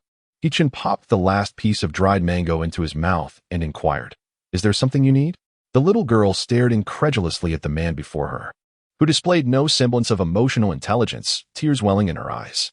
After asking for so long, he had the audacity to consume the final piece of dried mango himself? I will tell my grandfather that you bullied me, she cried, before running away, leaving Hichin with a perplexed expression. What was happening? Why were the people here so oddly peculiar? He remained unconcerned, continuing to chat casually with Ergo while enjoying his snacks. Just as he finished another bag of dried bayberries, the little girl returned, accompanied by an elderly gentleman with a head of white hair, yet full of vigor. The little girl approached Hichin's stall, her face flushed with anger as she pointed at him and turned to the old man, exclaiming, Grandpa, he is bullying me. Hichin raised an eyebrow. The elder, with a commanding presence, fixed his gaze upon Hichin, scrutinizing him before lowering his eyes to the items on the stall. Young friend, are these things yours? Hichin nodded. Yes. What is the price? With a grin, Hichin inquired, Are you interested? The old man replied nonchalantly, Indeed. Your goods appear commendable. I shall take them all. Hichin, taken aback, shook his head in response, which stirred some dissatisfaction in the elder. What is this? You're not selling? Hichin chuckled. How could that be? It's just that someone who seemed quite formidable mentioned that no one is allowed to purchase my wares. I was concerned you might encounter trouble. As he spoke, Hichin turned to the spot where the middle-aged man had stood, only to discover that he had vanished without a trace. The elder waved his hand dismissively. You need not concern yourself with him. If I say I wish to buy, no one dares interfere. Sell your goods without hesitation. Hichin smiled, contemplating the twists of fate. Having just encountered one obstacle, he now found himself facing a greater ally. He promptly emptied his backpack, presenting the items in their respective prices, culminating in a total of 3,550 crystal cores. Allow me to offer you a discount, charging you 3,500. What do you think? The old man's lips twitched slightly, as if he realized his previous words had been rather hasty. Young man, your items seem rather overpriced, don't you think? They are generally at least 5 times more expensive than others. That is because the quality differs, He-chun replied with remarkable composure, extending a sausage towards him. Regardless of whether you choose to purchase, I appreciate your support for my business. Please accept this sausage as a token of my gratitude. The elder frowned, honestly skeptical about the quality of the sausage. In extreme environments, it was indeed possible for pre-apocalyptic items to remain preserved, such as those stored in liquid nitrogen, which would significantly reduce the chances of spoilage. However, finding such storage conditions in the entirety of Gene City was highly unlikely. He was uncertain if any other preservation methods existed, but if they did, they would surely be scarce. Simply put, he believed that upon opening, the sausage would most likely be rancid. Yet there was something captivating about the confidence radiating from this young man. He found himself glancing at the sausage once more. After a brief moment of hesitation, he accepted it. Without any visible effort, the sausage's casing peeled away. In an instant, an enticing aroma enveloped his senses, the scent of synthesized food from the pre-apocalyptic world, a fragrance he had not encountered in quite some time. The old man could scarcely believe his eyes. Was he truly not hallucinating? He was witnessing a sausage that had not spoiled. At that moment, He-chun handed a bag of preserved plums to a little girl. Here you go. Since your grandfather wishes to purchase everything, these are yours. Yay! The little girl, filled with joy, leaped up as she eagerly accepted the sweet plums. Unable to contain her excitement, she unwrapped one and placed a green plum into her mouth, her face radiating happiness. However, as she savored the treat, tears unexpectedly welled up in her eyes. Grandpa, it tastes so good. I haven't had this in ages. The elderly man, momentarily lost in thought, suddenly awakened at that moment. He turned sharply to He-chun, asking, how many of these do you have left? He-chun shrank back slightly. This is all I have for now, but if you wish to purchase more, I can sell them to you when I acquire more. The old man's expression softened a bit. Indeed, given the excellent preservation of such items, it is unlikely there would be many. Nonetheless, it is fortunate to encounter them today. He glanced affectionately at his granddaughter and said to He-chun, should you come across more of these in the future, do not hesitate to bring them to me. I will take as many as you have. This time, it's 3,005, correct? I shall have someone deliver the crystals to you. He-chun grinned, revealing 2 prominent teeth. All right, old man, I appreciate your support for my business. The old man also smiled, instructing his granddaughter to fetch the crystals. He then remarked to He-chun, you seem unfamiliar around here. I assume you haven't frequented this place much. I spent some time here about 6 months ago. And now I've joined the detention camp, He-chun replied earnestly. In the detention camp? The old man nodded, still smiling. That place is quite decent. Free from the chaos found in other areas, and the environment is pleasant too. I've met the young lady who leads your camp. She is quite intriguing. Oh? You know our camp's leader? He-chun had long been intrigued by the identity of the elderly man. In a post-apocalyptic world, his meticulous attire and the evident ability to care for his granddaughter spoke volumes of his capabilities. Chapter 33. Success. The little girl soon arrived with a bag brimming with crystal cores, the majority of which were blue crystals. Let an escort you out, the old man said effortlessly as he slung 2 backpacks over his shoulders and turned to He-chun. It was then that He-chun learned the little girl's name was Inan. However, he found it somewhat perplexing that such a young girl was allowed to roam freely, especially to escort them. Nevertheless, he refrained from probing further. With the crystal cores in hand, he was eager to return and advance his level. The little girl nimbly leaped, as agile as a rabbit, landing outside the platform. He-chun exchanged a bewildered glance with Ergo. They finally understood why the old man trusted this little girl so completely. Judging by that leap alone, she was at least a second-tier extraordinary being. Why aren't you leaving yet? Hurry up. I want to go back and eat. Inan urged. Although her hands were already filled with various treats, her cheeks puffed out. She still longed for the 2 backpacks her grandfather had taken. He-chun replied, there's not much in those backpacks, just a few snacks. Next time, I will bring you some more. The little girl looked at He-chun with delight. Really? Indeed. He-chun nodded. I'll hold you to that. Yay, the little girl exclaimed, bouncing up with joy, soaring over 3 meters high. Splendid. He-chun, from now on, you shall be my dearest friend. Inan exclaimed. leaping onto Hichin's back with exuberance. Hichin chuckled helplessly, conceding to carry her, albeit taken aback by how easily the young girl had won him over with mere snacks, mere promises. In fact, by the way, your grandfather seems quite impressive. Hichin attempted to inquire. Yes, my grandfather is indeed remarkable. He performs magic, she replied. Magic? Hichin echoed. Struggling to comprehend In's perspective but hesitant to delve too deeply, they engaged in light banter. In added, when you come next time, make sure to find us at the Red House on the east side. That way, no one will dare to bully you. Seizing the opportunity, Hichin asked, today a villain prevented us from selling our goods. Do you know him? Yes, I have a faint impression. He is a scoundrel who often bullies others. My grandfather is already furious and said he would teach him a lesson if he sees him again. Pouted, mimicking a punching gesture. Hichin realized he would glean no useful information from Inon.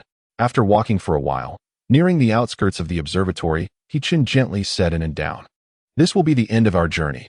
I appreciate your company. Not at all, but you should come earlier next time. I'm looking forward to you bringing me delicious treats. She chirped. All right, I shall bring you more snacks next time. Hichin replied as he bid farewell to Inon. However, as he turned, he spotted a distant figure, and his expression darkened instantly. The lingering presence of those cursed souls is truly unsettling. That middle-aged man with a square face has no intention of giving up. He has been persistently following them. Hichin decisively called the young girl back. Inon, I do not wish to return today. Could you assist me in finding a place to rest for the night? He inquired. Inon tilted her head, somewhat puzzled, yet she agreed. Certainly, follow me. She waved her hand, gesturing for Hichin to accompany her. Hichin cast a glance back at the distant middle-aged man, his eyes now reflecting a murderous intent. If he perceives him as a soft target, then let him witness Hichin's true ferocity. Inon led them into the observatory building, which astonished Hichin, for the ground floor had been transformed into a livestock farm. Inside, several horses and sheep roamed freely. The horses had bloodshot eyes, their legs so thick that they struggled to move, having completely lost their ability to run. The sheep fared little better, their wool matted and even sprouting fangs. These were characteristics of contamination, yet they had not succumbed to becoming zombie beasts. Following the environmental changes on Blue Star, all living beings were undergoing mutations. These contaminated livestock, although tough and unpalatable, still provided sustenance, proving to be a better option than expired provisions. The ability to raise livestock here also attested to the strength of the individual in control. Those lacking power were unworthy of safeguarding such resources. There are no additional rooms available. You must remain here, she declared. Inon pointed towards an area designated for fodder storage, and then stated, My grandfather says that going up there can be fatal. She gestured towards the ceiling, her face displaying genuine fear. It was unmistakably sincere. Hichin nodded, satisfied with the existence of such a place. Inon waved her hand and skipped away, while Ergo prepared a section, turning to Hichin and said, You must absorb these quickly. With so many crystal cores, you might not finish by tomorrow. He understood Hichin's intentions once Hichin advanced to the third tier. The threat posed by the middle-aged man would dissipate. Otherwise, not only would their journey to Jean's city be jeopardized, but their very safety in leaving this place would also be in question. Hichin declined Ergo's kindness, instead constructing a semi-enclosed space using hay bales. He instructed Ergo, Please keep watch for me and ensure that no one disturbs me. Once I enter, seal the entrance with the hay. Understood. Hichin then stepped inside, while Ergo piled the hay bales, effectively encasing him within. The light immediately dimmed. Hichin took a deep breath and settled into a meditative position, fastening the bag containing the crystal cores to himself before commencing absorption. As time flowed on, even as the white light enveloped him and then expelled him, Hichin remained undeterred, seated in the living room, continuing his absorption. One by one, the crystal cores in his hands transformed into powder, gradually forming a small mound before him. As dawn approached, Hichin's complexion flushed. He had reached his limit. Break for me. Hichin summoned all his energy, concentrating it in one place before abruptly releasing it, causing his body to tremble. With a pop, it was as if a membrane had been pierced, unleashing a razor-sharp force that surged wildly within him, tearing his skin and leaving him resembling a figure drenched in blood. Calm down. Hichin focused his mental strength, finally managing to quell that ferocious energy, allowing it to settle within him. Gradually, streams of power began to radiate throughout his limbs and every pore of his body, as if this force were growing autonomously, simultaneously fortifying his physique. The wounds that had just been inflicted upon him rapidly healed within mere minutes, instilling him with an overwhelming sense of strength. Hichin opened his eyes, a brilliant light emanating from them. It was accomplished. Chapter 34. The obstruction, feeling the immense power coursing through his body. Hichin suddenly clenched his fist and struck his solid chest. What a rush! As a third-tier extraordinary being, both his strength and bodily resilience surpassed that of a second-tier individual. At this moment, Hichin held a bottle opener in his hand, with minimal effort. He bent it as if it were pliable, unleashing a force exceeding 100 kilograms between his fingers. After gauging his newfound strength, Hichin shifted his focus inward. When he had just ascended to the third tier, this very power had caused him considerable distress, nearly tearing his body apart.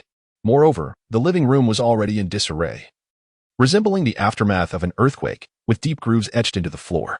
The furnishings, including the sofa, coffee table, and stools, had been reduced to mere fragments. This chaos was the result of the tremendous force that had unintentionally emanated during his recent ascension. What precisely was this power?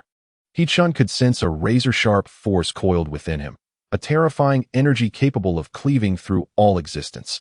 This was his newfound ability. From this moment onward, he was an ability user. The manifestation of this power transcended Hichin's comprehension. Previously, Song Yixiao had elucidated various types of abilities, yet none seemed to correspond with the nature of his own. Nevertheless, the potency of this force was undeniably formidable.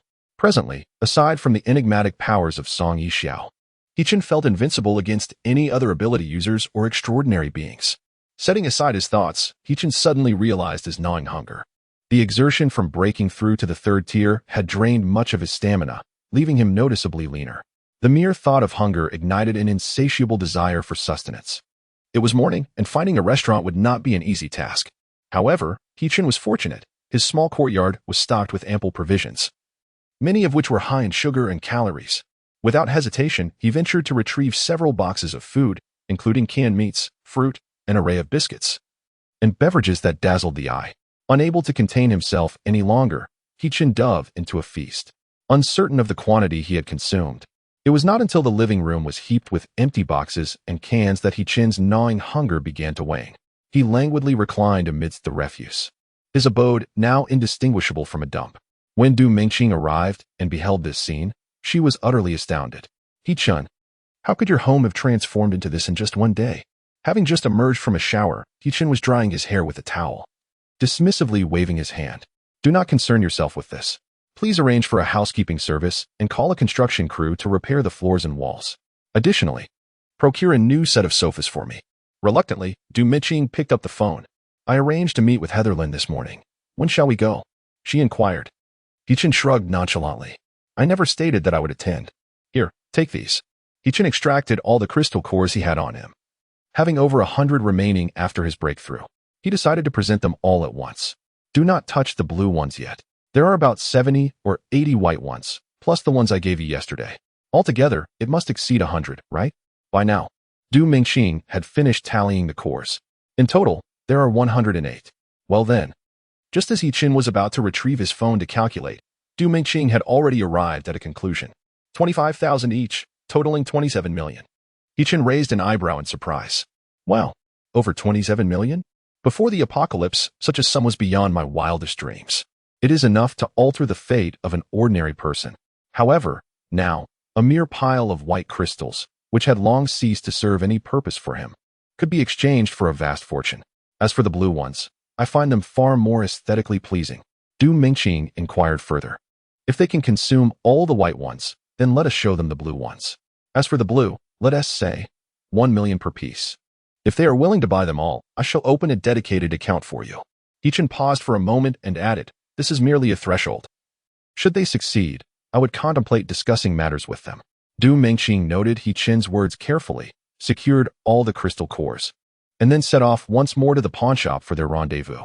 After a tranquil day, at dusk, Hichin enjoyed a hearty meal before returning to his small courtyard.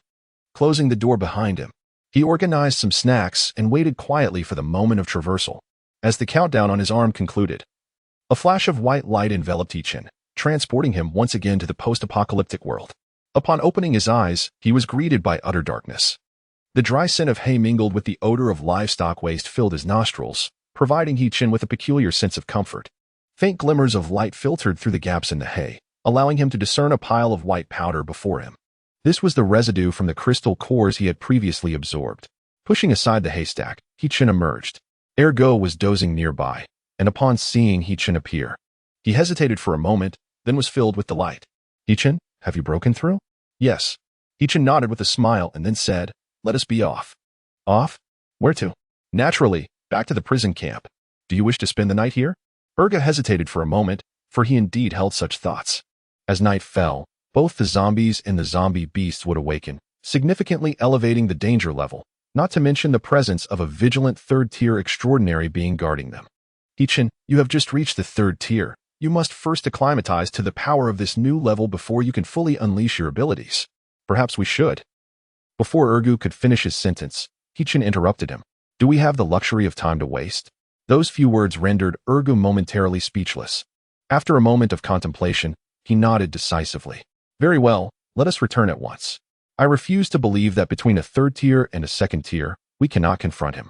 He-Chin nodded in agreement, placing the package he had brought back in a conspicuous spot in the hall before signaling Ergo to leave. It was then that Ergo noticed a small package in He-Chin's hand. When had that appeared? Had he been so careless that he hadn't noticed it along the way? Nevertheless, he refrained from inquiring further. As the two emerged from the observatory, the sky had darkened significantly. In no more than half an hour, night would envelop them entirely. Ergo scanned their surroundings, but did not see the middle-aged man with the square face. It seems he has given up. Let us hurry. We still have time to gather everyone upon our return. Indeed. He-Chin remained silent, and the two hastened their pace. Just as the first star twinkled in the night sky after half an hour of walking, a figure appeared before them. Chapter 35, Loyalty Kid. Are you finally willing to show yourself? The middle-aged man laughed heartily, akin to a fisherman who, after a long night of waiting, finally reaped his reward. He-Chin was not surprised. In fact, he felt a sense of anticipation. He was waiting for this person, and if they did not arrive, he would remain uneasy. Speak. How do you wish to perish? If you can come to terms with it and reveal what you know, I can grant you a swift end. Otherwise, I shall ensure you endure untold suffering before your demise. Trust me, you would not desire to experience that. He-Chin shook his head in disdain. How tiresome. Do you not understand that villains perish from their verbosity? Seeing He-Chin's indifferent demeanor, the middle-aged man's face turned ashen. All right, fine. You wish to put on a show. Do you? Do you believe it will serve you any purpose? I have been observing for half an hour, and no one has emerged from the observatory. I wonder who can save you now. He-Chin was beginning to lose his patience. Are you a chatterbox? He inquired. The middle-aged man's unfinished words felt as if they had been forcibly repressed, leaving him in a state of discomfort, which swiftly morphed into sheer rage. Fine. Since you do not value your lives. Before he could finish, He-Chin had already taken the initiative. A brick, imbued with tremendous force, struck the man squarely on the face. It was precise and unyielding. Caught off guard, the middle-aged man staggered backward, his head ringing. When He-Chin finally beheld his face, he could not help but burst into laughter. Incredible. Truly remarkable. A mere brick has unearthed a national treasure. At this moment, the middle-aged man bore a visage marred by bruises, his once prominent jawline now appearing more angular. His eye sockets were shrouded in darkness, and blood trickled incessantly from his nose, rendering him a figure of absurdity. Yet, paradoxically, his anger had significantly waned. From the force of the recent blow, he discerned that He-Chin was not merely a second-tier extraordinary being, but rather a formidable third-tier, though he himself was also a third-tier, and had wielded this power for some time. He felt confident he could subdue He-Chin in combat. However, engaging in such a venture seemed unwise. Even if he succeeded in vanquishing He-Chin, what would he gain? Nothing at all. Exerting effort for no reward equated to a slow form of self-destruction. It was a losing proposition. Had He-Chin been a second-tier extraordinary being, he would not have hesitated to toy with him. Thus, after a moment of rational contemplation, he resolved to abandon the confrontation. Boy, remember this grudge. I shall repay this injury in due time. With those menacing words, the middle-aged man turned and hastily departed. Yet, in the next instant, his sixth sense triggered a warning, compelling him to instinctively lean to the left. A sharp sound sliced through the air, accompanied by the tearing of fabric at his right waist. Blood gushed forth from the wound, and only then did the man truly feel the pain. With a cry of agony, he staggered back, creating sufficient distance between himself and He-Chin. Why, you are an extraordinary being, he gasped, his face a mask of terror, his chin quivering slightly. Whether from excessive blood loss or sheer fear, his body trembled uncontrollably. Hichin smiled faintly. What's the matter? The middle-aged man wore a face of bitter despair, unable to fathom that the little chick he had always considered to be easily manipulated was, in fact, a hidden superhuman. This truly felt like hitting a solid wall. I'm sorry, I was wrong. The middle-aged man suddenly knelt on the ground, one hand clutching his waist, desperately trying to staunch the flow of blood from his wound, while pleading earnestly to Hichin. I'll give you all the crystal cores I possess. I beg you. Spare my life. I promise I will never appear before you again. Or, if you want me to serve you like a beast of burden, I will comply. Just please don't kill me. I will do whatever you ask. As he pleaded, he slowly began to retreat, for Hichin was advancing steadily towards him. I desire nothing from you. You hold no value for me. Hichin halted before him and waved his hand dismissively.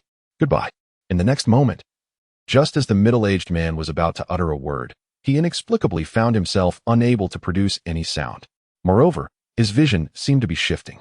In his final thought, he noticed his sight continually descending while his body remained still, as if only his head had fallen.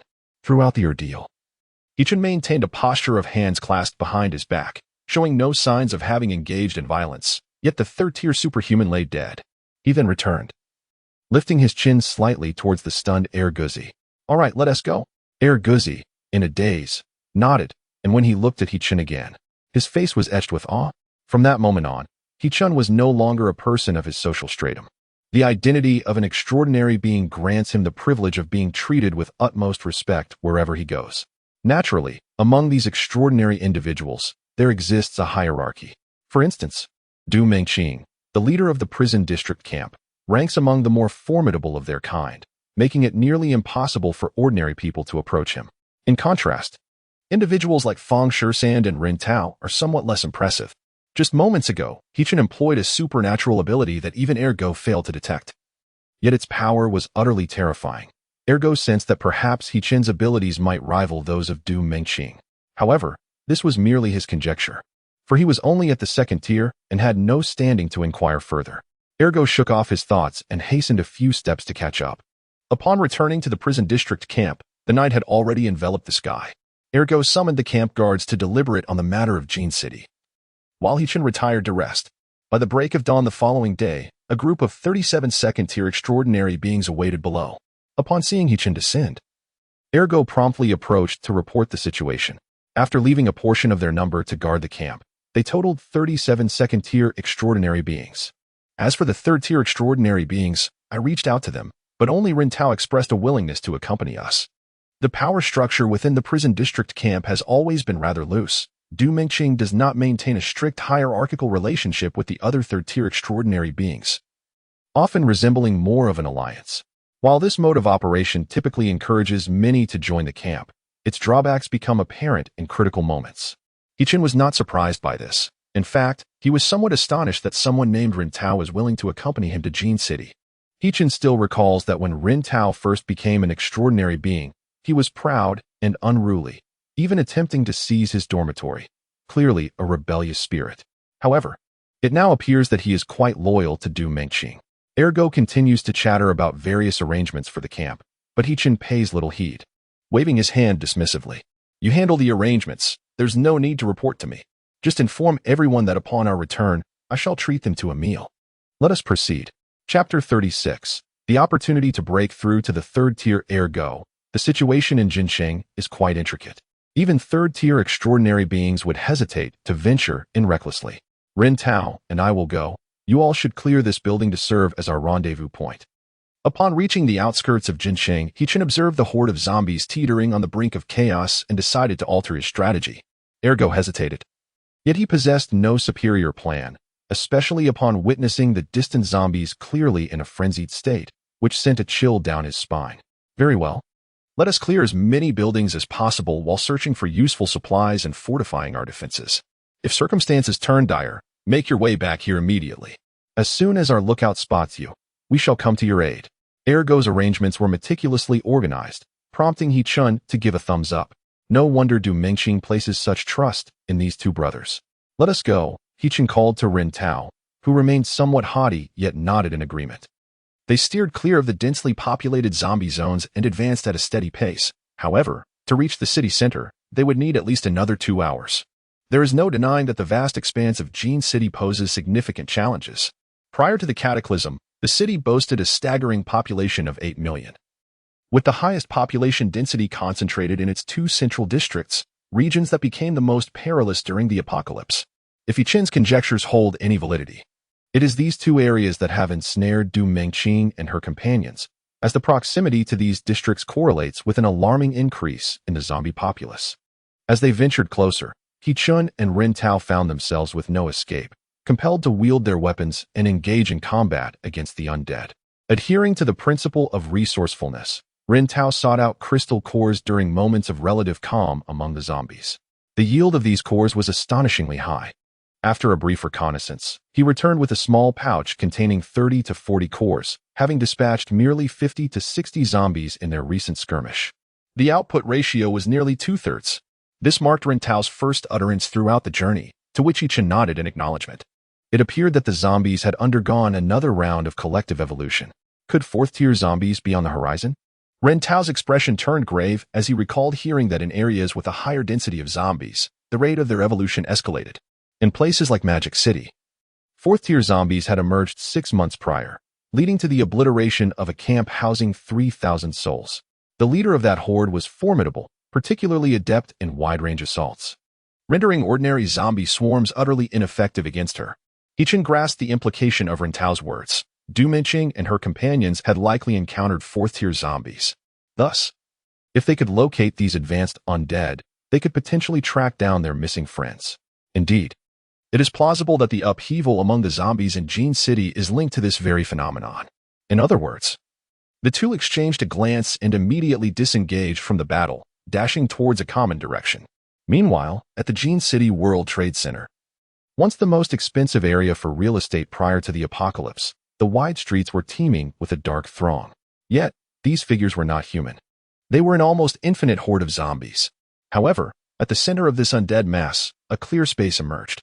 In this vacant area, 2 zombies stood facing each other. Unlike their counterparts, these 2 were pristine, their skin even glistening, and they were attired in well-fitted garments, as if their clothing had been specially selected. Were it not for their elongated fangs protruding from their lips, one might easily mistake them for humans at first glance. The 2 zombies stood silently, their blood-red eyes shimmering with a fierce, cunning light, locked in a steadfast gaze upon one another. Not far away, within one of the towering buildings, Du Mengqing and her companions were intently observing the situation on the street. Behind her stood Fang Shisan, Song Yixiao, and others, all equally vigilant. It was evident that today would bring clarity to this conflict. The opposing group seemed increasingly restless. Song Yixiao glanced at the building across the way, and through the glass curtain wall, he discerned the silhouettes of several figures. It was clear that soon, a confrontation between us and them would ensue. Fang Shisan's eyes burned with the spirit of battle. In recent days, both sides had engaged in brief skirmishes, yet neither had gained the upper hand. In fact, Du Mengqing's side had even suffered minor setbacks, which left Fang Shisan feeling somewhat frustrated. Du Mengqing also cast a glance towards that direction, her expression growing increasingly grave. Across from them, 3 individuals with special abilities were present. 3 days prior, Du Mengqing, accompanied by several individuals, ventured into Jincheng to uncover the recent emergence of numerous zombies. They unexpectedly encountered Fang Shisan and engaged in combat with others and promptly joined the fray. It was then revealed that the opposing group comprised members from the Nanxing Poison Cats and the Xiqing Iron Man camp, a surprising alliance that left her astonished. The 2 factions had not interacted extensively, and after a brief exchange of blows, they retreated. From Fang Shisan, Du Mengqing learned that these 2 groups had been entrenched in Jincheng for 2 days, seemingly in search of something significant. The nature of their quest hinted at the extraordinary. Determined, Du Mengqing and her companions delved deeper into the city. That evening, they encountered Song Yixiao as hunting team. Arriving earlier, Song Yixiao possessed greater knowledge of the situation in Jincheng. It was then revealed that the chaos in the city was instigated by the simultaneous emergence of 2 4th-tier zombies. The intelligence of 4th-tier zombies is markedly enhanced, rendering them nearly indistinguishable from ordinary humans, and their strength is formidable, far surpassing that of 3rd-tier zombies. Typically, when extraordinary beings confront zombies of the same tier, victory is easily achieved. For instance, a 3rd-tier extraordinary being can comprehensively dominate a 3rd-tier zombie. This holds true for ordinary extraordinary beings. For those with special abilities, the slaughter of third-tier zombies is almost effortless. However, fourth-tier zombies possess unique abilities, varying in strength and nature, which distinctly separates them from their third-tier counterparts, elevating them to a king-like status within the horde. They have now acquired the capability to engage directly with extraordinary beings. The territorial awareness of the fourth-tier zombies is exceptionally pronounced. All third-tier zombies that refuse to submit to them face either death or expulsion. Those who remain will serve the fourth-tier zombies entirely, aiding the zombie king and rapidly augmenting its strength. What follows is a fierce struggle for dominance between the two fourth-tier zombies. The victor will ascend to become the ruler of Jincheng. For the extraordinary beings, this presents a sumptuous feast, an opportunity to break through to the third tier. In Chapter 37, the significance of fourth-tier zombies becomes apparent.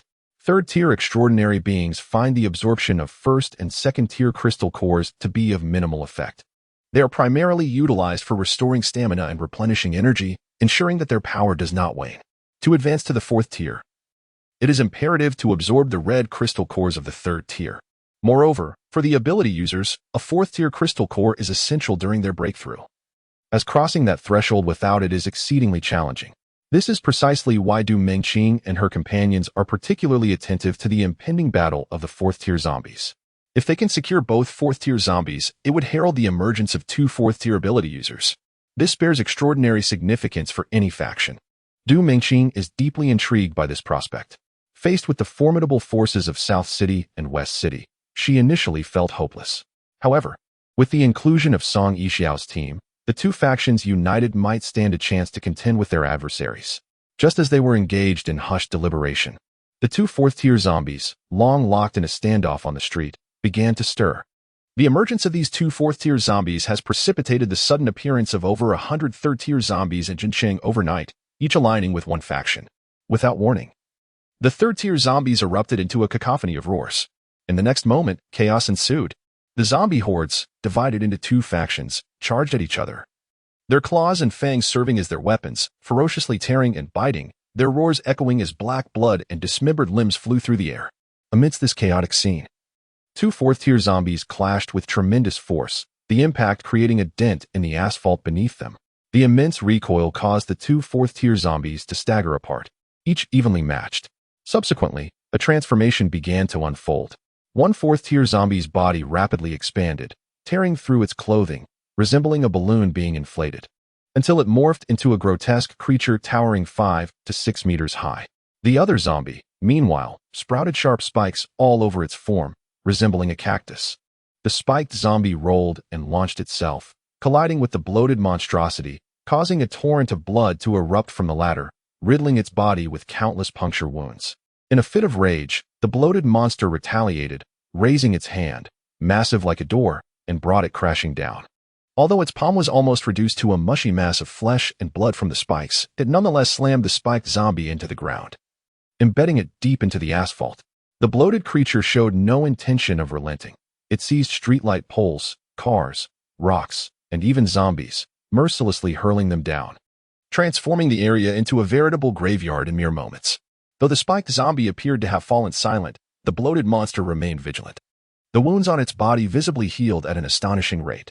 With a swift motion, it grasped both zombies in its massive hand and, opening its cavernous maw, swallowed them whole. The zombie, having been swallowed, had its head emerge from some part of its grotesque form, with some limbs hanging limply, rendering this already corpulent and repulsive creature even more bizarre and terrifying. Its size swelled once more, reaching a staggering height of nearly 8 meters. At that moment, a cactus appeared seemingly out of nowhere, moving with the swiftness of a phantom. Before the grotesque monster could react, the cactus plunged directly into its maw. Gulp! The bloated creature was utterly astonished, unable to fathom that the cactus would willingly throw itself into its gaping belly, allowing itself to be devoured. Yet, in the next instant, it realized the folly of its assumption. It was incapable of assimilating its opponent, a fellow fourth-tier zombie. Instead, sharp spikes erupted from within, piercing through its corpulent body. Roar! The monstrous being howled in rage, yet remained helpless as more and more holes appeared in its form, spewing forth vile black blood, putrid entrails, and mucus, which fell in clumps to the ground.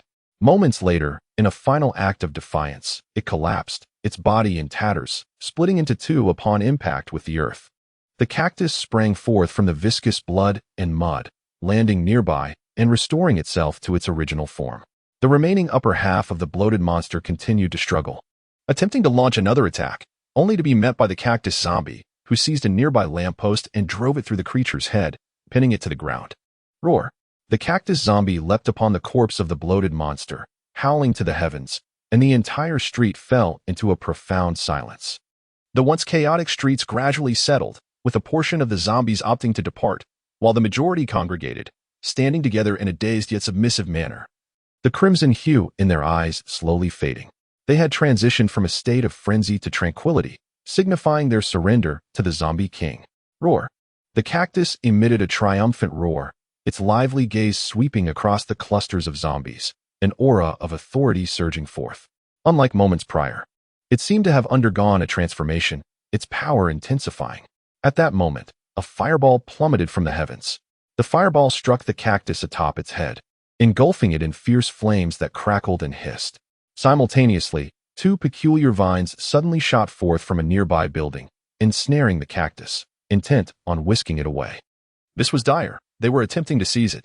Du Mingqing exclaimed, having just unleashed the fireball, she could not afford to rest and immediately dashed forward.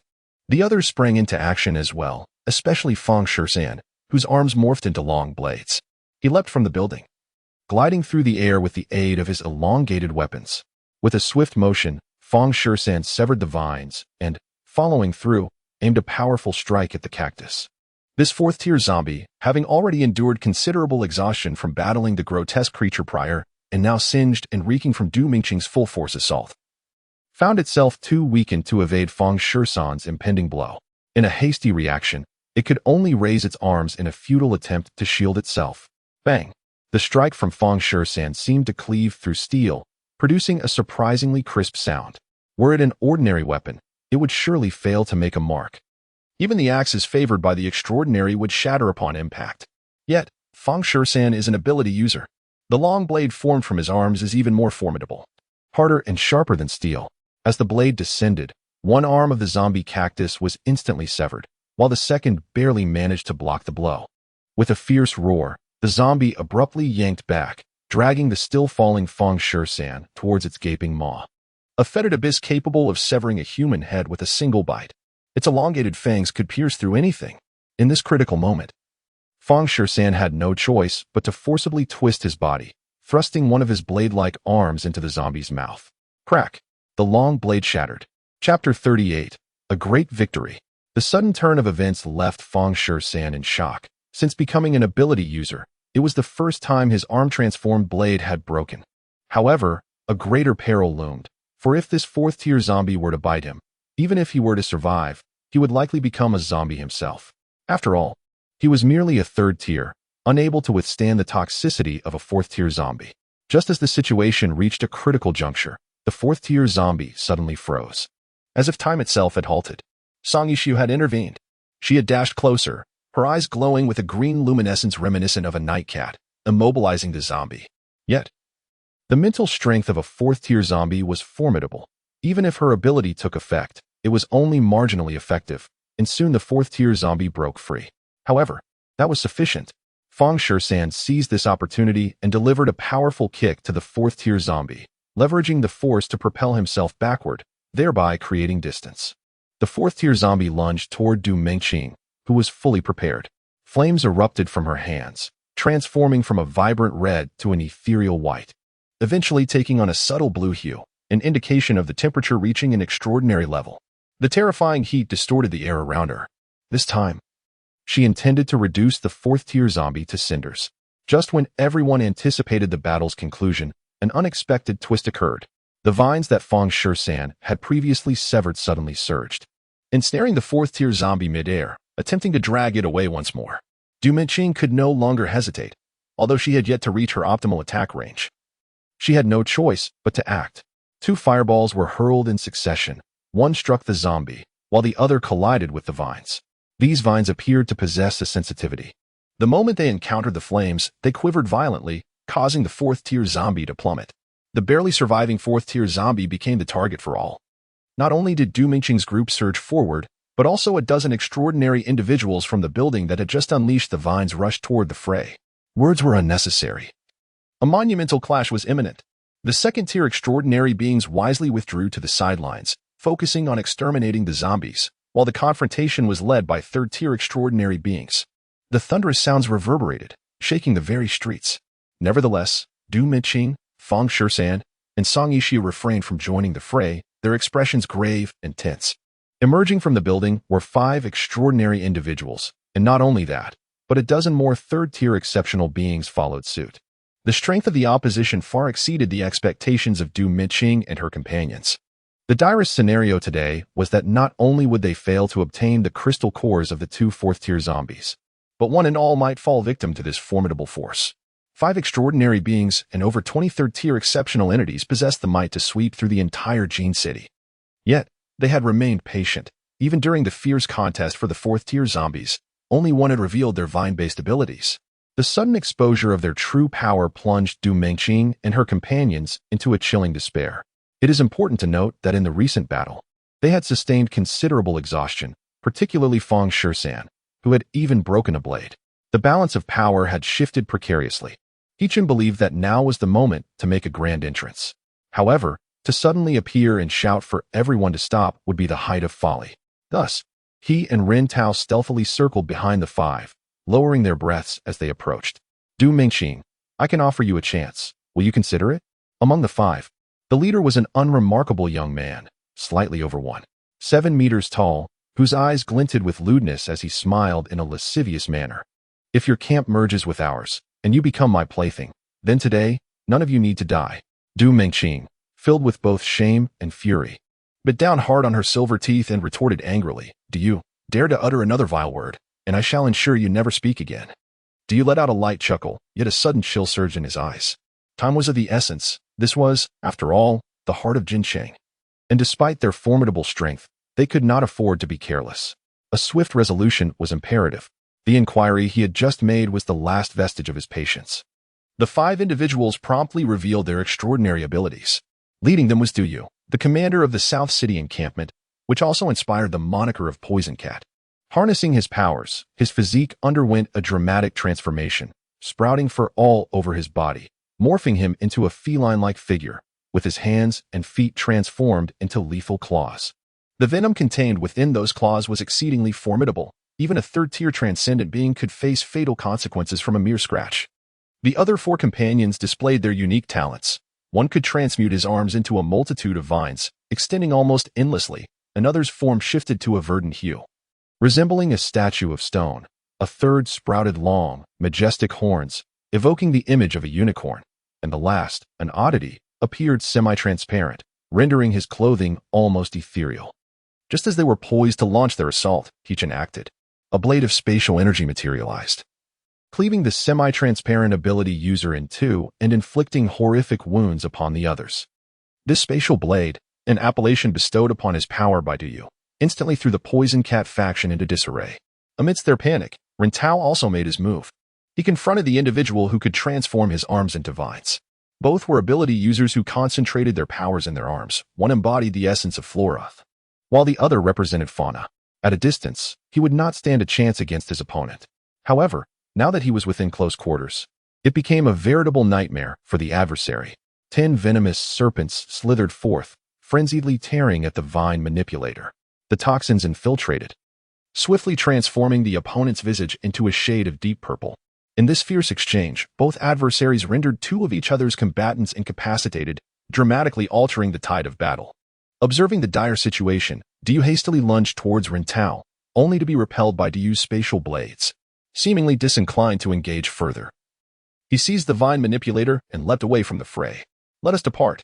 The remaining 3 manipulators turned on their heels and fled. Du Minqing unleashed several fireballs in pursuit, but they were deftly evaded, prompting her to cease her chase. The remaining manipulators on Du's side, witnessing the turn of events, also fell into disarray, with many opting to abandon the battlefield. Those who lagged behind met their demise at the hands of their pursuers. This battle culminated in a resounding victory.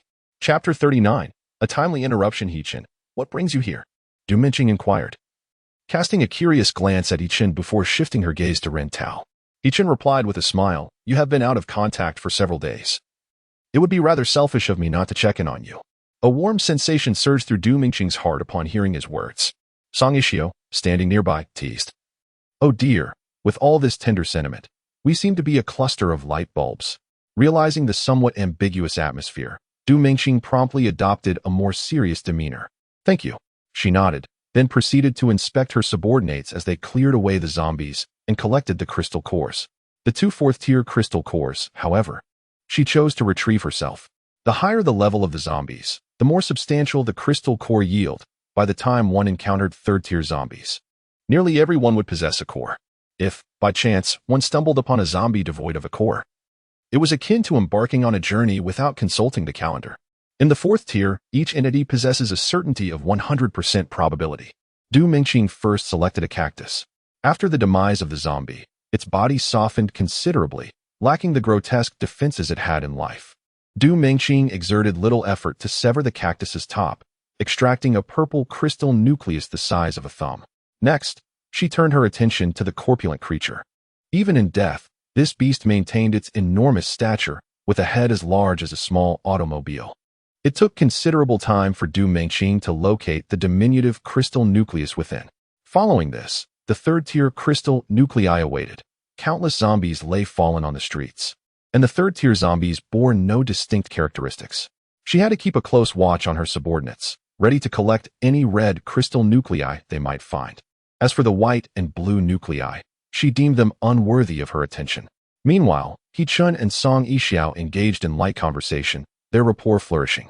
He-chun learned of the encounter between Du Mingqing and Song Yixiao's 2 teams, which eventually formed an alliance.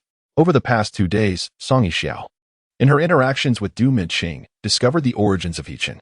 She shared Du Mingqing's sentiments, concluding that He-chun must possess some extraordinary and incomprehensible opportunity to have accumulated such abundant resources. The two shared a tacit understanding, refraining from probing further. Have you been here all along?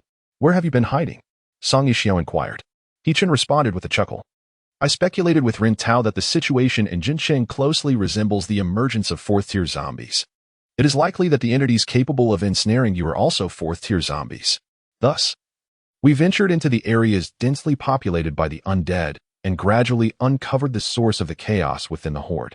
Initially, we were unaware of your presence, hiding in a store while witnessing the fierce battle between those 2 zombies. It was only when both parties engaged that we stealthily approached, delivering a substantial blow to them. He-chun laughed heartily, while Song Yixiao shook his head and remarked, You 2 are the most foolish and immature ability users I have ever encountered. Time was of the essence, as Du Mingqing had nearly cleared the zombies from the streets, and her subordinates were tallying the spoils. Leader, we have collected a total of 2,000 white crystals and 1,280 blue crystals. The 2 of them, with their pockets brimming with crystal cores, joyfully reported their findings. Du Mingqing was quite pleased with this outcome. Despite some casualties, it was, on the whole, a resounding victory. She summoned Fang Shi-san and Rin Tao to join her, He-chun, and Song Yixiao in discussing the distribution of 3rd-tier and 4th-tier crystal cores.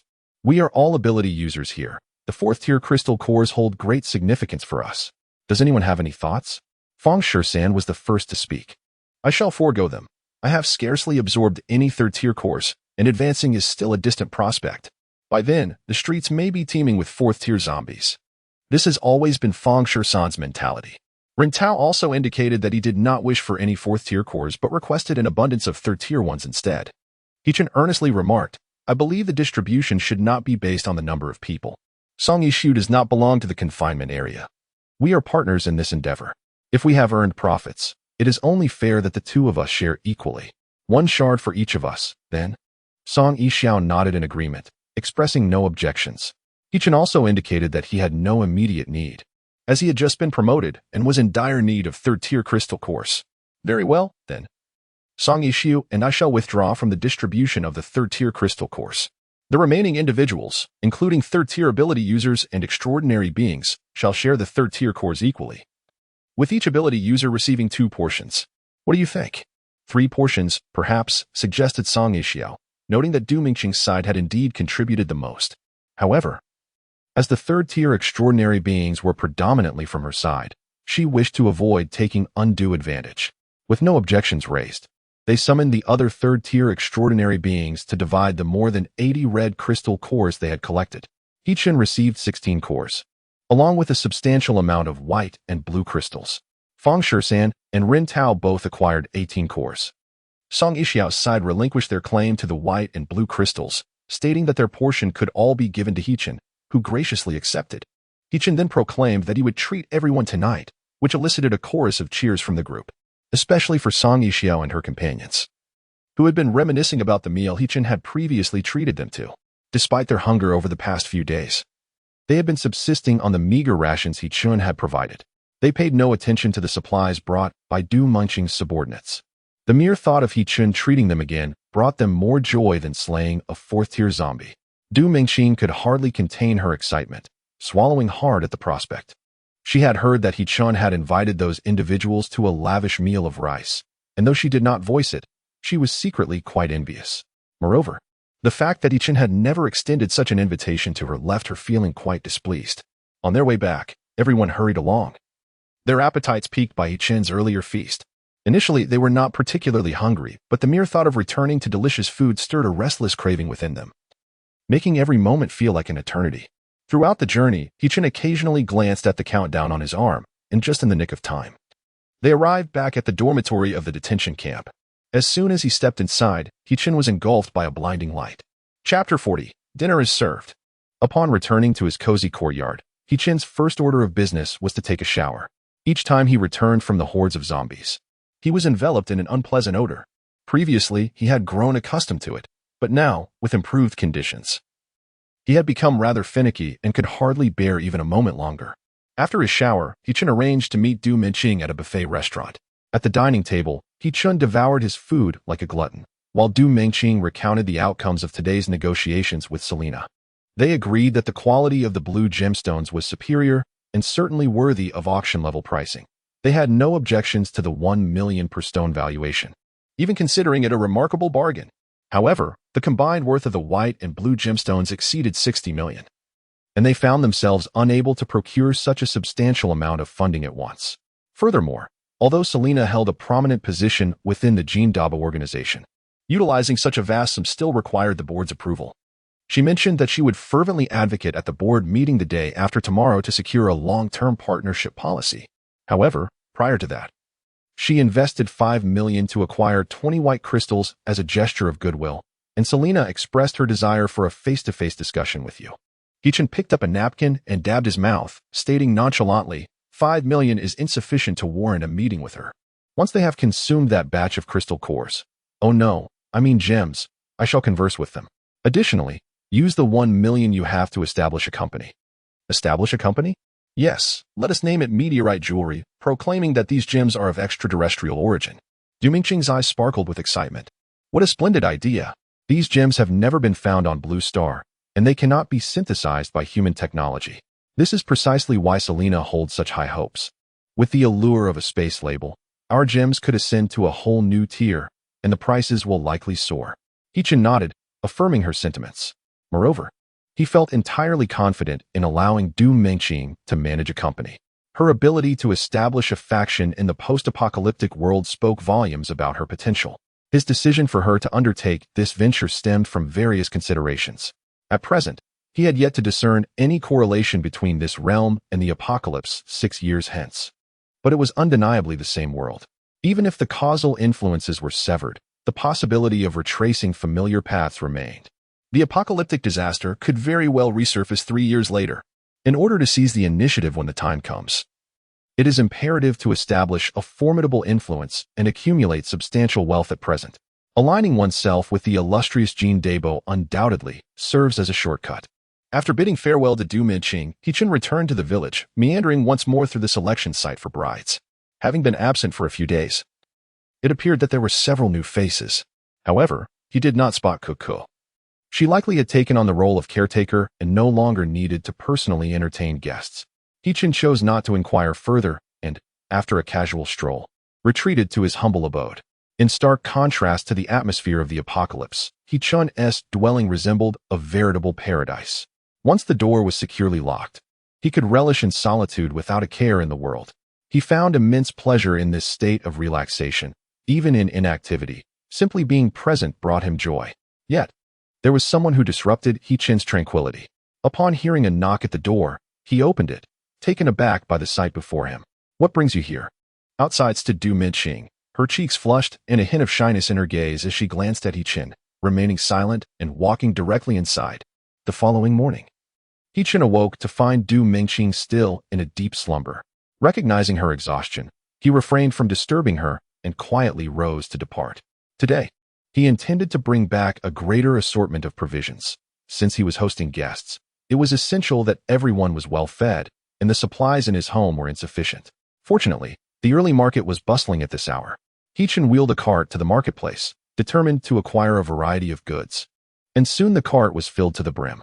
A whole box of chickens and ducks, an entire slab of pork, a bulging sack filled with potatoes, radishes, and cabbages, along with a plethora of seasonings. Though these are all quite ordinary items, in the context of a post-apocalyptic world, they represent invaluable strategic resources. He-Chin has truly brought in a substantial supply. As noon approached and Du Minqing awoke, she was greeted by this astonishing sight. He-Chin's small courtyard was brimming with various vegetables, meats, rice, flour, and even a cow.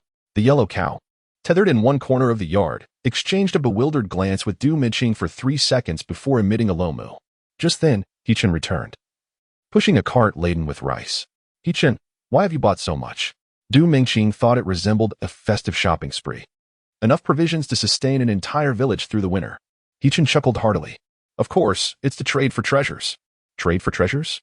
"Indeed. Gemstones, what else would you think this is for?" Du Minqing found herself unable to untangle the connection. Everything in the yard was merely food.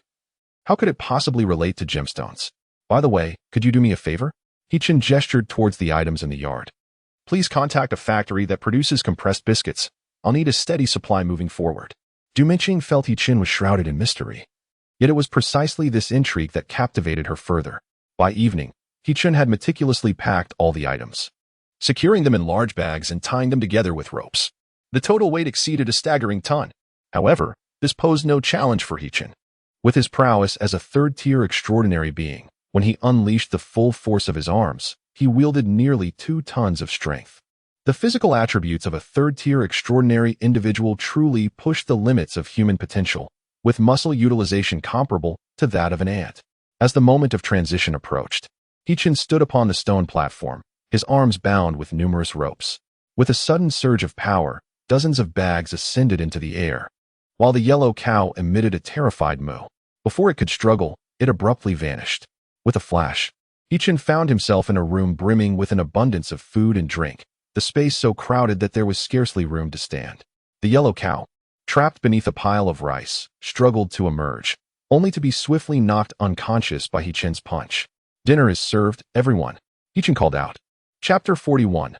Camp Feast at the Prison Camp. The return of Du Minqing and her companions sparked a wave of excitement, as everyone poured out to celebrate. The camp leader served as the backbone of their faction, and amidst the barrage of unsettling news over recent days, coupled with Du Minqing's prolonged absence, anxiety had gripped the camp. Some had even begun to prepare for their departure, fearing that they would be enslaved should other factions come to conquer. Now, witnessing Du Minqing's return, a weight lifted from their hearts. Ergo had relayed all the developments along the way, and as Du Minqing was calming the crowd, they heard He-Chin's shout. The onlookers exchanged glances, puzzled. Food. Upon He-Chin's return, he had rushed to the dormitory, leading everyone to believe he was merely checking on the safety of his belongings. To their surprise, he had turned around and called them to dinner. What has this fellow brought in now? Meanwhile, Song Yixiao and the others were already wide-eyed with anticipation, eager to take a look. Moments later, they arrived at He-Chin's dormitory door. "He-Chin, what delectable items do you have? Will there be enough for all of us? Have you perhaps procured some rice again? I didn't have my fill of rice last time." They were almost frantic, as one of them exclaimed, "Can you smell that? I think I detect a fragrant aroma." Indeed. It seemed to be the fresh scent of vegetables, accompanied by a subtle hint of meat. And could it be cooked delicacies? Good heavens. It felt as if they had returned to a time before the apocalypse. "Please, don't open the door. Let me remain in this delightful reverie." A throng of people gathered, straining their senses to discern the treasures within, their mouths watering in anticipation. Anxiously, Song Yixiao urged, "He-Chin, what do you have inside? Show us quickly. Don't keep us in suspense." Although Du Mingqing felt a surge of eagerness as well, as the leader of the camp, she maintained her composure, simply observing quietly. Yet, she signaled to Fang Shisan and the others nearby. Should a scramble ensue, they must not hesitate to seize as much as possible. He Chen raised his hand to quiet the crowd, and, with a leisurely demeanor, said, I understand your eagerness, but do hold your horses. This time, I have prepared an entire room brimming with provisions, ensuring everyone can indulge to their heart's content. However, He Chen smiled faintly. Currently, I'm in need of crystal cores, particularly those of the first and second tiers. Before his words had fully escaped his lips, Fang Shisan tossed over a small bag. Here, since the first and second tier items are of no use to me, they are all yours. He was indeed the most loyal customer of He Chen. Fully aware of the exceptional quality of the offerings, which were delectable treasures unattainable elsewhere. The other third-tier extraordinary beings, witnessing this, also contributed their own first and second-tier crystals, expressing their desire to partake in a meal. As for the remaining second-tier extraordinary beings, after much deliberation, they ultimately succumbed to temptation and reluctantly produced a few crystals. He Chen, with a cheerful demeanor, accepted the generously filled bag of crystals and remarked, Oh dear, you are all too kind. I had intended to treat everyone to this meal, and now you present me with such an abundance of crystals. How embarrassing. The crowd rolled their eyes in response. Du Mingqing, with a patient tone, uttered words of pretense. It's all from the heart, so please accept it. Reluctantly, He Chen acquiesced. He then addressed Du Mingqing, Leader, could you please have everyone find some pots and stoves to start a fire? Certainly, she replied, promptly issuing the orders. At last, He Chen was ready to open the door. Everyone, maintain your composure. A miracle is about to unfold. He slowly opened the door, and a medley of aromas surged forth, far more intense than before, enveloping the crowd. Overwhelmed by this sensory wave, they felt as if they were in a dream. Countless pairs of eyes immediately turned towards He Chen's dwelling. Upon gazing in, their eyes widened in astonishment, and their mouths fell agape.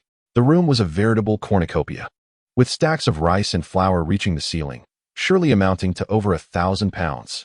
Not only that, there were numerous crates filled with chickens and ducks, and even a slab of what appeared to be fresh pork, judging by the color of the meat. It was evident that such pork could hardly exist in a post-apocalyptic world. It resembled the kind of pork they remembered from before the cataclysm. Most astonishingly, they even spotted a living cow. The very cow that had been knocked unconscious by He Chen was now awake, albeit still dazed and unable to stand. Its large eyes filled with confusion as it locked gazes with the people outside. Song Yixiao rubbed her eyes. Surely, I must be mistaken? Is this merely an illusion? It must be an illusion, and a contagious one at that, interjected the bearded man beside her. Du Mingqing could no longer maintain her composure, murmuring, This illusion is so potent that even I have caught it. Observing the wide-eyed expressions of the group, He Chen offered a calm smile. Dear friends, this is no illusion. It is all real. Let us band together and transport these goods to a more spacious area where we can prepare a meal. The crowd immediately nodded in agreement, akin to chicks pecking at grains. At this moment, whatever He Chen decreed was law.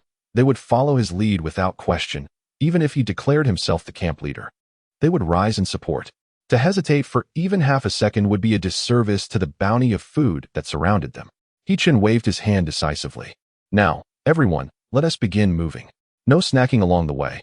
As he stepped aside, the bearded man beside Song Yixiao swiftly dashed forward, lifting 3 stacked boxes containing thawed whole chickens.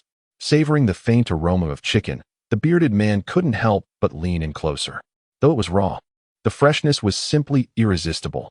Just as he was about to open his mouth, a sudden chill ran down his spine. Turning his head, he found himself met with a multitude of icy, piercing gazes fixed upon him. Hee, I'm merely checking for freshness. Everyone relax. If anyone dares to pilfer, I shall be the first to object. With that, he cradled the box and strode outside. The others, inspired by his actions, followed suit. After all, these items were as light as a feather to the extraordinary beings among them.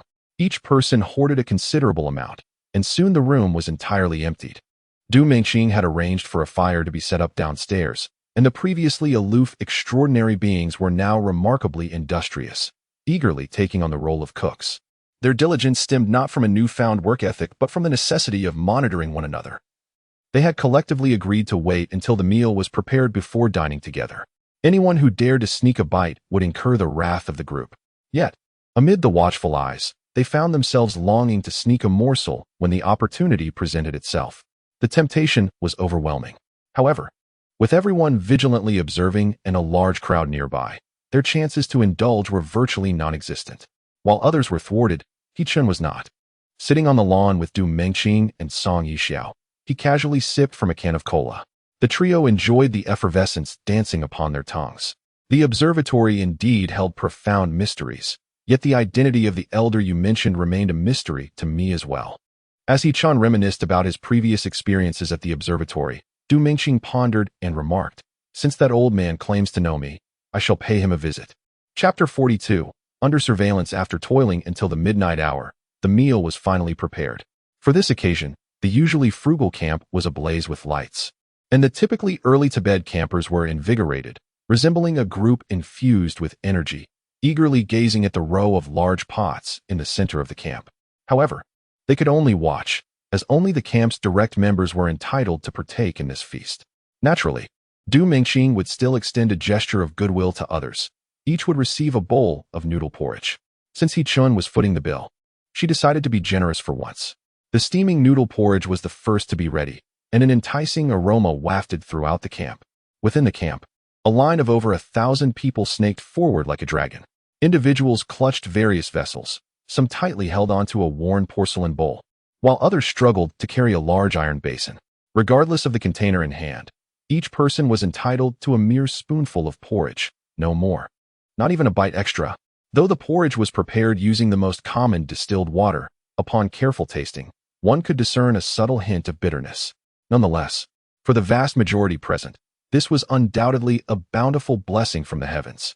It is important to recognize that the thick, steaming bowls of porridge before them, so dense that one could insert chopsticks, are vastly superior to the stale, hardened biscuits they typically consume, which have long since expired and deteriorated, along with the unpalatable roots and bark, especially for those ordinary individuals who have yet to ascend to the ranks of the extraordinary. This seemingly mundane meal of porridge and rice undoubtedly represents a beacon of hope in their lives. Not only does it provide these already frail beings with the sustenance to endure a little longer, but more crucially, it instills within them a renewed sense of hope for survival, thereby enhancing their precious chances of ultimately achieving the coveted status of the extraordinary. From a distance, the scene resembles that of ancient times when porridge was distributed to refugees. Once the contents of the several enormous cauldrons are entirely consumed, the meals designated for Du Mengqing and other members of the elite are finally prepared. One by one, the lids of these massive pots are lifted, releasing a cloud of steaming white vapor that fills the air. Upon closer inspection, the pots brim with glistening, fragrant rice, each grain a testament to its quality. Moreover, several equally large pots contain an array of meticulously prepared dishes. There are succulent pieces of chicken paired harmoniously with sweet, tender potatoes. The silky mushrooms meld perfectly with the crisp, delectable celery, and the vibrant green beans, sautéed in hot oil, exude a tantalizing aroma. Not to mention the sumptuous pork, artfully combined with slippery rice noodles to create a culinary delight. Additionally, a multitude of plump, round meat buns was beautifully arranged nearby, resembling soldiers awaiting inspection. Over yonder, a clay oven was diligently roasting a robust bull. As time progressed, the beef gradually contracted under the intense heat, with fat seeping along the muscle fibers, dripping onto the scorching coals, producing a sizzling sound and rising tendrils of fragrant smoke, rich with the aroma of roasted meat. When the bowl was finally lifted from the clay oven with utmost care, the air was instantly infused with an irresistible scent that made one's mouth water. Even the typically composed Du Mengqing and her companions were momentarily entranced, fixated on the golden brown, crispy yet tender roast, their throats involuntarily swallowing mouthfuls of saliva. However, confronted with such a bountiful culinary temptation, Du Mengqing understood the necessity of maintaining order. Clearing her throat, she proclaimed, "Everyone, please remain calm and line up in an orderly fashion to receive your food. Those who dare to disregard the rules and snatch will find me unyielding and severe in punishment." Her authoritative voice resonated within the crowd, instilling a sense of respect for her words, and the previously restless hearts were momentarily quelled. Observing the crowd's compliance, Du Mengqing continued, "Rest assured, this will not be the only occasion.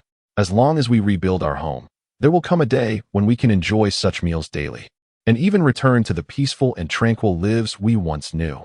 The expressions of the crowd were mixed, some filled with hope, others steeped in skepticism, while a few merely smiled and shook their heads. Perhaps, if such a day were to truly arrive. Unlike others, the third-tier extraordinary beings dined in the grand hall of the office building, where a roasted whole cow was reserved exclusively for them. Furthermore, the hall was replete with an abundance of alcoholic beverages, rare fruits, delicacies, and pastries. Class distinctions persist eternally, particularly in the apocalypse, where strength delineates each class with stark clarity. No one would be foolish enough to shout for equality. Those who fail to grasp the harsh realities have long been engulfed by the tides of the end times. Thus, regarding the special treatment afforded to the third-tier extraordinary beings, there were no grievances among the ranks of the camp, only an overwhelming sense of envy. As long as one possesses the strength to reach the third tier, a place in the hall awaits. Is this not a form of fairness? While the masses indulged in their revelries outside the camp, within the profound darkness of the night, many pairs of eyes emerged. Goodness, isn't it said that the monitoring camp is the most impoverished? Yet, they certainly do not appear destitute. They are even feasting on rice. Even those wretched, akin to ants, ordinary folk can enjoy a bowl of porridge, all of it untainted food. My heavens, where could they have procured such an abundance? It is inconceivable that Gene City still possesses such resources. Something is amiss. In any case, we now have another reason to assault the monitoring camp. Indeed, and we have arrived too late. Had we come earlier, all these provisions would have been ours. Let us return and report to the leader. Nightingales and hyenas, continue your vigilant watch. Should there be any signs of movement, report immediately. Chapter 43. Night raid life seemed to return to a semblance of normalcy. The camp was bustling as usual, with various hunting teams venturing into the city to hunt zombies and scavenge for supplies. By dusk, they would return to the camp to engage in trade, exchanging what they needed. In Hichen's quarters, an additional presence could be felt. Selena, is the jewelry warehouse located here? Hichen inquired, studying the map that indicated a location over 40 kilometers away from the camp. He found it hard to fathom how Selena, once an ordinary person, managed to traverse such a vast distance on foot and return with so many treasures. It could only be said that this woman possessed remarkable fortune. Hichan intended to retrieve some items himself. With his current strength, he could safely navigate this distance. After all, most zombies congregated within the city, while those lingering in the wilderness were generally of lesser threat. Mr. He, are you there? A knock resonated from outside. Hichan gestured, and Selena opened the door. Standing there was a seemingly competent young man, one of Du Mengqing's frequent subordinates. The leader mentioned that Song Yixiao's hunting team is about to depart, and I came to inform you. Understood. Hichan and Selena each took up a hefty bag and descended the stairs. A few days prior, the idea of departing had already crossed Yixiao's mind. Gene City had suffered the loss of 2 fourth-tier zombies, and over half of the third-tier zombies had been slaughtered, leaving it nearly in disarray. The hunting teams surrounding Gene City seized this rare opportunity and frequently ventured into the city to hunt zombies. However, for Song Yixiao and his companions, this was not fortuitous news. They required a substantial quantity of third-tier crystal nuclei to enhance their strength and thus planned to depart from Gene City in search of prospects in larger cities. Today marked the day of their departure. Hichan had also prepared an abundance of provisions for them. None among them were overly sentimental. After accepting Hichen's gifts, Song Yixiao waved his hand and departed with his team in a carefree manner. Hichan, Du Mengqing, and Fong Sanshur stood at the entrance of the camp, watching them fade into the distance. As night fell, the monitoring camp where Hichan resided fell into a brief tranquility. Yet, this calm did not endure for long. Suddenly, a series of deep growls erupted from the outskirts of the camp, followed by the sound of heavy footsteps and crashing. The alarm within the camp blared abruptly, its piercing sound shattering the night. A zombie attack. Everyone, prepare for battle. Hichen's voice resonated through the camp as the extraordinary beings swiftly assembled, seizing their weapons and rushing toward the defensive fortifications. In the darkness, countless pairs of crimson eyes flickered, and zombies surged forth like a relentless tide. Among them were ordinary low-tier zombies, as well as formidable high-tier zombies of considerable size and strength. The defensive wall at the camp's perimeter trembled under the onslaught of the zombies, compelling the extraordinary beings to exert all their strength to withstand the assault. The battle was exceptionally fierce. Du Mengqing continuously unleashed her extraordinary abilities, the flames intertwining in the night sky, while the roars of the zombies mingled with the shouts of the extraordinary beings. He Qin stood at the forefront, wielding his longsword, each swing severing the heads of several zombies. His gaze was steely, yet an unsettling feeling lingered within him. The scale of this zombie attack far surpassed any prior incidents. As if someone were orchestrating events from the shadows, time ticked away relentlessly, and the battle raged on throughout the night. It was only when the first light of dawn began to illuminate the horizon that the assault of the undead gradually subsided. As the last zombie fell, the extraordinary beings within the camp were utterly exhausted, many collapsing to the ground, gasping for breath. Finally, "It's over," someone murmured, their voice tinged with the relief of survival. However, He Qin's brow remained furrowed. His intuition warned him that matters were not so straightforward. Indeed, at the very moment the group let down their guard, a multitude of figures emerged around the camp, clad in identical black uniforms and wielding weapons. Their eyes were cold and unyielding. "Everyone, do not move." A deep voice resonated from the crowd, followed by hundreds of extraordinary beings encircling the camp from all directions. Poison Cat sauntered forth, a mocking glint in his eyes as he surveyed the weary, extraordinary beings within the confinement of the camp. "Perhaps I should show mercy and offer you a chance. Within 3 minutes, those who surrender to me shall be spared." No sooner had he spoken than individuals began to recklessly rush towards Poison Cat. Most of them were ordinary people, lacking the qualifications to participate in the battle among extraordinary beings, destined to become mere cannon fodder. The current situation was starkly clear. Their adversaries outnumbered them nearly tenfold, with over 23rd-tier extraordinary beings among them. This was a battle devoid of suspense. They simply did not wish to perish. Fleeing into the throng across the way, a few extraordinary individuals were interspersed among the crowd. Not everyone harbored unwavering loyalty to the monitoring camp. Du Mengqing was acutely aware of this. Thus she refrained from intervening. Only behind her, the large dog, Ergo, vented his fury. "A pack of ingrates. After all we've provided, is this how you repay us? Having tasted such bounties, once you leave here, you shall never savor them again. You'd be better off feeding the dogs." Yet, those who fled were consumed by fear, their hearts aflame with the desire for survival. A few harsh words meant little to them, as they remained indifferent. Moments later, as the 3 fingers of Poison Cat fell, a significant portion of the populace chose to align with the opposing faction. "What shall we do? It seems we are at a disadvantage," He Qin murmured. Du Mengqing pressed her lips together. It was not merely a matter of being outmatched. It was akin to striking a stone with an egg. The adversary had come prepared, likely having consolidated a majority of the survivors from Jincheng, rendering the annexation of the monitoring camp an uncomplicated task. Moreover, only yesterday had Song Yixiao's team departed, having the high-level combat capability of the monitoring camp, making their predicament even more dire. Perhaps the enemy had awaited the departure of Song Yixiao's team before launching their assault. Noticing that no one else was attempting to flee, Poison Cat let out a sigh. It seemed the remaining individuals did not value their lives. Since that is the case, he elongated his tone, his gaze fixating on He Qin. "It is said that the monitoring camp harbors a plethora of unidentified resources. If I am not mistaken, they must pertain to you, correct? You are the one trading resources at the observatory, are you not?" He Qin squinted, having already discerned the other's intentions. "So what?" He. The Poison Cat gazed at He Qin with great admiration. "Regardless of where you acquired these resources, as long as you can provide them to me consistently in the future, I shall grant you an inexhaustible supply of crystal cores." "What do you say?" He Qin scoffed. "Such bravado. One might think you possess a lofty rank, yet I wonder, do you even have enough crystal cores of your own? Do you possess any 4th-tier cores?" The Poison Cat's gaze suddenly turned frigid. Chapter 44. Fierce Battle. Naturally, the Poison Cat did not have any 4th-tier crystal cores. Otherwise, he would already be a 4th-tier extraordinary. He had nearly eradicated all the 3rd-tier zombies in Jin City, and their daily production was ongoing, leading to an overflowing absorption of 3rd-tier cores. However, the 2 4th-tier crystal cores from Jin City had been seized by Du Mengqing, which left him incensed. Upon returning from Jin City, the Poison Cat initiated his revenge plan. Nan City, being the largest camp in Jin City and having long allied with Shi City, swiftly negotiated to include the Bay City camp as well. With such a substantial human settlement established in Jin City, it became immensely attractive to wandering survivors, resulting in a continuous influx of new members over several days.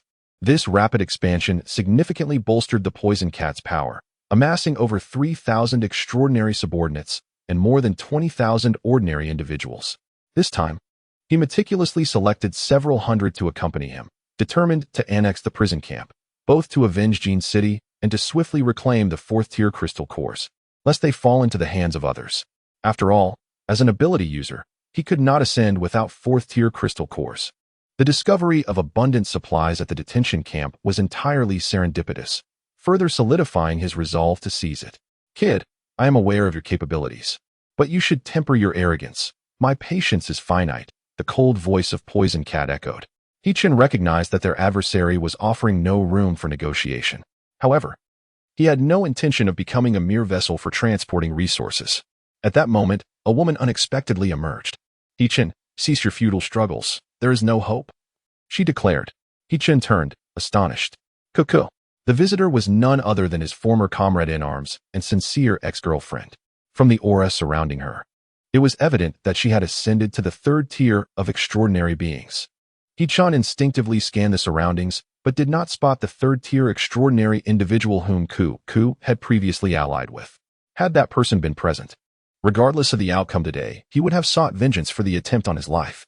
That individual had once aimed to kill him, had fortune not favored him. He would now be 6 feet under. "I never expected you to reach the third tier, and with abilities as well," Cuckoo remarked, a hint of envy in her eyes, for she had not awakened any powers. "I have heard it said that only those who awaken abilities can traverse further along the path of the extraordinary. He-Chun, do not deceive yourself. If you perish here, you will lose everything." He-Chun beckoned her closer with a finger.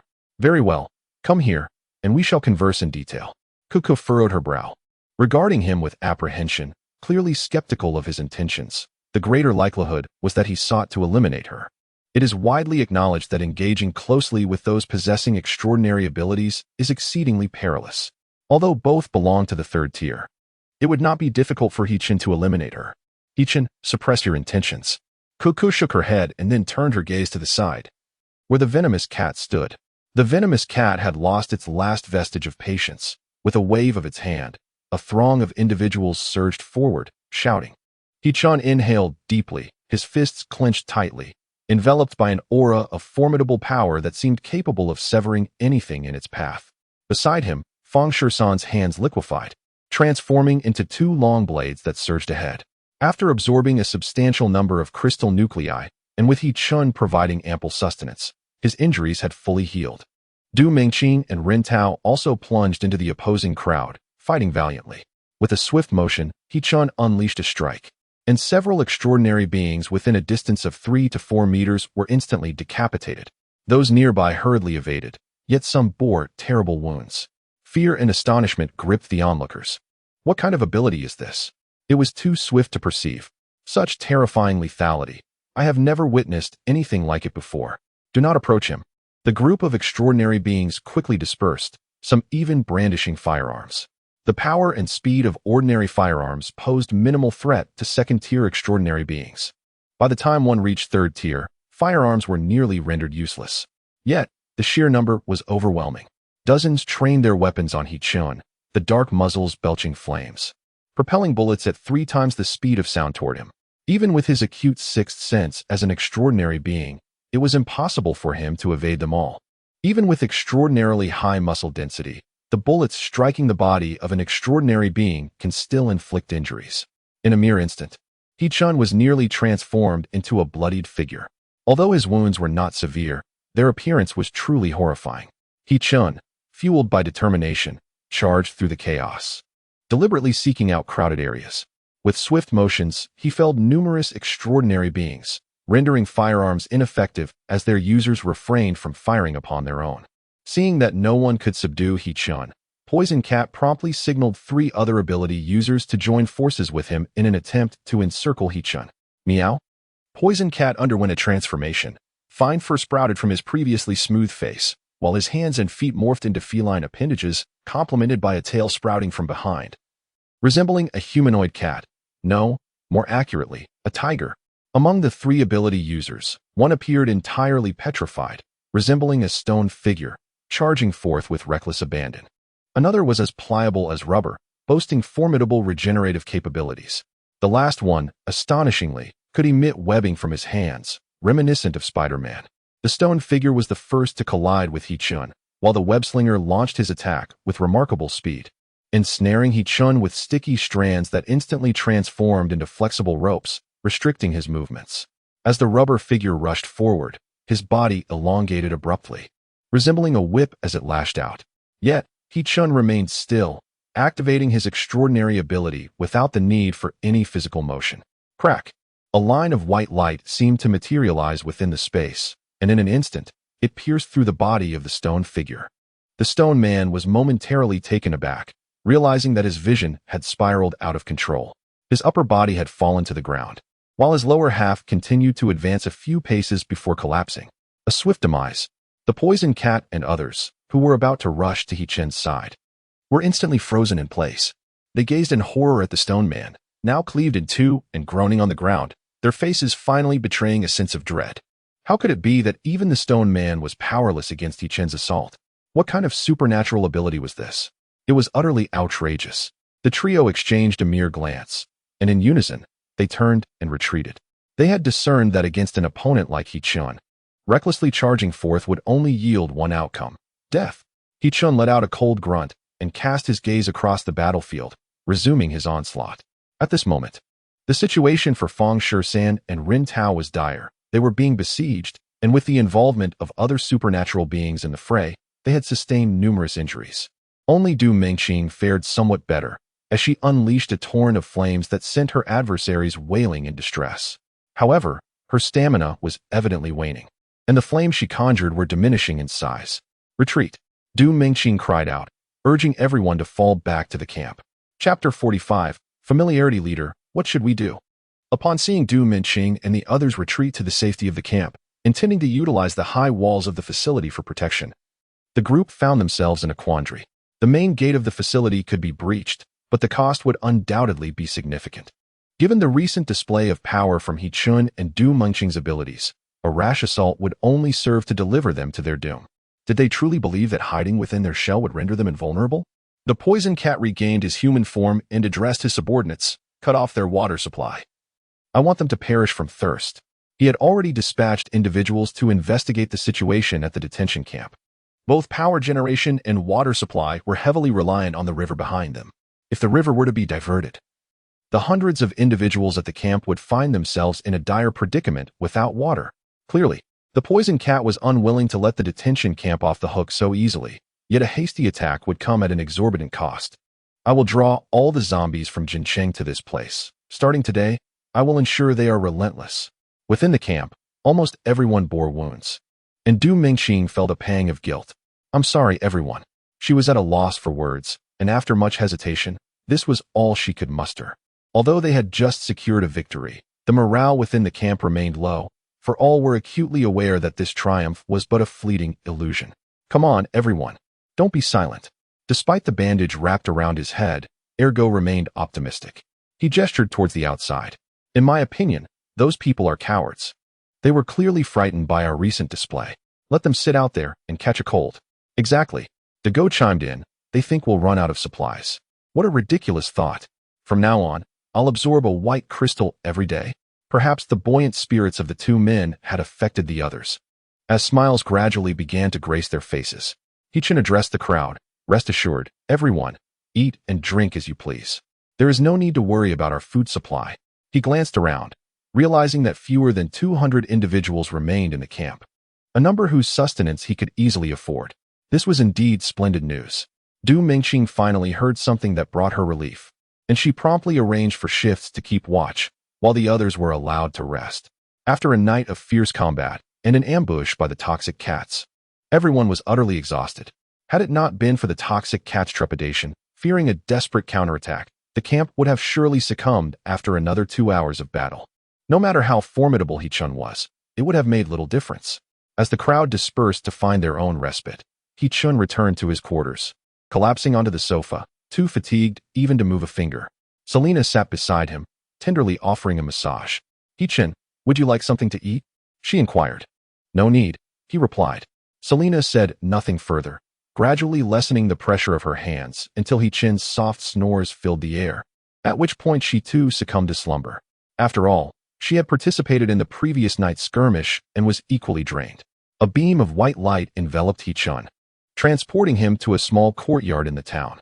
He rubbed his sleepy eyes, realizing he had arrived. Letting out a yawn, he rose to take a shower.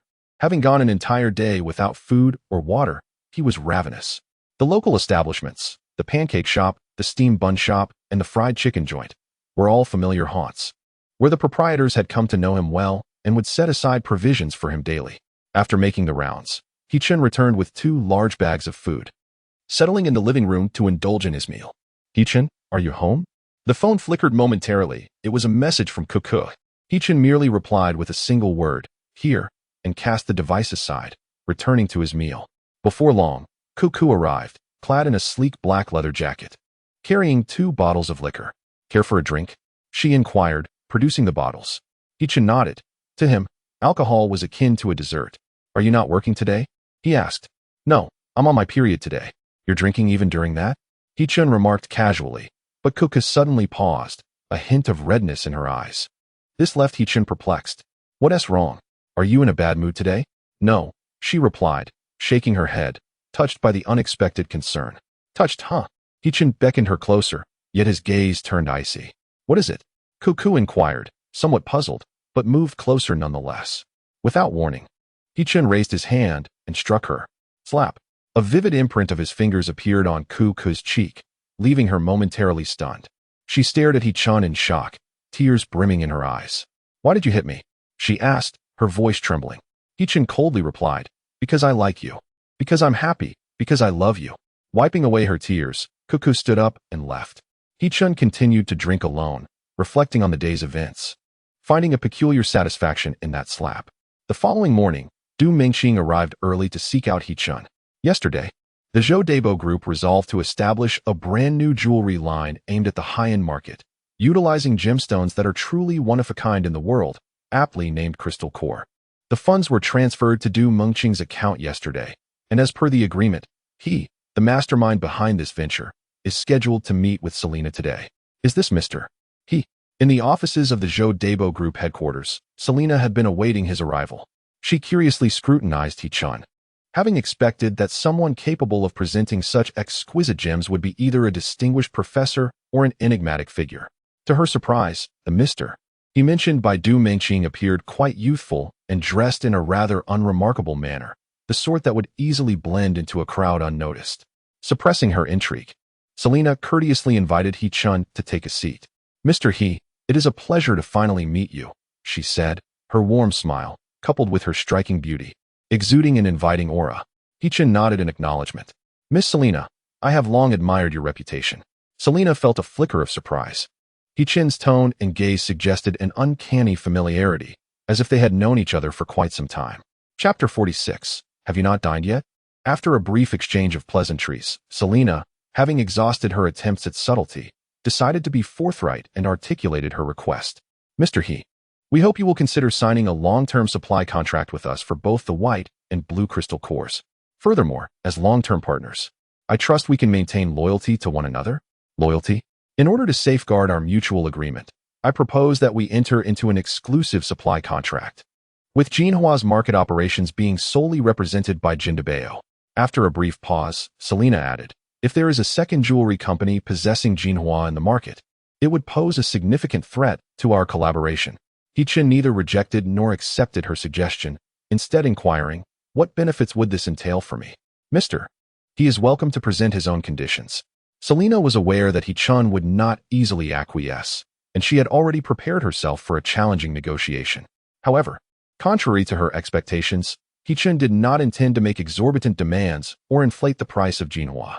My request is quite simple. Connections. What? Selena was taken aback, looking at He-chen with confusion. He-chen then turned to Du Mingxing beside him.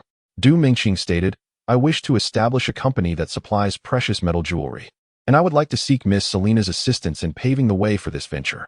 Selena was momentarily stunned, then coldly laughed. Do you think that is feasible? Jindabeo originally built its foundation on gold and subsequently expanded into the entire jewelry industry. He-chen's maneuver is akin to encroaching on Jindabeo's territory. Hichin responded, Miss Selina, please do not harbor any concerns. You may regard my company as your workshop. What do you mean? Selina suppressed her anger, asking patiently. Hichin smiled and encouraged Du Mingqing to elaborate. As far as we know, although Jindabao's jewelry is now manufactured in-house, the labor costs are exceedingly high. Consequently, the retail price often includes an additional charge of over 20 for labor. However, if we were to handle the production, the cost would be reduced by half, while ensuring that the quality of the jewelry remains impeccable. Selina fell silent. Mr. Hichin's proposition was undeniably enticing. Reducing labor costs by 50% would lead to a groundbreaking increase in the group's profitability. Moreover, if this collaboration were to materialize, it could significantly elevate her standing within the organization, potentially rivaling that of the core members. At that point, it was conceivable that her influence might surpass that of her two elder brothers. Yet, Selina felt a twinge of unease. Mr. Hichin, Jindabao's designer and production team, is renowned globally for their excellence. I understand. Hichin interjected, waving his hand. There is no need for Miss Selina to make a decision at this moment. Selina pondered for a moment before finally nodding. Very well, I agree to this collaboration. Additionally, regarding matters pertaining to the company, may I inquire what specific assistance Mr. He requires from me? Hichin smiled, pleased. It seemed today's negotiations were proceeding even more smoothly than anticipated. I find it hard to believe that Jindabao has reached its current scale without the support and guidance of influential figures. I kindly ask Miss Selina to facilitate an introduction, as I too wish to make my presence known. Selina cast a deep glance at Hichin, sensing that his ambitions were far greater than she had initially perceived. However, the upper echelons are beyond my reach. Selina shook her head, stating that she could at most summon a few friends from the Federal Bureau. Hichin grinned broadly in response. That would suffice. As evening descended, Hichin returned to the dormitory, burdened with a substantial load of supplies. He then called for Big Dog and Second Dog to assist in distributing the provisions. How are things outside? Hichin inquired while handing out the supplies. Second Dog, weary from patrol, bore a fatigued expression. They are determined to confine us, encircling the area as if it were a fortified barrel. Despite maintaining a cheerful facade in front of everyone, Second Dog harbored a heavy heart within. Hichin chuckled, placing a reassuring hand on his shoulder. Enough of this distribution business. Let others handle it. Don't exhaust yourself. Come, let us go take a look. The two ascended to the watchtower beside the prison gate, and their mere presence drew the attention of those outside. Indeed, as Second Dog had mentioned, the Poison Cat faction was erecting watchtowers at intervals of several meters, clearly intending to surveil every movement within the prison camp. Hichin raised his hand, smiling as he greeted them. The opposing group responded with cold smirks, mocking him in return. Hichin averted his gaze and removed his backpack. Second Dog, you haven't had dinner yet, have you? Here. The bag was overflowing with food. A hefty 10 pounds of pig's head meat and braised beef shank, 2 roasted chickens, and an assortment of side dishes, peanuts, fresh onions, and vibrant green scallions. To Second Dog's astonishment, there was even dipping sauce. Finally, the bag contained a dozen bottles of beer. Soon, a diverse array of delicacies was laid out before them. Hichin uncapped a can of beer and gulped down half of it, letting out a satisfied groan. Drink up. Ergo, is this not to your liking? Ergo stared with wide, coppery eyes, still in disbelief. He was aware of Hichin's affluence, yet he was astounded by the extent of it. Such lavish items, where could Hichin possibly have acquired them? Looking across, a throng of onlookers craned their necks, their eyes nearly gleaming with astonishment, fixated on the scene before them. Their faces were a tapestry of incredulity. Some squinted, sniffing the air vigorously, seemingly attempting to verify the authenticity of the items Hichin had just unveiled. However, it was soon confirmed. It was not the first time Ergo had been taken aback by Hichin's opulence. Thus, he decided to abandon his reservations, popping open a beer and downing it in one go, before seizing a roast chicken. With abandon, he tore into it, his mouth wide open, devouring it without regard for decorum. The bones crunched audibly as he chewed, and he swallowed them whole. Delicious. Ergo was enraptured. For the first time in his life, he savored such exquisite roast chicken. He paid no mind to his appearance, swiftly consuming an entire chicken, followed by the remainder of the beer, letting out a contented belch. Don't eat so quickly, what's the rush? Hichin replied leisurely, savoring his meal, as he opened another can of beer to clink glasses with Ergo. Meanwhile, outside the prison gates, the crowd of onlookers had swelled in number. Each person maintained the same posture, standing in unison. Their expressions a blend of bewilderment as they gazed at He-chun. Gradually, the shock on their faces transformed into longing, with some already drooling without realizing it. Observing their envious gazes, He-chun decided to be magnanimous. "Dear friends, have ye yet dined? Allow me to treat you to a morsel." He tossed a packet of peanuts into the air. Chapter 47. Envy. The peanuts He-chun scattered acted as a catalyst, instantly igniting a frenzy among the crowd. Before the packet even touched the ground, a throng surged forward, clamoring and even engaging in brawls. A knife soared through the air, slicing the packet mid-flight. And in an instant, hundreds of peanuts, exuding an irresistible aroma, rained down. "Mine. Step aside, step aside. That one is rightfully mine. Who dares to contest me? I shall not hesitate to eliminate them. Please, I beg you, let me have just one. Oh my heavens, they are indeed peanuts. They are utterly delectable." The crowd jostled and grappled. Once a peanut was secured, each individual wasted no time in shoving it into their mouths. Yet, such a pursuit was fraught with peril. A lean young man had just tossed a peanut into his mouth when a burly figure seized his jaw, forcibly extracting it.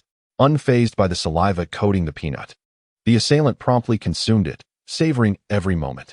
After a brief interval, tranquility returned to the crowd. Every last peanut had been devoured. Some left empty-handed bore expressions of discontent, while those who had tasted the delicacy felt an even deeper pang of longing. The remnants of the peanut's flavor lingered in their mouths, a tantalizing reminder of what they had just enjoyed, yet their stomachs betrayed no satisfaction. Instead, the alluring scent awakened their cravings, causing their eyes to glimmer with desire. Countless eyes were fixed intensely upon He-chun. In stark contrast, He-chun exhibited an extravagant demeanor. He tore off a chicken leg, consuming only the succulent meat, while casually discarding the bones into the horde of zombies. The remnants of flesh still clung to the bones, a sheer wastefulness. It was nothing short of a crime to squander such precious sustenance. If he had no intention of eating it, he could have easily tossed it over. The crowd inwardly cursed He-chun, yet their bodies remained obedient, rooted like wooden stakes, awaiting a stroke of fortune. Before long, another package was hurled into the fray. This time, the crowd erupted into a frenzy. Before they could discern what it was, they lunged forward, vying for the most advantageous positions while striking their neighbors with fists and feet. However, to their dismay, it turned out to be a bundle of excrement. Some individuals, seizing it without a moment's hesitation, stuffed it into their mouths, only to be left in a state of utter disbelief moments later, retching on the ground. Their gazes filled with venomous resentment directed at He-chun. He-chun shrugged nonchalantly, casting a disdainful glance at Ergo. This fellow was truly revolting. Ergo grinned smugly, exuding an air of arrogance and satisfaction. He-chun gave him a thumbs up. Quite impressive. Observing the ravenous stares from the crowd outside, He-chun instinctively recoiled and lit a cigarette to calm his nerves. Meanwhile, the onlookers were envious, witnessing He-chun not only enjoying meat and wine, but also indulging in cigarettes.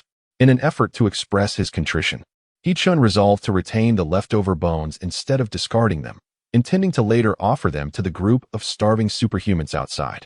At long last, he leisurely finished an entire chicken, leaving a small heap of bones at his feet. "He-chun, are you not going to eat these?" Ergo inquired, pointing at the bones. He-chun nodded, initially expecting Ergo to assist in discarding them. To his surprise, Ergo exclaimed, "Let us not waste them," and promptly stuffed all the bones into his mouth. In stark contrast to He-chun's bewilderment, the crowd outside seethed with anger. This is outrageous. They had waited so long, anticipating the moment when He-chun would finish eating and toss out the bones. Yet, that lecherous fellow beside him had devoured them instead. "Do you have no shame? There is still plenty of food up on the watchtower, and you're snatching bones from us?" At that moment, the collective ire of the crowd was directed at Ergo. Should the district camp ever be breached, even if others survived, Ergo would surely meet his demise, a sentiment shared by hundreds of extraordinary individuals. "Ergo, look at you, it's just a few bones." He-chun tossed him a cigarette, and the two of them smoked leisurely. As dusk approached, He-chun and Ergo finished their meal and returned to rest. Only after He-chun departed did the crowd disperse. The following morning, as the sun rose, a horde of zombies was drawn toward the district camp, beginning their assault on the gates. Due to the severed river, the barbed wire surrounding the camp was now powerless, easily torn apart by the relentless onslaught of zombies, which crashed against the iron gates with a resounding thud. Du Mingqing shouted for people to bring sandbags, stacking them behind the door. He called for ergo, and they ascended the watchtower. As soon as they appeared, they immediately attracted attention. In contrast, when the crowd gazed at He-chun, their faces brimmed with anticipation. However, when their eyes fell upon ergo, they were filled with animosity. He-chun tossed a bag of peanuts into the air, instantly igniting a frenzy as the crowd scrambled for the morsels. This time, some even expressed their gratitude. Young man, quite perceptive. If you toss out a bit more. When your camp is established, I assure you, I shall spare your life. Boomed a burly man with a bushy beard. He-chun pretended not to hear, quietly enjoying breakfast with ergo. Today's morning fare consisted of warm milk-soaked oatmeal, accompanied by 2 sandwiches, 10 eggs, and 10 spicy grilled sausages. By the modest fire, He-chun and ergo roasted sausages while engaging in light conversation, when suddenly, an idea struck He-chun. Ergo, fetch me a fan.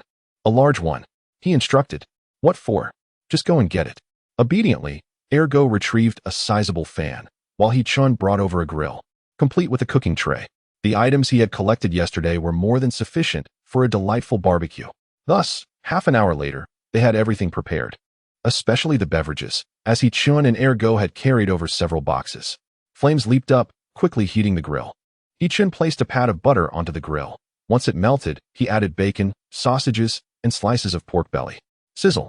The hot oil released an enticing aroma of protein that wafted towards them. He-chun turned to the dazed ergo beside him and said, "What are you staring at?" "Fan it." "Oh, right." Ergo began to wave the fan, dispersing the smoke and allowing the delectable scent to escape the confines of their camp. The perceptiveness of the extraordinary individuals is remarkable. Even the crowd outside the camp has caught a whiff of the enticing aroma. As ergo begins to fan the air, the fragrance intensifies, nearly awakening the hunger pangs within. How delightful, how ravenous. They are utterly outrageous. How can they indulge in roasted meat? The fish I consumed this morning was dreadful. Those mutated creatures from the river were sour to the taste. Their meat appears so fresh, not from any aberrant beings. Where could it possibly originate? How should I know? Do not disturb me. It hinders my ability to savor the scent. Ah, how I envy them. Chapter 48. A unified voice. He-chun and ergo are joyfully engaging in a barbecue, while the crowd outside the camp continues to swell. Not only those outside, but even within the confines of the camp, many are drawn by the tantalizing aroma. However, upon recognizing He-chun, they discreetly withdraw. He-chun has already bestowed upon them too much. It is unseemly to be greedy and ask for more. Thus, He-chun and ergo continued their revelry until midday, when the crowd could no longer contain their restlessness. Brothers, the inhabitants of the camp seem to be living in luxury, do they not? An unknown voice from the throng suddenly exclaimed, inciting a chorus of agreement. Indeed. Why should they be allowed to feast on meat and drink while we scramble for a mere packet of peanuts? The leader declared that we should besiege them until they are depleted of resources. I find that hard to believe. Yes, their lifestyle is excessively lavish, far from that of one who could be starved to death. Whether they will perish from hunger is uncertain, but I am on the verge of starvation. Let us charge in. They are left with merely a handful of extraordinary beings. Perhaps a single, fervent assault could secure our victory. No, we cannot act without the leader's command. Do you wish to meet your demise? Huh. The leader indulges in his own comforts, oblivious to our plight. The crowd fell into a sudden silence. Indeed, they had reached their limit. They had anticipated that joining the southern city camp would afford them a better life. Yet reality proved starkly different. The persistent issue of resource scarcity plagued them wherever they roamed. In days past, they would scour the city for supplies or hunt, yielding a consistent return that ensured they would not go hungry. Now, however, they were assigned to besiege the prison camp, which precluded any opportunity for hunting. Each day, the camp provided only expired and spoiled instant noodles, compressed biscuits, and a mere 2 white crystals per person. Such meager provisions could barely sustain their physical state. Their existence was a far cry from the lavish lifestyle of those within the prison camp. The disparity was staggering. They would not have found themselves brawling over a few peanuts otherwise, especially given that the inmates flaunted their opulence before them, deliberately taunting their hunger. The uncle could endure, but the aunt could not. Fight. The group exchanged knowing glances and began to confer in hushed tones. They had gained a thorough understanding of the terrain surrounding the prison camp and had ascertained the distribution of combat strength within. Generally speaking, While the prison camp boasted a variety of combat capabilities, their numbers were insufficient. Belonging to the T0 level are Du Mengqing and He Chun, whose extraordinary abilities wield immense power. The TI level comprises Feng Shisange and Rin Tao, who possess body transformation abilities, a common phenomenon among those endowed with supernatural talents. Among the 6 extraordinary individuals stationed here, for exemplify this category, the T2 level consists of ordinary third-tier superhumans, with only one camp in the monitoring area, rendering them insignificant. As for the remaining individuals, they are merely pawns or minor players, relying solely on geographical advantages. However, this advantage is precarious, as the walls of the monitoring camp are not particularly formidable in the eyes of the gifted. Their sole concern lies with the T0 level Du Mengqing and He Chun. Particularly, He Chun's abilities are elusive and difficult to detect, though they lack the capacity for long-range deployment. They have devised a strategy. Whoever encounters He Chun or Du Mengqing must immediately retreat. After much deliberation, they settled on a plan to simultaneously assault the monitoring camp from 6 different positions. Their objective is not to accomplish everything in one strike. As long as they can breach the outer wall, the battle will be deemed victorious. Regarding the poison cat, the law does not hold the masses accountable. Furthermore, should they succeed in capturing the monitoring camp, it would be a monumental achievement. Having agreed upon their strategy, they promptly dispersed to take action. As they scattered, Ergo, who was fanning himself, immediately sensed something amiss. He Chun, with a piece of bacon in his mouth, scoffed. I thought they could endure, but it seems they lack patience. What should we do? Ergo queried, feeling somewhat uncertain. No worries. He Chun waved his hand dismissively, grabbing a can of beer as he descended. At the entrance of the camp, Du Mengqing had long been waiting. Were they about to take action? Upon seeing He Chun, she immediately inquired. Yes. He Chun nodded in affirmation. Subsequently, the two exchanged no further words, exerting themselves as they swiftly leaped over the wall and landed gracefully on the other side. Outside the detention area, the extraordinary beings stationed at the South City camp were startled to discover that He Chun and Du Mengqing had emerged, promptly sounding the alarm. Yet, it was too late. He Chun and Du Mengqing surged into the crowd like avenging angels. After a night of recuperation, their physical prowess was at its zenith, and as they plunged into the throng, they resembled famished wolves among a flock of sheep, encountering no worthy adversaries. Meanwhile, the gates of the detention camp swung open. The extraordinary beings, having rested through the night, mobilized in unison, some engaged in the slaughter of the zombie horde, while others pursued the extraordinary beings from the South City camp, effectively reversing the tide and making it seem as if the South City camp were the beleaguered party. By the time the extraordinary beings from South City regained their composure and regrouped, Du Mengqing had already led her team back. The heavy gates closed once more, seemingly mocking their folly. Within the detention camp, laughter erupted among the crowd, their spirits lifted by the exhilarating victory that had dispelled the previous gloom. The inhabitants of South City would never have anticipated that He Chun and his companions would not merely wait idly, but would instead launch a proactive assault. In stark contrast to the jubilant atmosphere within the detention camp, the mood outside was decidedly somber. Although they had only lost a few dozen individuals, the blow to morale was profound. They had not inflicted any harm upon the detention camp, and once Poison Cat learned of this debacle, a furious outburst was undoubtedly imminent. Ladies and gentlemen, we must ensure that this matter remains confidential. A voice suddenly proposed. What does that mean? From the crowd, a fair-skinned young man stepped forward and addressed everyone. Let us say that it was an uncontrollable horde of zombies that caused the loss of several lives. As long as we maintain a united front, the higher authorities will remain oblivious. The crowd exchanged glances, seemingly intrigued. But what about the camp over there? Are you foolish enough to suggest that? Indeed. Very well. It is settled then. We shall speak in unison, and no one is to let slip a word. Chapter 49. A hostile transaction. The following day, He Chun, as per his usual routine, arrived at the watchtower with Ergo to commence grilling meat. However, this time, there was a heightened sense of vigilance among the onlookers. When He Chun tossed out peanuts, he was careful to observe, wary of any potential weapons. Yet, in doing so, his hand moved slowly, and those who failed to catch the peanuts seethed with resentment. Consequently, He Chun threw out 2 more bags of peanuts, along with a 1-pound package of fried broad beans. This generous gesture left the onlookers in a state of bewilderment, igniting suspicions that He Chun might have poisoned the food. However, after tasting it, they They found it delectable, devoid of any ill effects, which only deepened their confusion regarding He-Chun's intentions. The next day, He-Chun returned at the same hour, this time throwing out even more items, inciting another frenzy. Finally, someone from the opposite side could no longer contain their curiosity and inquired, He-Chun, what exactly are you scheming? Why are you giving us so many things for no reason? Do you think we are beggars? He-Chun retorted with annoyance. If you have so much to say after receiving my gifts, then I shall refrain from giving you anything. The crowd fell silent. Although their desperate expressions made them feel ashamed, deep down, they didn't want He-Chun to stop. He-Chun, please do not misunderstand us. A woman stepped forward with a smile directed at him. We are merely curious. We belong to opposing factions, and there is no reason for you to be so generous. He-Chun finally encountered someone who spoke sensibly and sighed in response. It's simply that there is an abundance of food. It is rather dull for just the two of us to consume it all, so I thought to share some with you. As soon as He-Chun's words left his lips, the expressions of the crowd shifted to one of awkwardness. If it weren't for the fact that He-Chun had recently slain dozens of their comrades, they might genuinely believe he was a benevolent person. However, the next words from He-Chun ignited their indignation. Consider it feeding the dogs.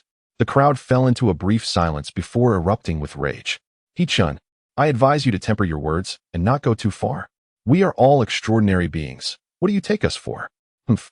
I would rather starve than partake in your scraps. When we breach this place, I shall certainly kill you. He-Chun's expression remained calm as the shouts began to subside.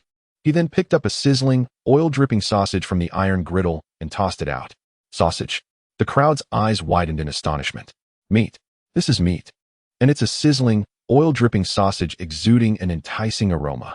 A few third-tier extraordinary individuals leaped into the air, clashing their palms against each other in a fervent struggle for a roasted sausage. However, in this arena, there were also individuals endowed with supernatural abilities. A vine extended from afar, arriving preemptively to intercept the sausage mid-air before swiftly retracting. Only those with powers could compete for such a prize. Alas, others were too late. And the sausage was devoured exclusively by the vine wielder, who relished the taste, exclaiming in silent ecstasy. In this era, acquiring such a delectable sausage was a daunting challenge indeed. Hey, He-Chun, let us discuss a matter. The vine wielder approached slowly, and the crowd parted to grant him passage. He-Chun cast a fleeting glance at him, replying coolly, I'm not interested. Do not be so indifferent. I harbor no ill intentions, the vine wielder insisted. How about we strike a deal? He-Chun smiled faintly, gesturing towards the meat on the grill. You desire this? Indeed, the vine wielder nodded candidly. Name your price. He-Chun regarded him with a peculiar expression. Are you not concerned that the poison cat gang will find out? The vine wielder shrugged. Why should I inform them? After contemplating, He-Chun conceded with a nod. Very well. Since you are unperturbed by the poison cat, I am inclined to engage in a little commerce. He pointed to the sausages on the grill. There are 5 sausages remaining, each priced at 2 blue crystals. Which esteemed patron wishes to bid? The crowd outside the wall immediately gaped in astonishment. What a shrewd merchant. They had anticipated a high price, but never imagined He-Chun would be so audaciously greedy. 2 blue crystals, even for a mere second-tier extraordinary being, require considerable effort to procure. Some expressed their discontent regarding the price, but remained silent. However, for the third-tier extraordinary beings, particularly those endowed with special abilities, this cost was still within a reasonable range. Consequently, the vine manipulator promptly raised his hand, signaling his intent. Observing this, others withdrew their aspirations, resigning to the situation. 10 blue crystals were presented by a tendril, while He-Chun placed 5 grilled sausages in return, generously sprinkling them with chili powder. Brother, this is authentic. The vine manipulator exclaimed, giving a thumbs up, his mouth glistening with grease. Bystanders looked on with envy. After finishing the sausages, he appeared unsatisfied and decided to offer a bulging pouch from his waist, filled with crystal nuclei. Brother, this is all I have left. You can decide what to do with it. The vine manipulator presented the pouch, and He-Chun accepted it, feeling its substantial weight. Indeed, when he emptied the contents, over 100 crystal nuclei tumbled out, all blue without a single white one, and astonishingly, there was even a red crystal nucleus among them. He-Chun was taken aback. Are you certain you haven't made a mistake? I must inform you that even if it was an accidental offering, I would not return it to you. The other party waved his hand dismissively. Of course not. Third-tier zombies are not particularly rare anymore. Several appear within the city daily, and their numbers are on the rise. I have no intention of hoarding crystal nuclei at this moment. I will consider that when the third-tier zombies become more prevalent. Hichin nodded in agreement, choosing not to elaborate further, and hung the pouch directly onto the vine. The package was ensnared by the vines and opened before the watchful eyes of the crowd. Inside lay a stack of sealed compressed biscuits, evidently fresh, accompanied by a bundle of sausages, a bag of toast, 2 hamburgers, a large portion of fried chicken, 2 luncheon meats, several cans of Gianlibo, and a few cans of beer. The sight of such an abundance rendered the onlookers spellbound, their breaths growing heavy with anticipation. After all, these provisions were sourced from Hichin. In recent days, they had witnessed firsthand that everything Hichin offered was pristine, unspoiled, and untouched by contamination, precious sustenance. It meant that within this package, each item was a treasure unattainable anywhere else in the entire city of Jincheng. The saying, "A common man bears the burden of possessing precious goods," rang true, had these items not belonged to an extraordinary individual. The crowd would surely have succumbed to their baser instincts and begun to grapple for them. Yet, even so, the gazes directed at Hichin grew increasingly fervent. This caused the vine wielder to feel a chill run down his spine. He dared not linger, fearing that these ravenous individuals might act irrationally in their desperation. Chapter 50. Not in the mood for dinner tomorrow? Is there anyone else wishing to purchase something? If not, I shall take a nap. Hichin inquired of the crowd outside. The onlookers, filled with eagerness, were well aware that Hichin's goods were exorbitantly priced. Yet their cravings rendered them unable to resist. "Hichin, do you have anything else? Perhaps some non-expired instant noodles?" Someone asked. "You've come to the right person. I have plenty of instant noodles, along with uncontaminated mineral water. If you heat it up and prepare a bowl, it will surely transport you back to the blissful life before the calamity." Many were captivated, and someone timidly inquired, "How many crystal cores?" 5 white crystals per pack. The price is the same as that of untainted mineral water. Upon hearing this, the crowd secretly smirked. Indeed, a cunning merchant.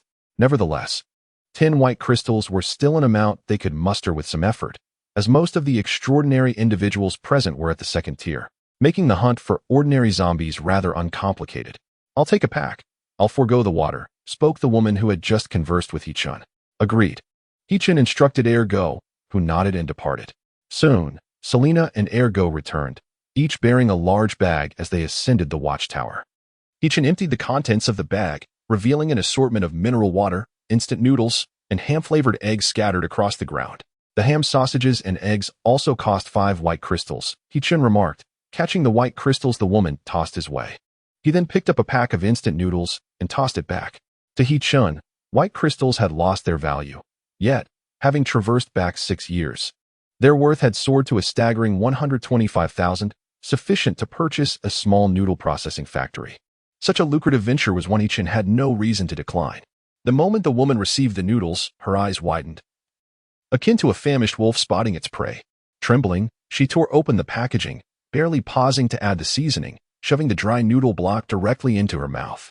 The arid noodles crunched violently between her teeth, emitting a cacophony of sounds, with crumbs cascading from the corners of her mouth. After a few bites, the noodles lodged in her throat, causing her to roll her eyes back, yet she remained unwilling to cease, as if the moment she stopped, she would never taste food again. After finally swallowing the last morsel of the noodle, she took a moment to catch her breath, then hastily tore open the seasoning packet and poured its contents into the remaining remnants of the noodle. She dipped her fingers into the spices and licked them greedily, resembling a ravenous spirit who had not tasted food in eons. The murmurs of those around her questioned the need for such exaggeration. Yet only she understood how long it had been since she had savored such delectable fare. In this apocalyptic world, food represented the hope of survival. It was only when she reluctantly stowed away the empty instant noodle packet, still carrying traces of the seasoning, that those nearby returned to their senses. Having witnessed a most gratifying display of consumption, they felt a flame ignite within their own bellies, a painful burn that compelled several of them to raise their hands, clamoring for instant noodles. Some, with a bit more means, requested to add a marinated egg or a sausage. Hichin instructed Ergo and Selena to manage the money and distribute the goods, while he engaged the others in a discussion of culinary insights. Instant noodles, he mused, are somewhat lacking when consumed dry. They must be steeped in hot water. Yet, cooking them is even better. Adding a marinated egg or a sausage brings back memories of countless nights spent as a wage worker. Alas, reflecting on those times, one realizes how blissfully ignorant they were of their own fortune. Fortunately, I have instant noodles at hand and an ample supply of clean water. Whenever I prepare instant noodles, I boil 5 packets at once, adding 5 marinated eggs and 5 sausages, for we are extraordinary beings, and 5 packets merely suffice to stave off hunger. He rambled on while Ergo and Selena busily accumulated a substantial pile of crystal cores at Hichen's feet. A rough estimate indicated that there were at least over 500 white crystals and more than 300 blue crystals. These cores were nearly sufficient to create a third-tier extraordinary being. Once the 2 large bags of items were sold out, Hichen waved his hand, declaring that they would conclude for the day, promising that they would reconvene at the same time tomorrow. He assured them that as long as there were crystal cores, he would have an abundance of goods available. After Hichen finished speaking, he descended from the watchtower. Outside, the crowd, having received their provisions, eagerly sought a spot to indulge in a hearty meal, devouring their food voraciously. However, as extraordinary beings, each possessed an insatiable appetite, rendering the meager rations insufficient. Once they finished eating, they patted their empty pockets, feeling a twinge of regret. The crystal cores they had painstakingly gathered were now depleted. The supplies and crystal cores delivered from the South City camp were exceedingly limited, and they pondered how long it would take before they could purchase food from Hichen again. In the shade of a tree, Baiji held a packet of instant noodles, savoring the lingering taste with a look of nostalgia in her eyes. It wasn't that she didn't wish to buy more. She was simply constrained by her meager finances. Just a few days prior, she had barely advanced to a second-tier extraordinary being, and before she could venture out to hunt zombies, she had been dispatched here to participate in the encirclement of the monitoring area camp. Due to her relatively weak abilities, she had always remained at the rear of the formation, which inadvertently allowed her to evade several dangers. Alas, how hungry she was! With a sense of resignation, Baiji discarded the instant noodle packaging she had licked several times.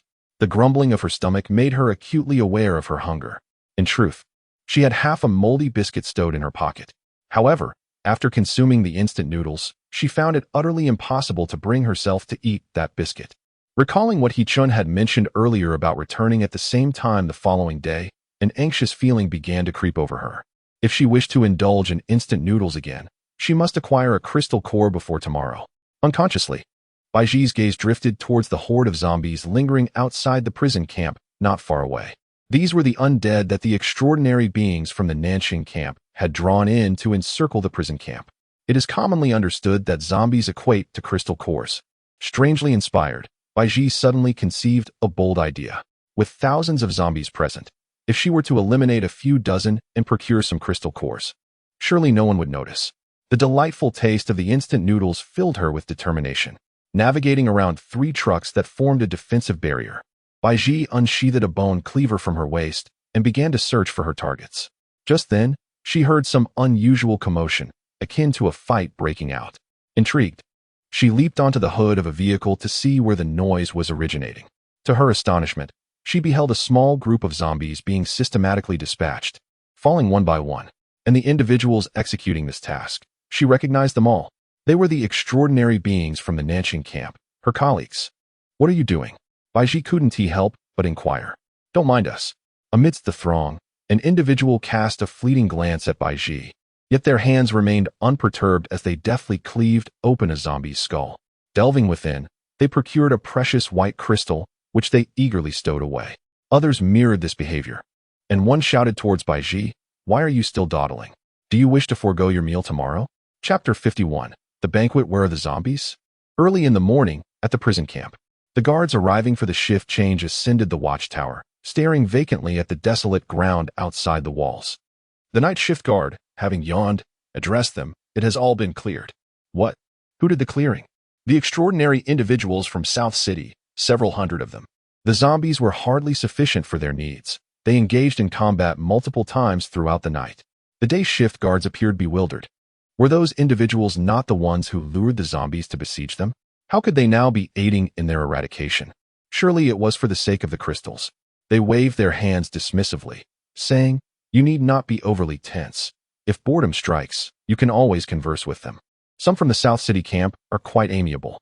With that, the night shift guards departed, leaving the day shift guards in a state of confusion. Meanwhile, at the South City camp, the cunning cat Poison rose early, as was her custom, to summon someone to inquire about the situation at the prison camp. Leader, Cat Poison's capable subordinate, Zombie Biao, entered with a rather grim expression. What troubles you, Zombie Biao? Has something gone awry at the prison camp? With a placid expression, Poison Cat inquired, for he believed that with so many people surrounding the prison camp, even if Du Mengqing attempted a counterattack, it would be utterly futile. Indeed, the fierce Biao remarked, it's nothing of great significance. It's merely that those individuals have cleared the zombies outside. Oh, Poison Cat scoffed disdainfully. These people certainly possess vigor. Yet what does it matter if they have cleared them? Is it of any use? He lifted the bedding, retrieved a crumpled cigarette, and treated it like a precious treasure. After lighting it, he inhaled deeply, his face illuminated with sheer ecstasy. Inform the hunting team in the city to lure more zombies our way. Yes, Chief. As noon approached, a vast horde of zombies surged forth from Jincheng, making their way toward the prison camp. The extraordinary beings escorting them continuously manipulated the migration path of the undead. Those extraordinary beings stationed outside the prison camp, tasked with vigilant watch, were idly scanning their surroundings. Suddenly, one of them appeared to have made a discovery, his eyes widening in alarm as he pointed into the distance, exclaiming, "Look, there's a horde of zombies approaching us from that direction." Upon hearing this, the others followed his gaze and indeed beheld a vast, dark mass slowly drawing nearer. The zombies varied in form. Some were missing limbs, while others bore decaying flesh and festering wounds, yet all emitted a repugnant stench. As the horde drew closer, the extraordinary beings from South City dared not delay and promptly prepared to engage. As the distance between the two parties diminished, a prominent figure among the exceptional individuals from South City raised his voice, exclaiming, "Dear brothers and sisters, you have all worked tirelessly. Allow us to handle this matter. You should hasten to attend to other affairs." Upon hearing this, the individuals across the way responded, "All right then, we shall entrust it to you." With that, they turned and hurriedly departed. At that moment, the South City exceptional individual waved towards their receding figures, calling out loudly, "Take care, everyone. Farewell." One of the departing figures glanced back and replied, "See you." They swiftly vanished from sight. After a brief pause, the exceptional individuals atop the vehicle exchanged knowing glances before synchronously leaping into the throng of zombies, commencing their slaughter. They toiled until nightfall, and the zombie horde near the prison camp was entirely eradicated. Beneath the setting sun, Heechin sat atop the watchtower, enjoying sunflower seeds with Du Mengqing while observing the sea of corpses below. The exceptional individuals from South City were scouring the remains to ensure no zombies had escaped. As for the crystal cores within the zombies' skulls, they had been collected, awaiting tomorrow's purchase of provisions from Heechun. "Heechun, may I discuss something with you?" Someone suddenly called out. Heechun looked down to see a woman waving at him. He vaguely recognized her. She had been quite proactive during previous food purchases, displaying a commendable attitude, though she had little money, often only affording a single packet of instant noodles. "What is it?" Heechin inquired. The woman hesitated, yet summoned her courage to speak.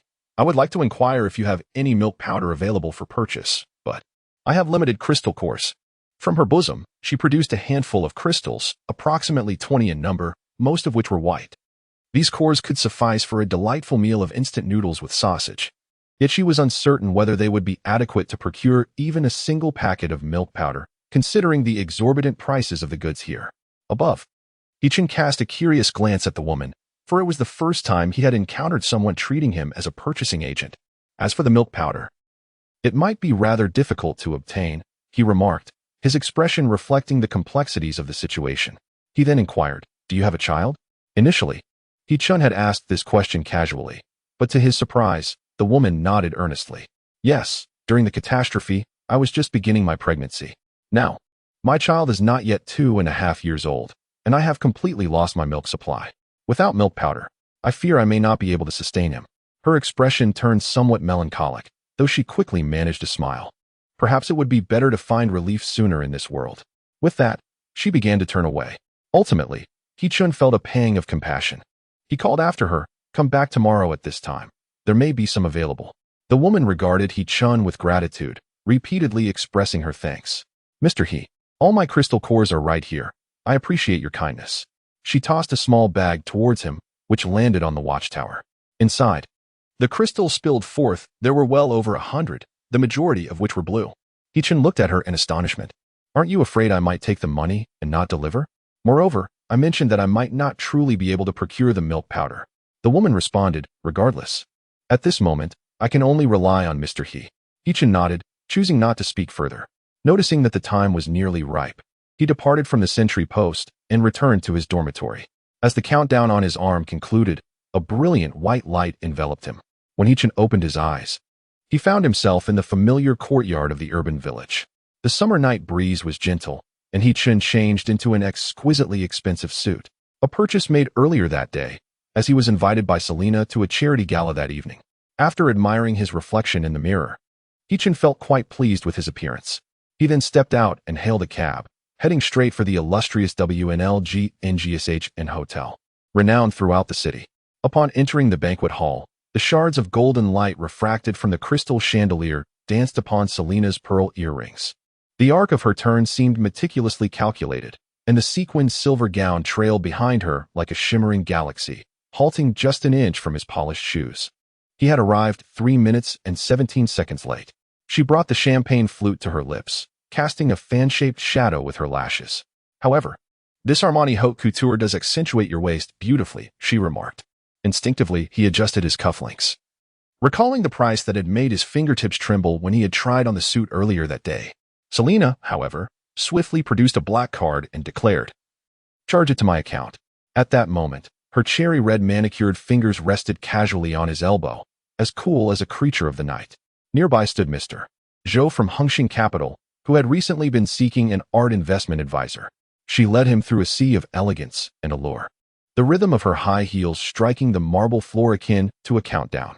Adorned in a dark green qipao, the curator of the Yunlang Gallery held a Ming Dynasty official kiln piece requiring appraisal. "Smile, Mr. He. Your expression resembles one conducting a post-mortem on Tang Sankai," she remarked. Hichin maintained his composure, suppressing the discomfort brewing within, casting aside his identity in this apocalyptic world. At present, he was merely an employee earning a meager salary of 3,000 a month. Such an opulent affair was a realm forever beyond his station. A miniature earpiece, handed to him by Selena's assistant, nestled discreetly within his suit's lining. When the nouveau riche, who had made his fortune in blockchain, approached with a glass of red wine to engage in pleasantries, a hushed voice resonated in his ear. "There is a Zhang Daqian imitation in his study. The original is at Sotheby's spring auction. Mr. Wang mentioned the cooling Yinxia too last time." He seized the moment to speak. Observing the other man's pupils dilate in sudden recognition, suddenly reminded of Selena's words in the car, "The most expensive counterfeit in this world is not a painting, but a persona." As the banquet progressed, he finally found a moment to breathe on the terrace. The moonlight cast a cold glaze upon Selena's profile, her fingers delicately holding a cigarette that flickered like a fleeting star. "Are you truly going to participate in the upcoming performance?" she inquired. "If those individuals possessed genuine skill, I would not mind experiencing it." He loosened his tie, the scent of sandalwood mingling with the fragrance of night-blooming jasmine enveloping him. Selena pressed the tip of her cigarette just beneath his Adam's apple, her gaze dreamy. "The way you appear now holds an irresistible allure for any woman. Should we consider?" Before the words could fully escape her lips, a sudden commotion erupted in the banquet hall. Chapter 52, Opportunity.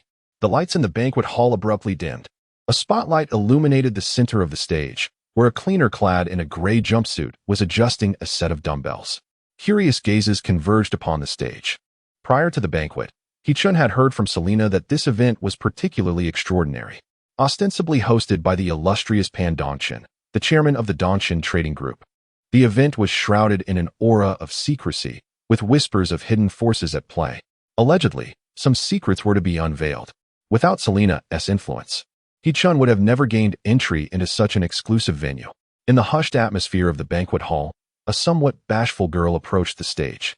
She was tall, approximately 1.75 meters, yet slender, likely weighing less than 100 pounds. As she positioned herself before the barbell, Hichin began to harbor suspicions that were difficult to fathom. He was not alone. The other attendees were equally intrigued. The barbell was clearly visible, weighing a staggering 240 kilograms, 5 times the girl's body weight. Presently, even world record holders could scarcely lift more than 3 times their own weight. Under the watchful eyes of the audience, the girl reached into a small pouch at her waist, extracting a handful of chalk, which she rubbed between her hands, exuding an air of eager anticipation. With a deep breath, She bent down and grasped the barbell. To everyone's astonishment, without any visible effort, she effortlessly hoisted the weight.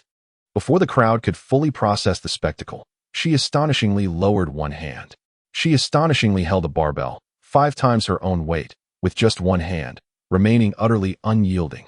He-chun heard a chorus of gasps surrounding him. Human genes resembled a locked vault. The spotlight shifted to the suddenly appearing white-haired scientist, whose tailored cufflinks peeked out from beneath his lab coat. My team had discovered the universal key. A holographic projection unfurled behind him, depicting the DNA double helix being dismantled and reconstituted by golden nanobots. The human body is akin to a vast treasure, and through genetic technology, I could significantly unearth its potential.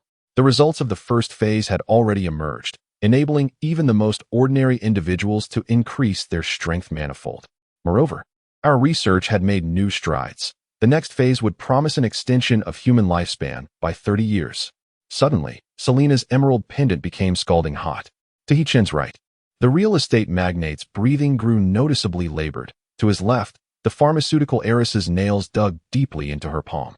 When the scientist announced the prospect of a 30-year lifespan extension, the heartbeat of the entire banquet hall nearly shattered the crystal glasses.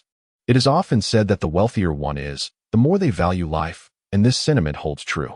While enhancing physical capabilities may hold some allure for them, with vast commercial prospects, nothing could compare to the sweet temptation of prolonging life. He-chen leaned closer to Selena. It seemed this was indeed the theme of the evening. Selena furrowed her brow, revealing her surprise.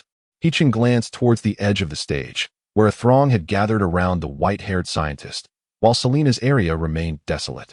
Ladies and gentlemen, do not be hasty. Allow me to present you with something intriguing. The scientist snapped his fingers, and 6 bare-chested youths stepped forward. They, too, were experimental subjects endowed with terrifying strength. One could only imagine the implications if such technology were to proliferate, transforming everyone into formidable warriors. As the words lingered in the air, He-chen suddenly emerged. I wish to challenge them. His voice sliced through the atmosphere like a knife through cream. The steward accidentally toppled the champagne tower, casting Selena's lashes in shadows reminiscent of crow feathers upon her visage. The scientist's lips twitched as he gestured towards the weightlifting platform.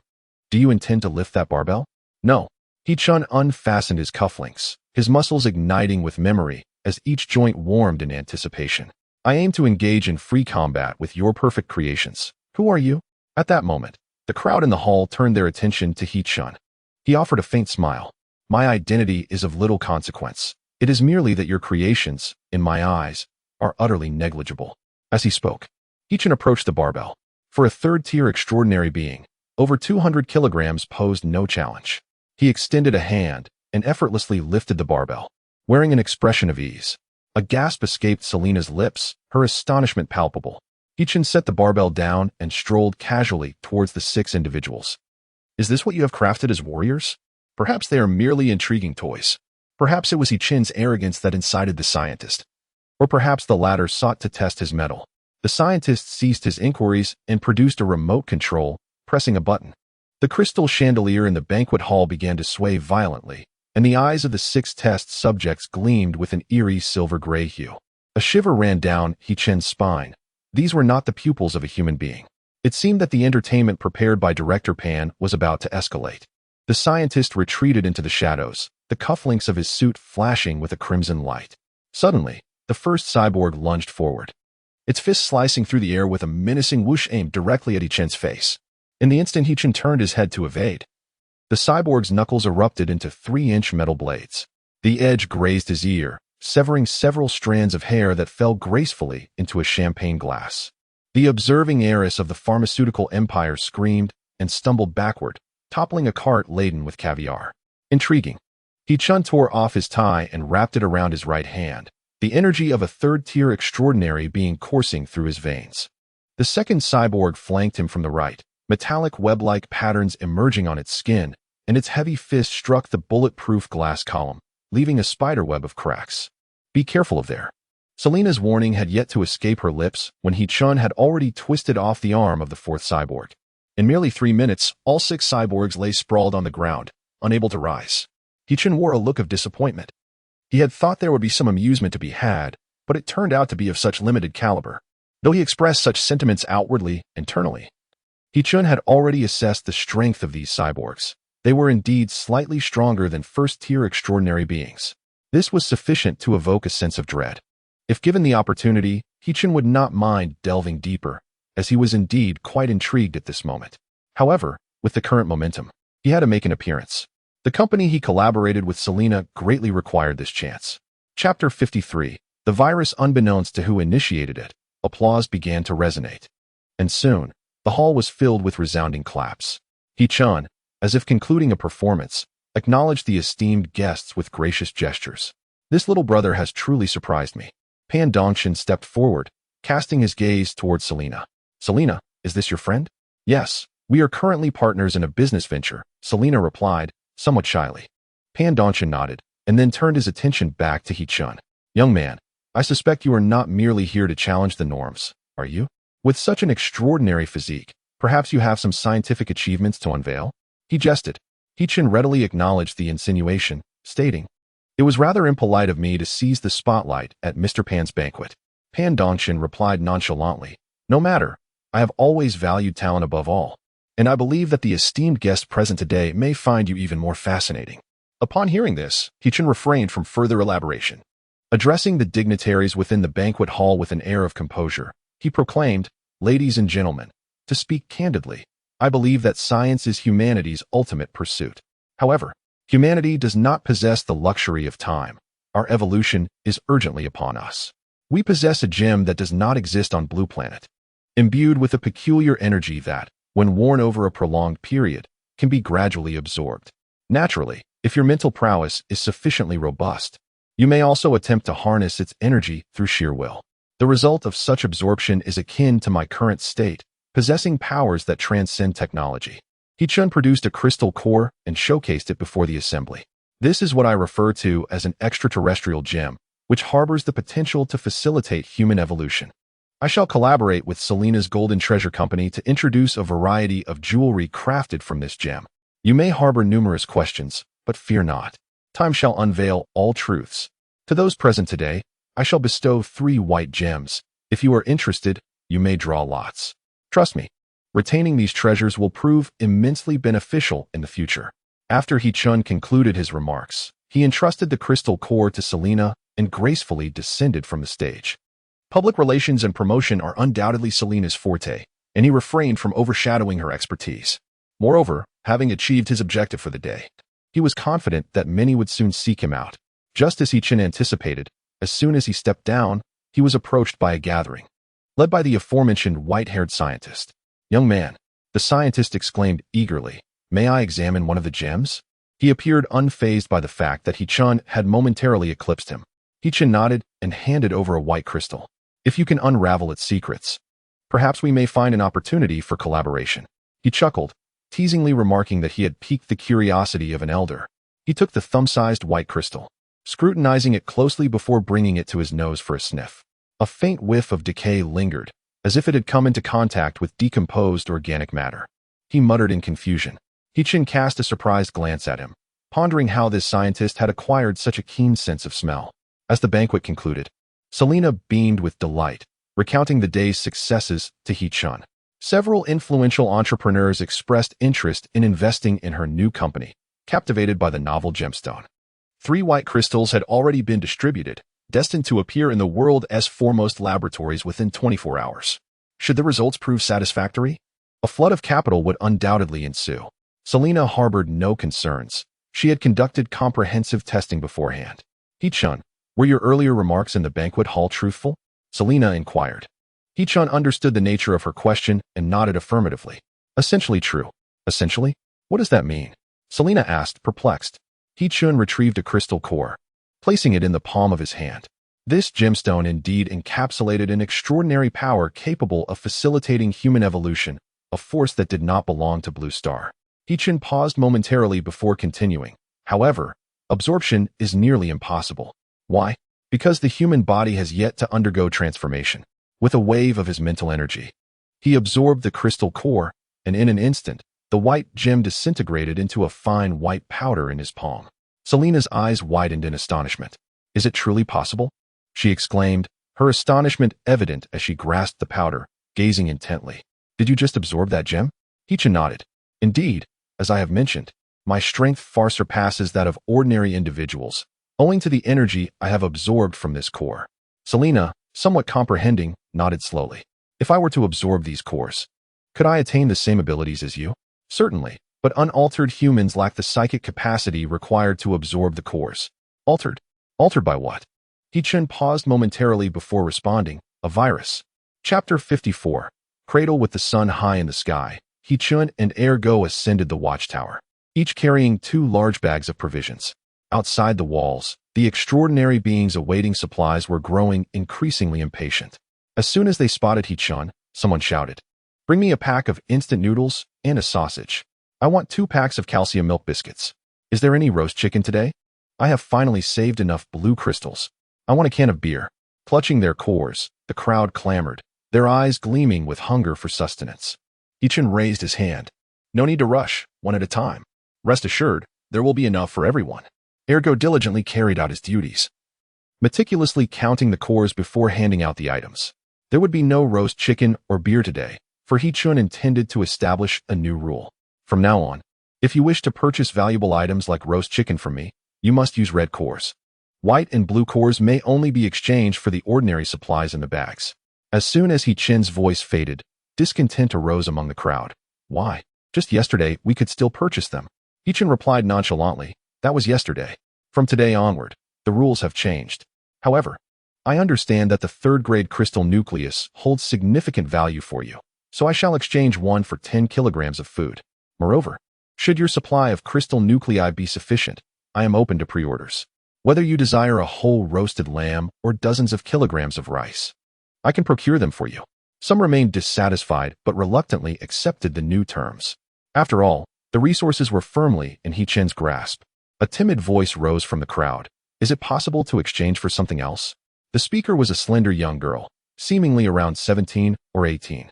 She directed her gaze at Hichin and said, "If I were to become your girlfriend, could I receive a packet of instant noodles?" The atmosphere instantly shifted, with the crowd gazing at the girl in astonishment at her audacious proposition.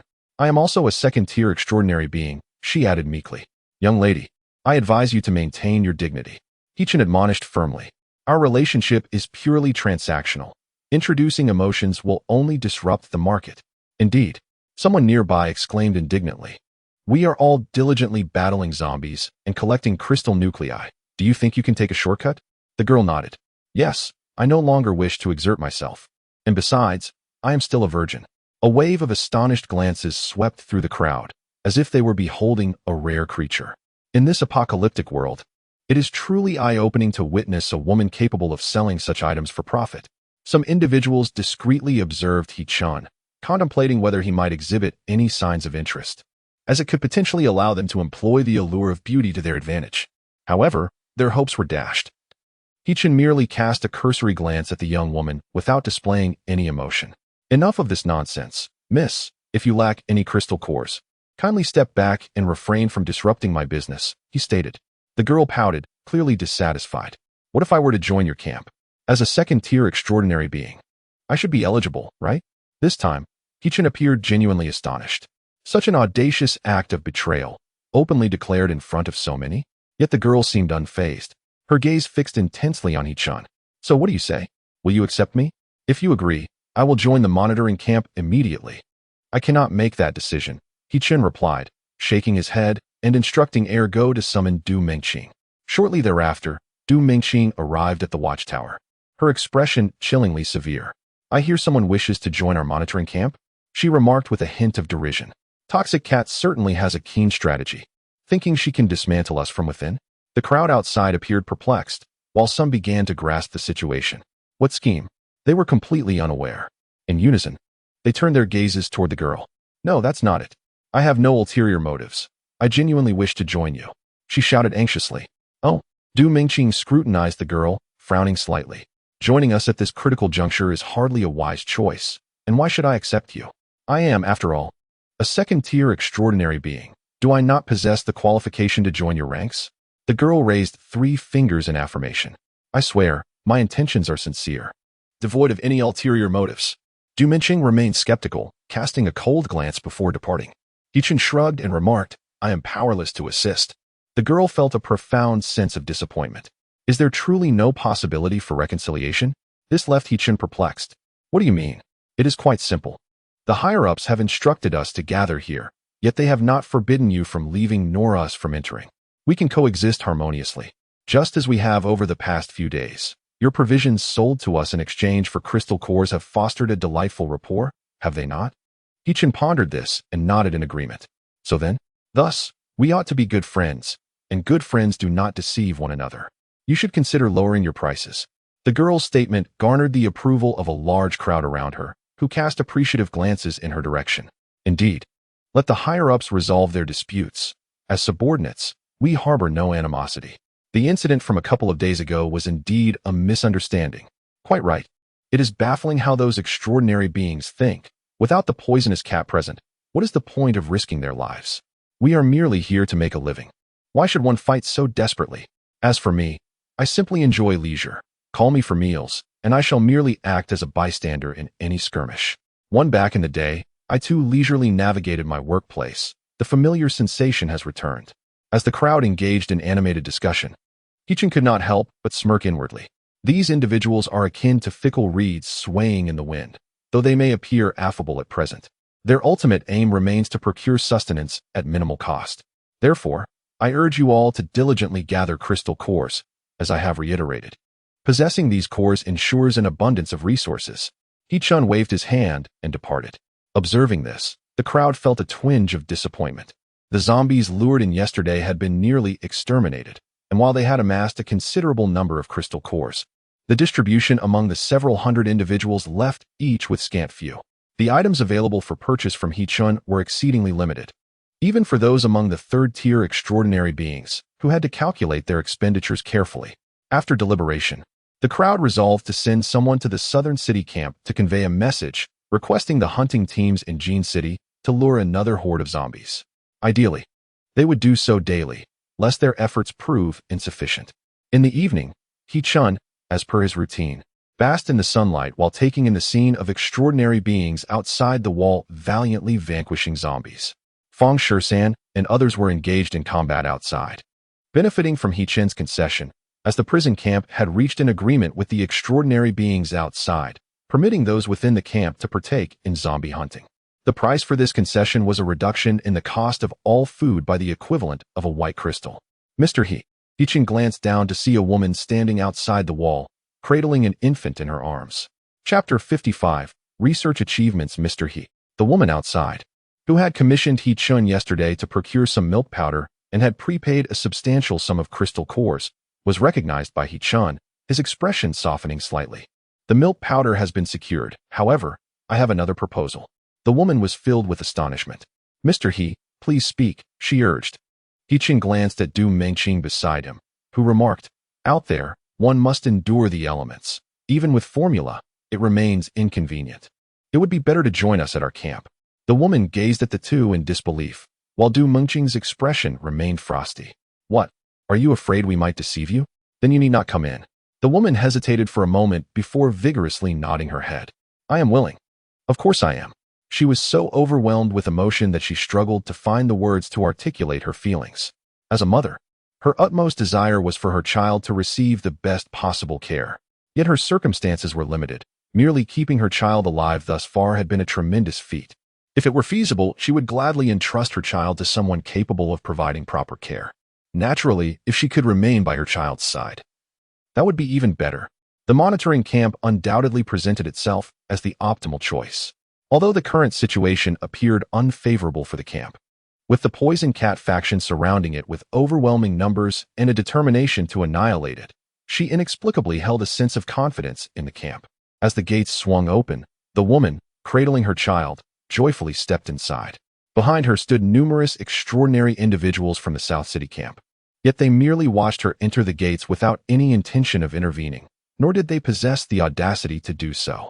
I must admit, I envy Sister Lincia, someone suddenly remarked. The others remained silent, yet their longing gazes betrayed their feelings.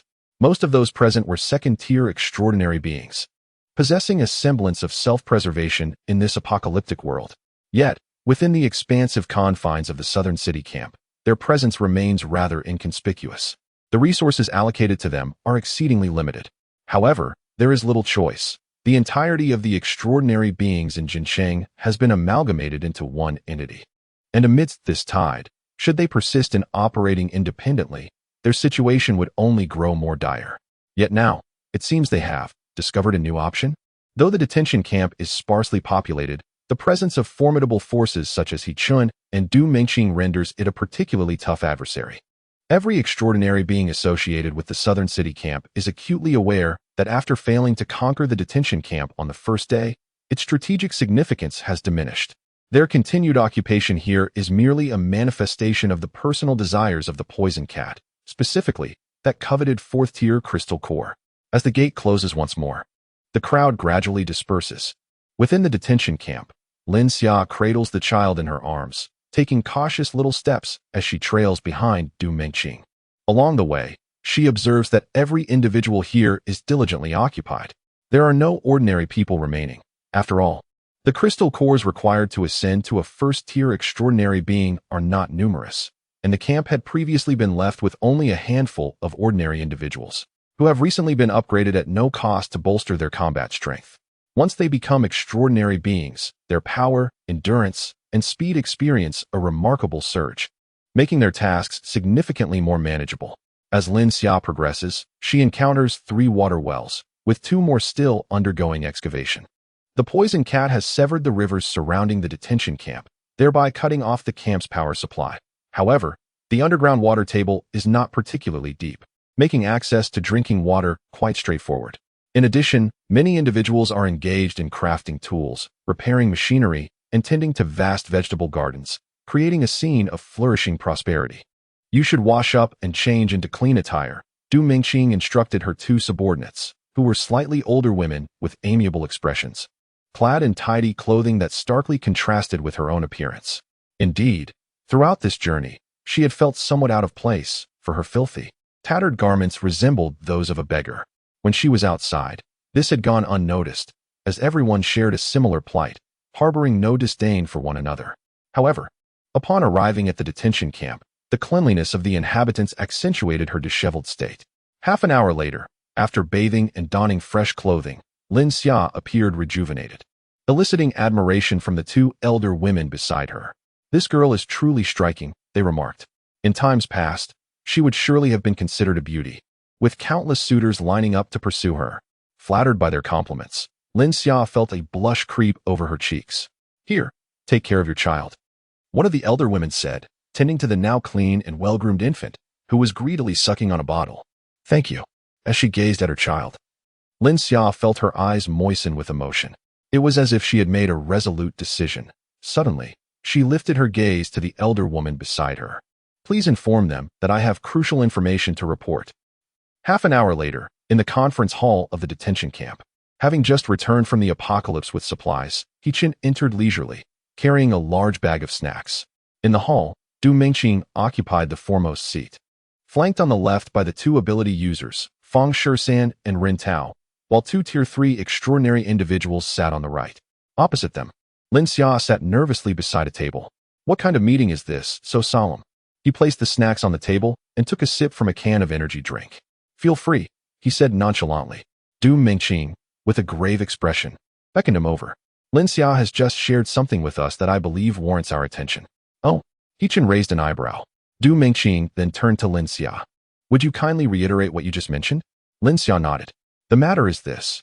Even before the merging of various camps, a group of scholars had gathered at the Nansheng camp." "Scholars?" Hichun's hand hesitated slightly. "Please continue."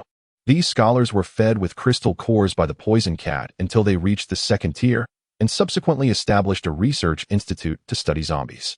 This endeavor has been ongoing for over a year, but there had been little progress until, one day, the poison cat suddenly decided to consolidate all survivors in Jincheng. Initially, we thought this was implausible, as the poison cat would never tolerate sharing power with anyone. Forceful annexation would only lead to conflict between the parties involved. Yet, to our surprise, the West City camp agreed quite readily. Later, there were rumors suggesting that the poisonous cat and the blood glutton of West City camp had reached some form of accord. He-chun felt a stirring in his heart. Utilizing the scholarly research findings? Chapter 56. It can be revealed. So, do you know what this so-called research result entails? He-chun inquired. Initially, we were unaware. But as time passed, we unearthed certain secrets, leading to some conjectures. This is also the reason for my visit today. He-chun nodded, refraining from further interjections. Inviting you to continue. The first discovery made was likely the mechanism behind zombie evolution. She surveyed the surroundings and asked, "Did I mention this earlier? Would you like to hear it?" He-chun had no objections, and Du Mingqing encouraged her to share. Lin Xia nodded. "I once visited the laboratory, where I witnessed a vast pit containing hundreds of ordinary zombies. Remarkably, within less than a month, a second-tier zombie emerged from within. They referred to this phenomenon as the resonance effect." He-chun silently contemplated this term, recalling a discussion he once had with Song Yixiao. If Song Yixiao were still present, perhaps she could provide some professional insights. In simple terms, once the density of zombies in a certain area reaches a critical threshold, a wondrous connection occurs, producing a resonance effect that generates energy conducive to zombie evolution, prompting one of the zombies to evolve. First-tier zombies can give rise to second-tier ones, and even third-tier, or higher, though the time required varies. The group grasped the concept. Thus, the rapid evolution of zombies in Jincheng is attributed to this reason? It seems so. Unfortunately, there appear to be few undergraduates among us. It is quite perplexing. Who would have thought that even in an apocalyptic world, educational qualifications would still be questioned? Wasn't Fang Shursen a teacher at a school? He should have some understanding of this matter. Everyone turned their gaze toward Fang Shursen. He shrugged helplessly and remarked, "I am a Chinese language teacher. If poetry and verse were of any use, I wouldn't mind reciting a few lines to uplift your spirits." The group unanimously declined his proposal. The scholars from the Nanxing camp speculated that there exists a resonance effect among humans, or more specifically, among extraordinary individuals. A spark of insight flashed through He-chun's mind. Thus, their integration of all the inhabitants and extraordinary beings of Jincheng was for this purpose? Lin Xia nodded in affirmation. Indeed, if feasible, this might allow extraordinary beings to evolve beyond the constraints of crystal nuclei in the future. As for the current situation, I believe the reason the poison cat has besieged you is twofold. Firstly, as a precautionary measure. Secondly, to conceal their true intentions. Just as He-chun was about to inquire further, Lin Xia provided the answer. He-chun nodded, saying, "So it seems that the poison cat is considerate of its subordinates, not wanting them to overexert themselves, but in truth, it fears that there aren't enough individuals to create resonance." Du Mingqing added, "Thus, the poison cat surrounds us. As long as we cannot obtain a Tier 3 crystal nucleus, we will be unable to utilize the Tier 4 crystal nucleus, which is why it is not in a hurry. However, we cannot remain idle. If the poison cat reaches Tier 4, we will be doomed." The atmosphere in the conference hall fell into an immediate silence. Lin Xia understood that the high-ranking officials present were about to discuss important matters, so she took the initiative to step outside. "He-chun, what are your thoughts?" As the door closed, Du Mingqing promptly inquired. He-chun shrugged his shoulders. "To be honest, it's perplexing. If it weren't for Lin Xia's revelations today, we might have truly remained oblivious until the day Poison Cat ascended to the 4th tier." Rin Tao remarked, "In my opinion, we should arrange an escape route as soon as possible." "An escape route?" Fang Shursen scoffed. "I refuse to believe that Poison Cat lacks a contingency plan. He would never let us leave easily. There's always a way out." He-chun stood up, suggesting, "Let us take it one step at a time. Others have yet to arrive, yet we are already scaring ourselves to death. Ha ha." He laughed heartily as he departed, seemingly unconcerned by the situation. Although he could not fully comprehend the so-called resonance effect, he had an instinctive feeling that Poison Cat would find it exceedingly difficult to achieve his ambitions. After all, in this game of rise and fall, it remains uncertain who will ultimately emerge victorious. The following morning, He-chun and Ergo arrived at the watchtower, carrying 2 large bags of food to commence their usual sales. "He-chun, how's Sister Lin Xia doing?" a girl suddenly asked. He-chun glanced over, vaguely recalling the girl, who seemed to be named Bai Ji, someone who had previously expressed a desire to be his girlfriend. "She is doing quite well," He-chun replied. "Well, could I meet her?" Bai Ji asked. He-chun nodded. "Sure, why not?" He gestured for Lin Xia, who was already engaged in camp duties, to come over. "Lin Xia, someone here wishes to meet you." Lin Xia ascended the watchtower, and Bai Ji immediately waved from outside. "Sister Lin Xia." Lin Xia smiled gently. "Ah, It's you, Sister Baiji. What is the matter? Have you missed me after just a day apart? Baiji pouted slightly. Sister Linxia, how is life inside? Is it good? Baiji chuckled. Of course, everyone here is very kind. In truth, Baiji could see for herself that Linxia appeared pristine and her demeanor radiated tranquility, which was unmistakably genuine. In stark contrast, she and the extraordinary individuals beside her looked disheveled, resembling vagrants. The disparity in their circumstances was evident. To be frank, Baiji felt a twinge of envy. She had initially intended to join the camp, but He-chun had denied her request. Now, witnessing Lin Xia thrive within, her heart brimmed with longing. Sister Lin Xia, could you speak to the others inside? I wish to join the camp as well. I miss you and long for your company. Lin Xia appeared somewhat troubled and turned to He-chun for guidance. He-chun waved his hand dismissively. I'm afraid we have limited resources and cannot support too many people. Once again, she faced He-chun's unyielding rejection. Then why can Sister Lin Xia stay? Baiji finally voiced her question, and many nearby were attentively listening to their exchange. He-chun shrugged nonchalantly. For no particular reason. The camp belongs to us. And so do the resources. It is our prerogative to decide whom to support or not. Is it not? Baiji found herself at a loss for words. He-chun's impatience was palpable. All right, those who wish to make a purchase, please be swift. The proprietor who ordered 30 pounds of pig's head meat yesterday. Your goods have arrived. A crimson crystal core was tossed up, which He-chun deftly caught in his hand. The extraordinary beings outside parted ways as a masked man approached. He was the very individual who had reserved the 30 pounds of pork yesterday, using a third-tier crystal core. He-chun had crossed paths with him before. This man was an ability user, capable of conjuring dark mist that would explode upon contact, demonstrating remarkable power. Indicative of an elemental ability user. After taking possession of the meat, the masked man departed without casting a glance at the onlookers. Yet, the crowd remained with peculiar expressions. Typically, transactions of goods with the monitoring area were conducted furtively by those of their lower echelon, who dared not make it public. However, now it appeared that even beings of this caliber were engaging in commerce. Could this matter be brought into the open? Chapter 57. Rescue. Once the ability user had left, others began to gather around once more. He-chun settled onto a small stool, leisurely observing the influx of crystal cores into his account, suddenly feeling a sense of ease wash over him. Unexpectedly, the dreams of the pre-apocalyptic world were beginning to materialize in this post-apocalyptic reality. Step aside. A sudden, thunderous shout rang out as a man clad in military green camouflage approached, his expression stern. Do you wish for death by conspiring with the monitoring area behind our leader's back? The crowd immediately dispersed, casting fearful glances at him. He furrowed his brow and turned to Lin Xia, who was nearby, inquiring, Who is that? Lin Xia harbored a measure of trepidation as she whispered. His name is Tang Tai, a favored confidant of Poison Cat. Oh, a trusted aide has arrived? Lin Xia nodded in affirmation. Tang Tai possessed a brutal temperament, often resorting to violence over trivial disagreements, wielding his strength with devastating effect. He had even killed several individuals within the same camp, instilling fear among all who knew him. What is his level of power? A variant extraordinary. What?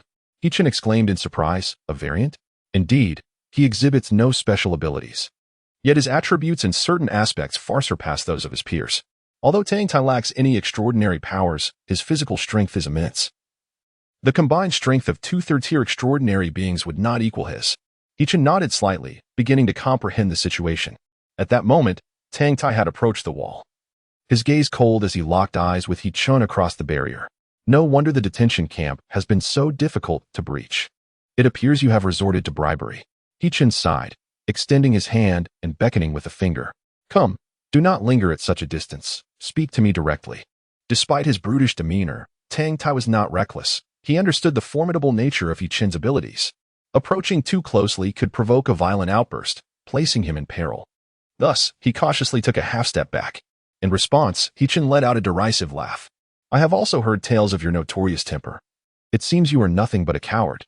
Tang Tai's face flushed crimson as he clenched his teeth, glaring furiously at He-chun. Do not be too complacent, thinking that we are powerless against the prison camp. We have merely been preoccupied with other matters recently, unable to direct our efforts towards you. Tang Tai waved his hand, and his subordinates promptly brought forth a box. He-chun, today I present you with a grand gift. As the box opened, It revealed a trove of lethal weapons gleaming with metallic luster. Almost simultaneously, the prison camp sounded the alarm. The shrill sirens echoed throughout the compound, prompting all personnel to seek refuge within the buildings, bracing for the impending confrontation. Tang Tai, witnessing this, broke into a grin. I have come today to raise the prison camp to the ground. He gestured to his men, and immediately, several of them hoisted cannon barrels and rocket launchers. Whoosh, whoosh, whoosh. A barrage of rockets sliced through the air, aimed directly at the prison camp's walls and watchtowers. The explosions were deafening, flames leaping skyward as dense smoke rapidly enveloped the area. A massive breach was blown open in the walls, and the watchtower swayed precariously under the violent impact.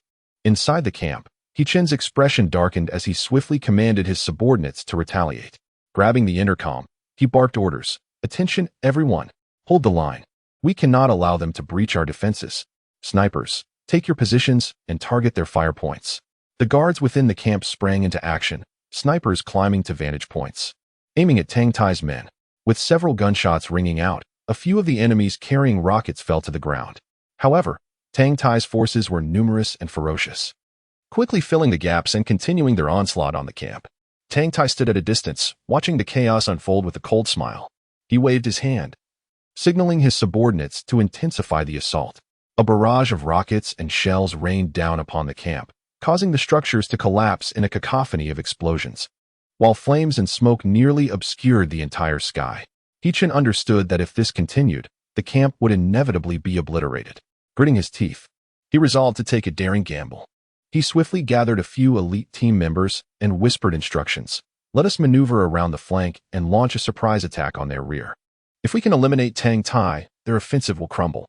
The team members nodded in agreement and quickly followed He-Chen as they stealthily exited the camp through a concealed passage, advancing toward Tang Tai's rear under the cover of dense smoke.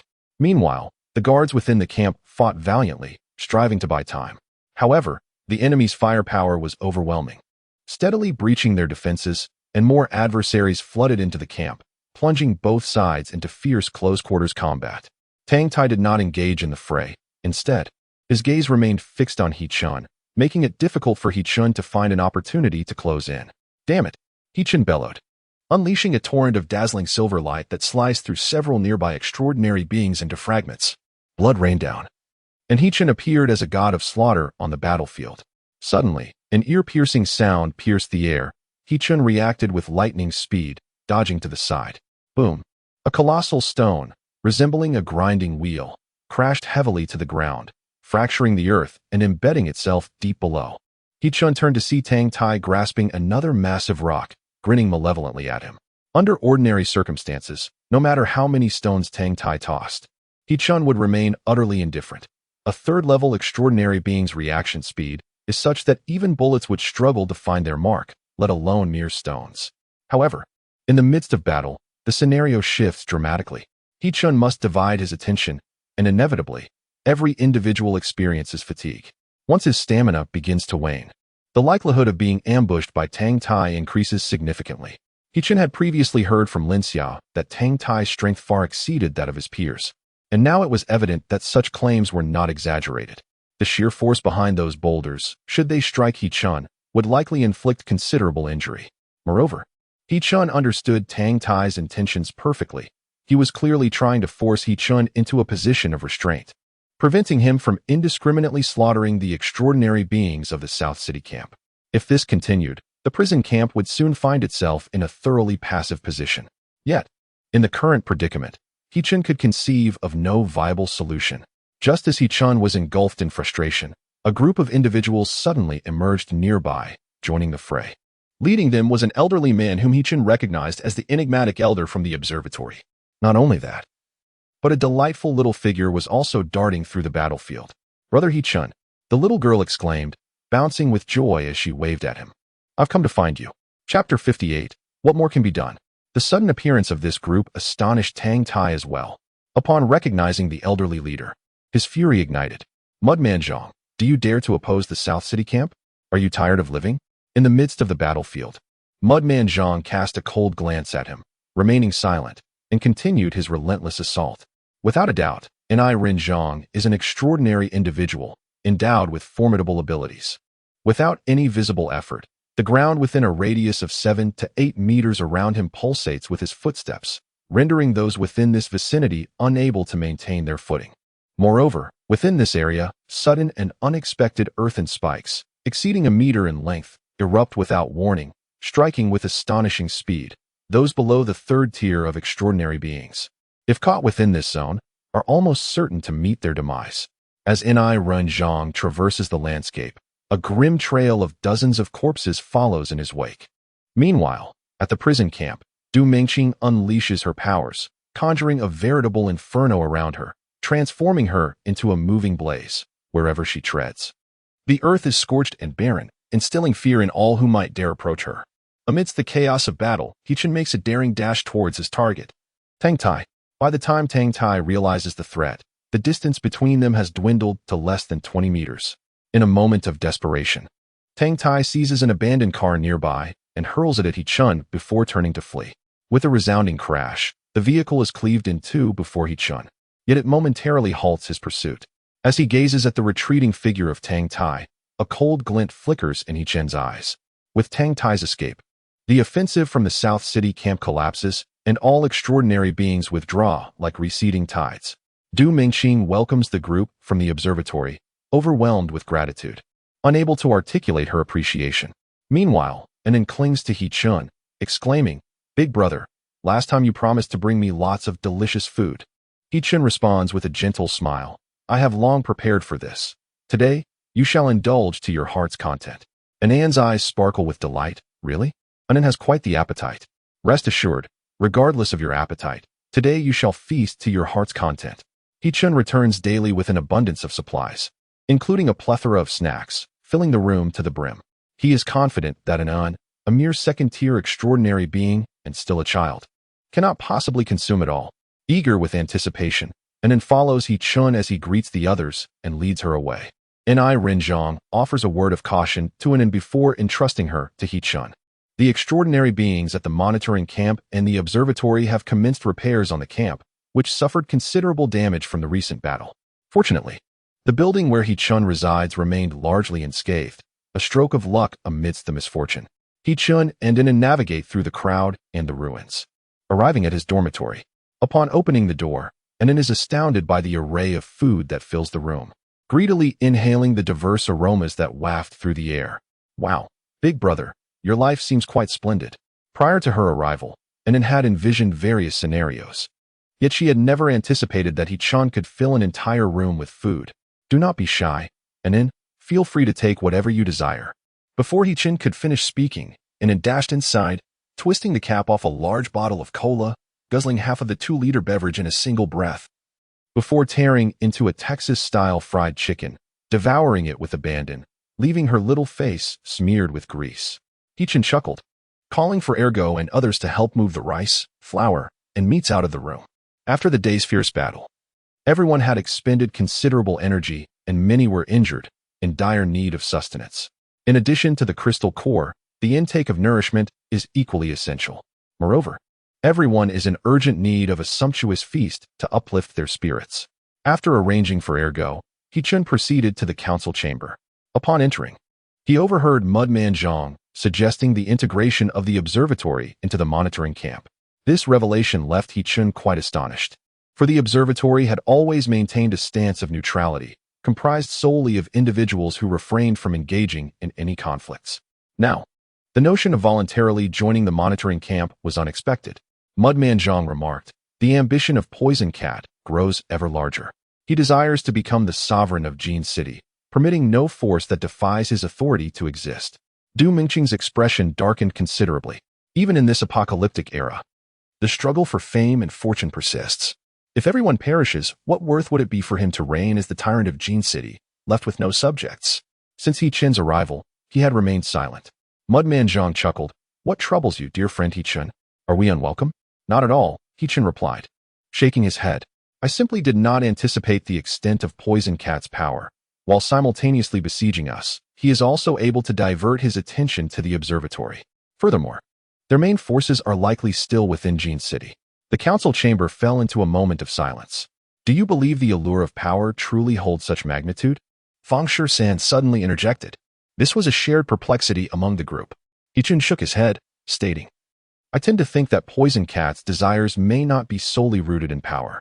He turned his gaze toward Lin Xia in the corner. Sister Lin Xia, what is your perspective? Despite her relatively short tenure, Lin Xia possessed extensive knowledge of various matters, which warranted her inclusion in the inner circle.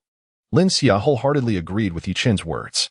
Indeed, I resonate with Yi-chen's perspective. The occurrence of resonance effects is exceedingly intricate and enigmatic. At times, it is not imperative to demand a numerical consensus. Perhaps what is sought is an ethereal ambience, akin to the overwhelming momentum of a unified realm. If the poison cat were to ascend as the sovereign of Jincheng, regardless of the number of underlings, he might indeed reap substantial benefits. I see. Zhang Niren cast an appreciative glance at Lin Xia. I had not anticipated that the prison camp harbored such hidden talents. This revelation has illuminated my understanding of the poison cat's actions. The group continued deliberating on matters of collaboration, but Yi-chen, disinterested in these discussions, beckoned Lin Xia outside. Lin Xia, how well do you know that Tang Tai? Yi-chen inquired. Lin Xia, intrigued yet hesitant, replied, I know a bit. This individual was quite notorious before the apocalypse, reportedly working under someone named Xinyi. After the world fell into chaos. Before Lin Xia could complete her thought, Yi-chen interrupted, All right, Lin Xia, you may attend to your tasks. I will have her go, and the others prepare the meal. Please lend a hand in checking on that. Sure, Lin Xia responded, casting a curious glance at Yi-chan, still somewhat perplexed. She could discern that Yi-chan was notably upset today. Tang Tai's sudden assault had not only left the prison camp in ruins, but also resulted in the deaths and injuries of over 10 individuals.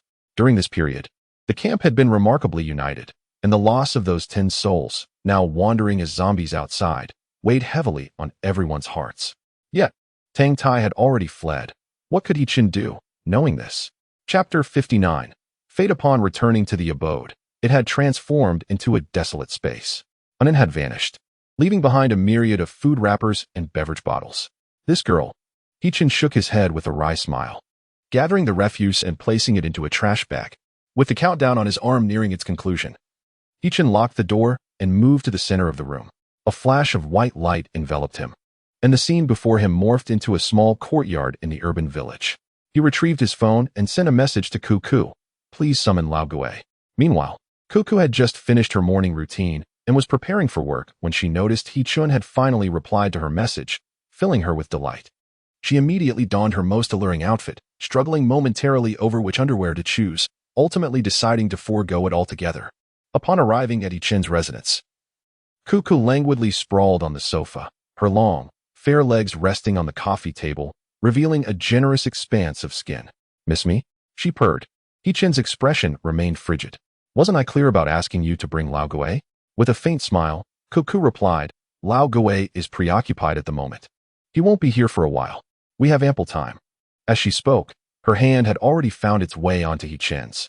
Unmoved, he resembled a quintessential Sigma male. Noticing her attempts at seduction were in vain, Cuckoo finally recognized that Yi-chen's demeanor was somewhat off today. Her expression shifted slightly as she inquired, What's wrong? Has something happened? Yi-chen chose to ignore her, quietly cracking open a can of beer and drinking in silence. After a while, Gui Gu arrived, accompanied by 2 lackeys, carrying a considerable amount of liquor and duck delicacies. Yi-chen, it's been a few days since we last met. Shall we have a few drinks today? Yi-chen replied coldly, No need, I have something to inquire. Noticing Yi-chen's serious demeanor, Gui Gu immediately nodded. Have you encountered some trouble? Speak to your brother. Rest assured, your affairs are my affairs. Yi-chen replied indifferently. Are you aware of Xinyi? Gui Gu nodded. Of course, Xinyi holds considerable renown in Jincheng. What is it, Yi-chen? Do you have business with him? Yi-chen shook his head. He has a subordinate named Tang Tai. Yes, I am familiar with that character. What of it? I intend to kill him. A sudden silence enveloped the room.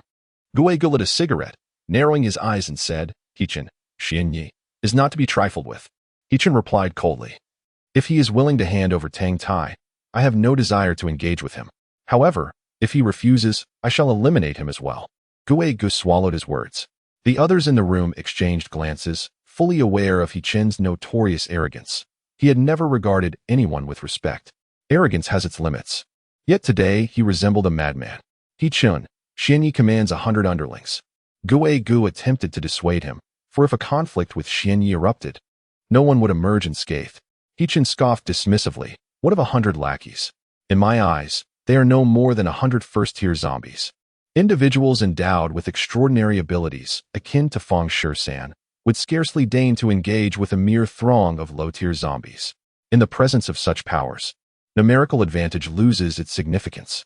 I summoned you not to deliberate on strategies, merely inform them that tomorrow night they must either deliver Tang Tai, or I shall personally pay him a visit. Having spoken, He-Chin gestured dismissively. If there are no further matters, you may take your leave. Ghost Brother discerned the seriousness in He-Chin's demeanor and chose to refrain from further discourse, nodding in acknowledgement before departing with Cuckoo and the others. As soon as they exited, Cuckoo eagerly exclaimed, Ghost Brother, He-Chin. Let us speak of this later. This is not a suitable venue, Ghost Brother interjected. They proceeded to Cuckoo's workplace, where she, assuming Ghost Brother sought to alleviate his frustrations, unfastened her buttons. Not so hasty, Ghost Brother replied, shaking his head. Has He-Chin exhibited any peculiar behavior recently? Cuckoo shook her head in response. He-Chin is always enigmatic. He prefers I do not take the initiative. It is only when he summons me that I am allowed to approach. Are you aware of the nature of his conflict with Tang Tai? Ghost Brother inquired further. Again, Cuckoo shook her head. I only just learned of it. This complicates matters, Ghost Brother mused, furrowing his brow. It seems I must pay a visit to Master Xian. Master Xian, his superior, had the capacity to communicate directly with Master Xian of the West City. Otherwise, should he recklessly approach Master Xian, not only might he be disregarded, but it would also reflect poor manners. Return to He-Chin and ascertain the situation. It would be best if you could placate him. Cuckoo nodded, promptly donning her attire before stepping out once more. He-Chin sat quietly for a moment, contemplating his venture into the world in search of sustenance.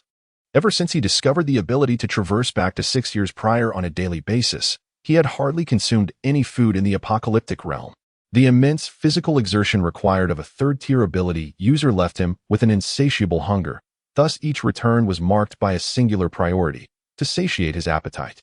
After inquiring with Du Minqing, who also had not dined, he set out to hail a taxi to find her.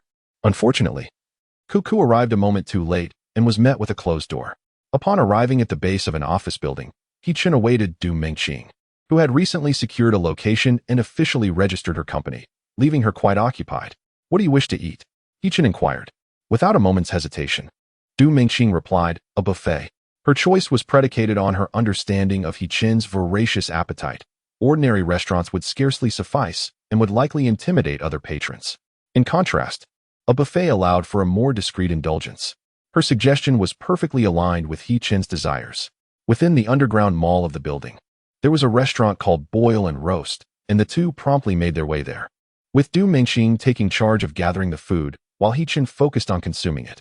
As they relished their meal, a throng of individuals suddenly poured in, creating a cacophony as they occupied several tables. Initially indifferent, He-Chin's keen hearing soon caught a familiar voice. He glanced up and was momentarily taken aback, followed by a slight smirk of irony. What a remarkable twist of fate it was. Among the newcomers was none other than Tang Tai. He-Chin continued to eat with an unperturbed demeanor, though his pace noticeably slowed. The group, led by Tang Tai, appeared to be in a rush, seemingly only intent on filling their stomachs, and within just over half an hour, they began to rise and depart. He-Chin too set down his chopsticks. Du Minqing felt a twinge of surprise as He-Chin seemed to lack his usual appetite today, consuming only the equivalent of 3 or 4 people's portions before he ceased. Are you full? She inquired. He-Chin nodded in affirmation. I have some matters to attend to, so you may head back first. I will visit you this evening. Du Minqing nodded in response. All right, but I have moved. I will send you my new address. She pressed her lips together, initially desiring to take a stroll or perhaps watch a film with He-Chin. Very well, He-Chin replied, offering no further comments. Noticing that Tang Tai and his companions had already made their way outside, he promptly followed suit. A cacophony of voices erupted as the group surged into the elevator, none of them paying heed to He-Chin. Upon reaching the parking lot, Tang Tai led his subordinates toward a business vehicle. Suddenly, He-Chin called out, Tang Tai. In the expansive parking area, Tang Tai abruptly halted, instinctively placing his right hand on the hilt of the knife at his waist.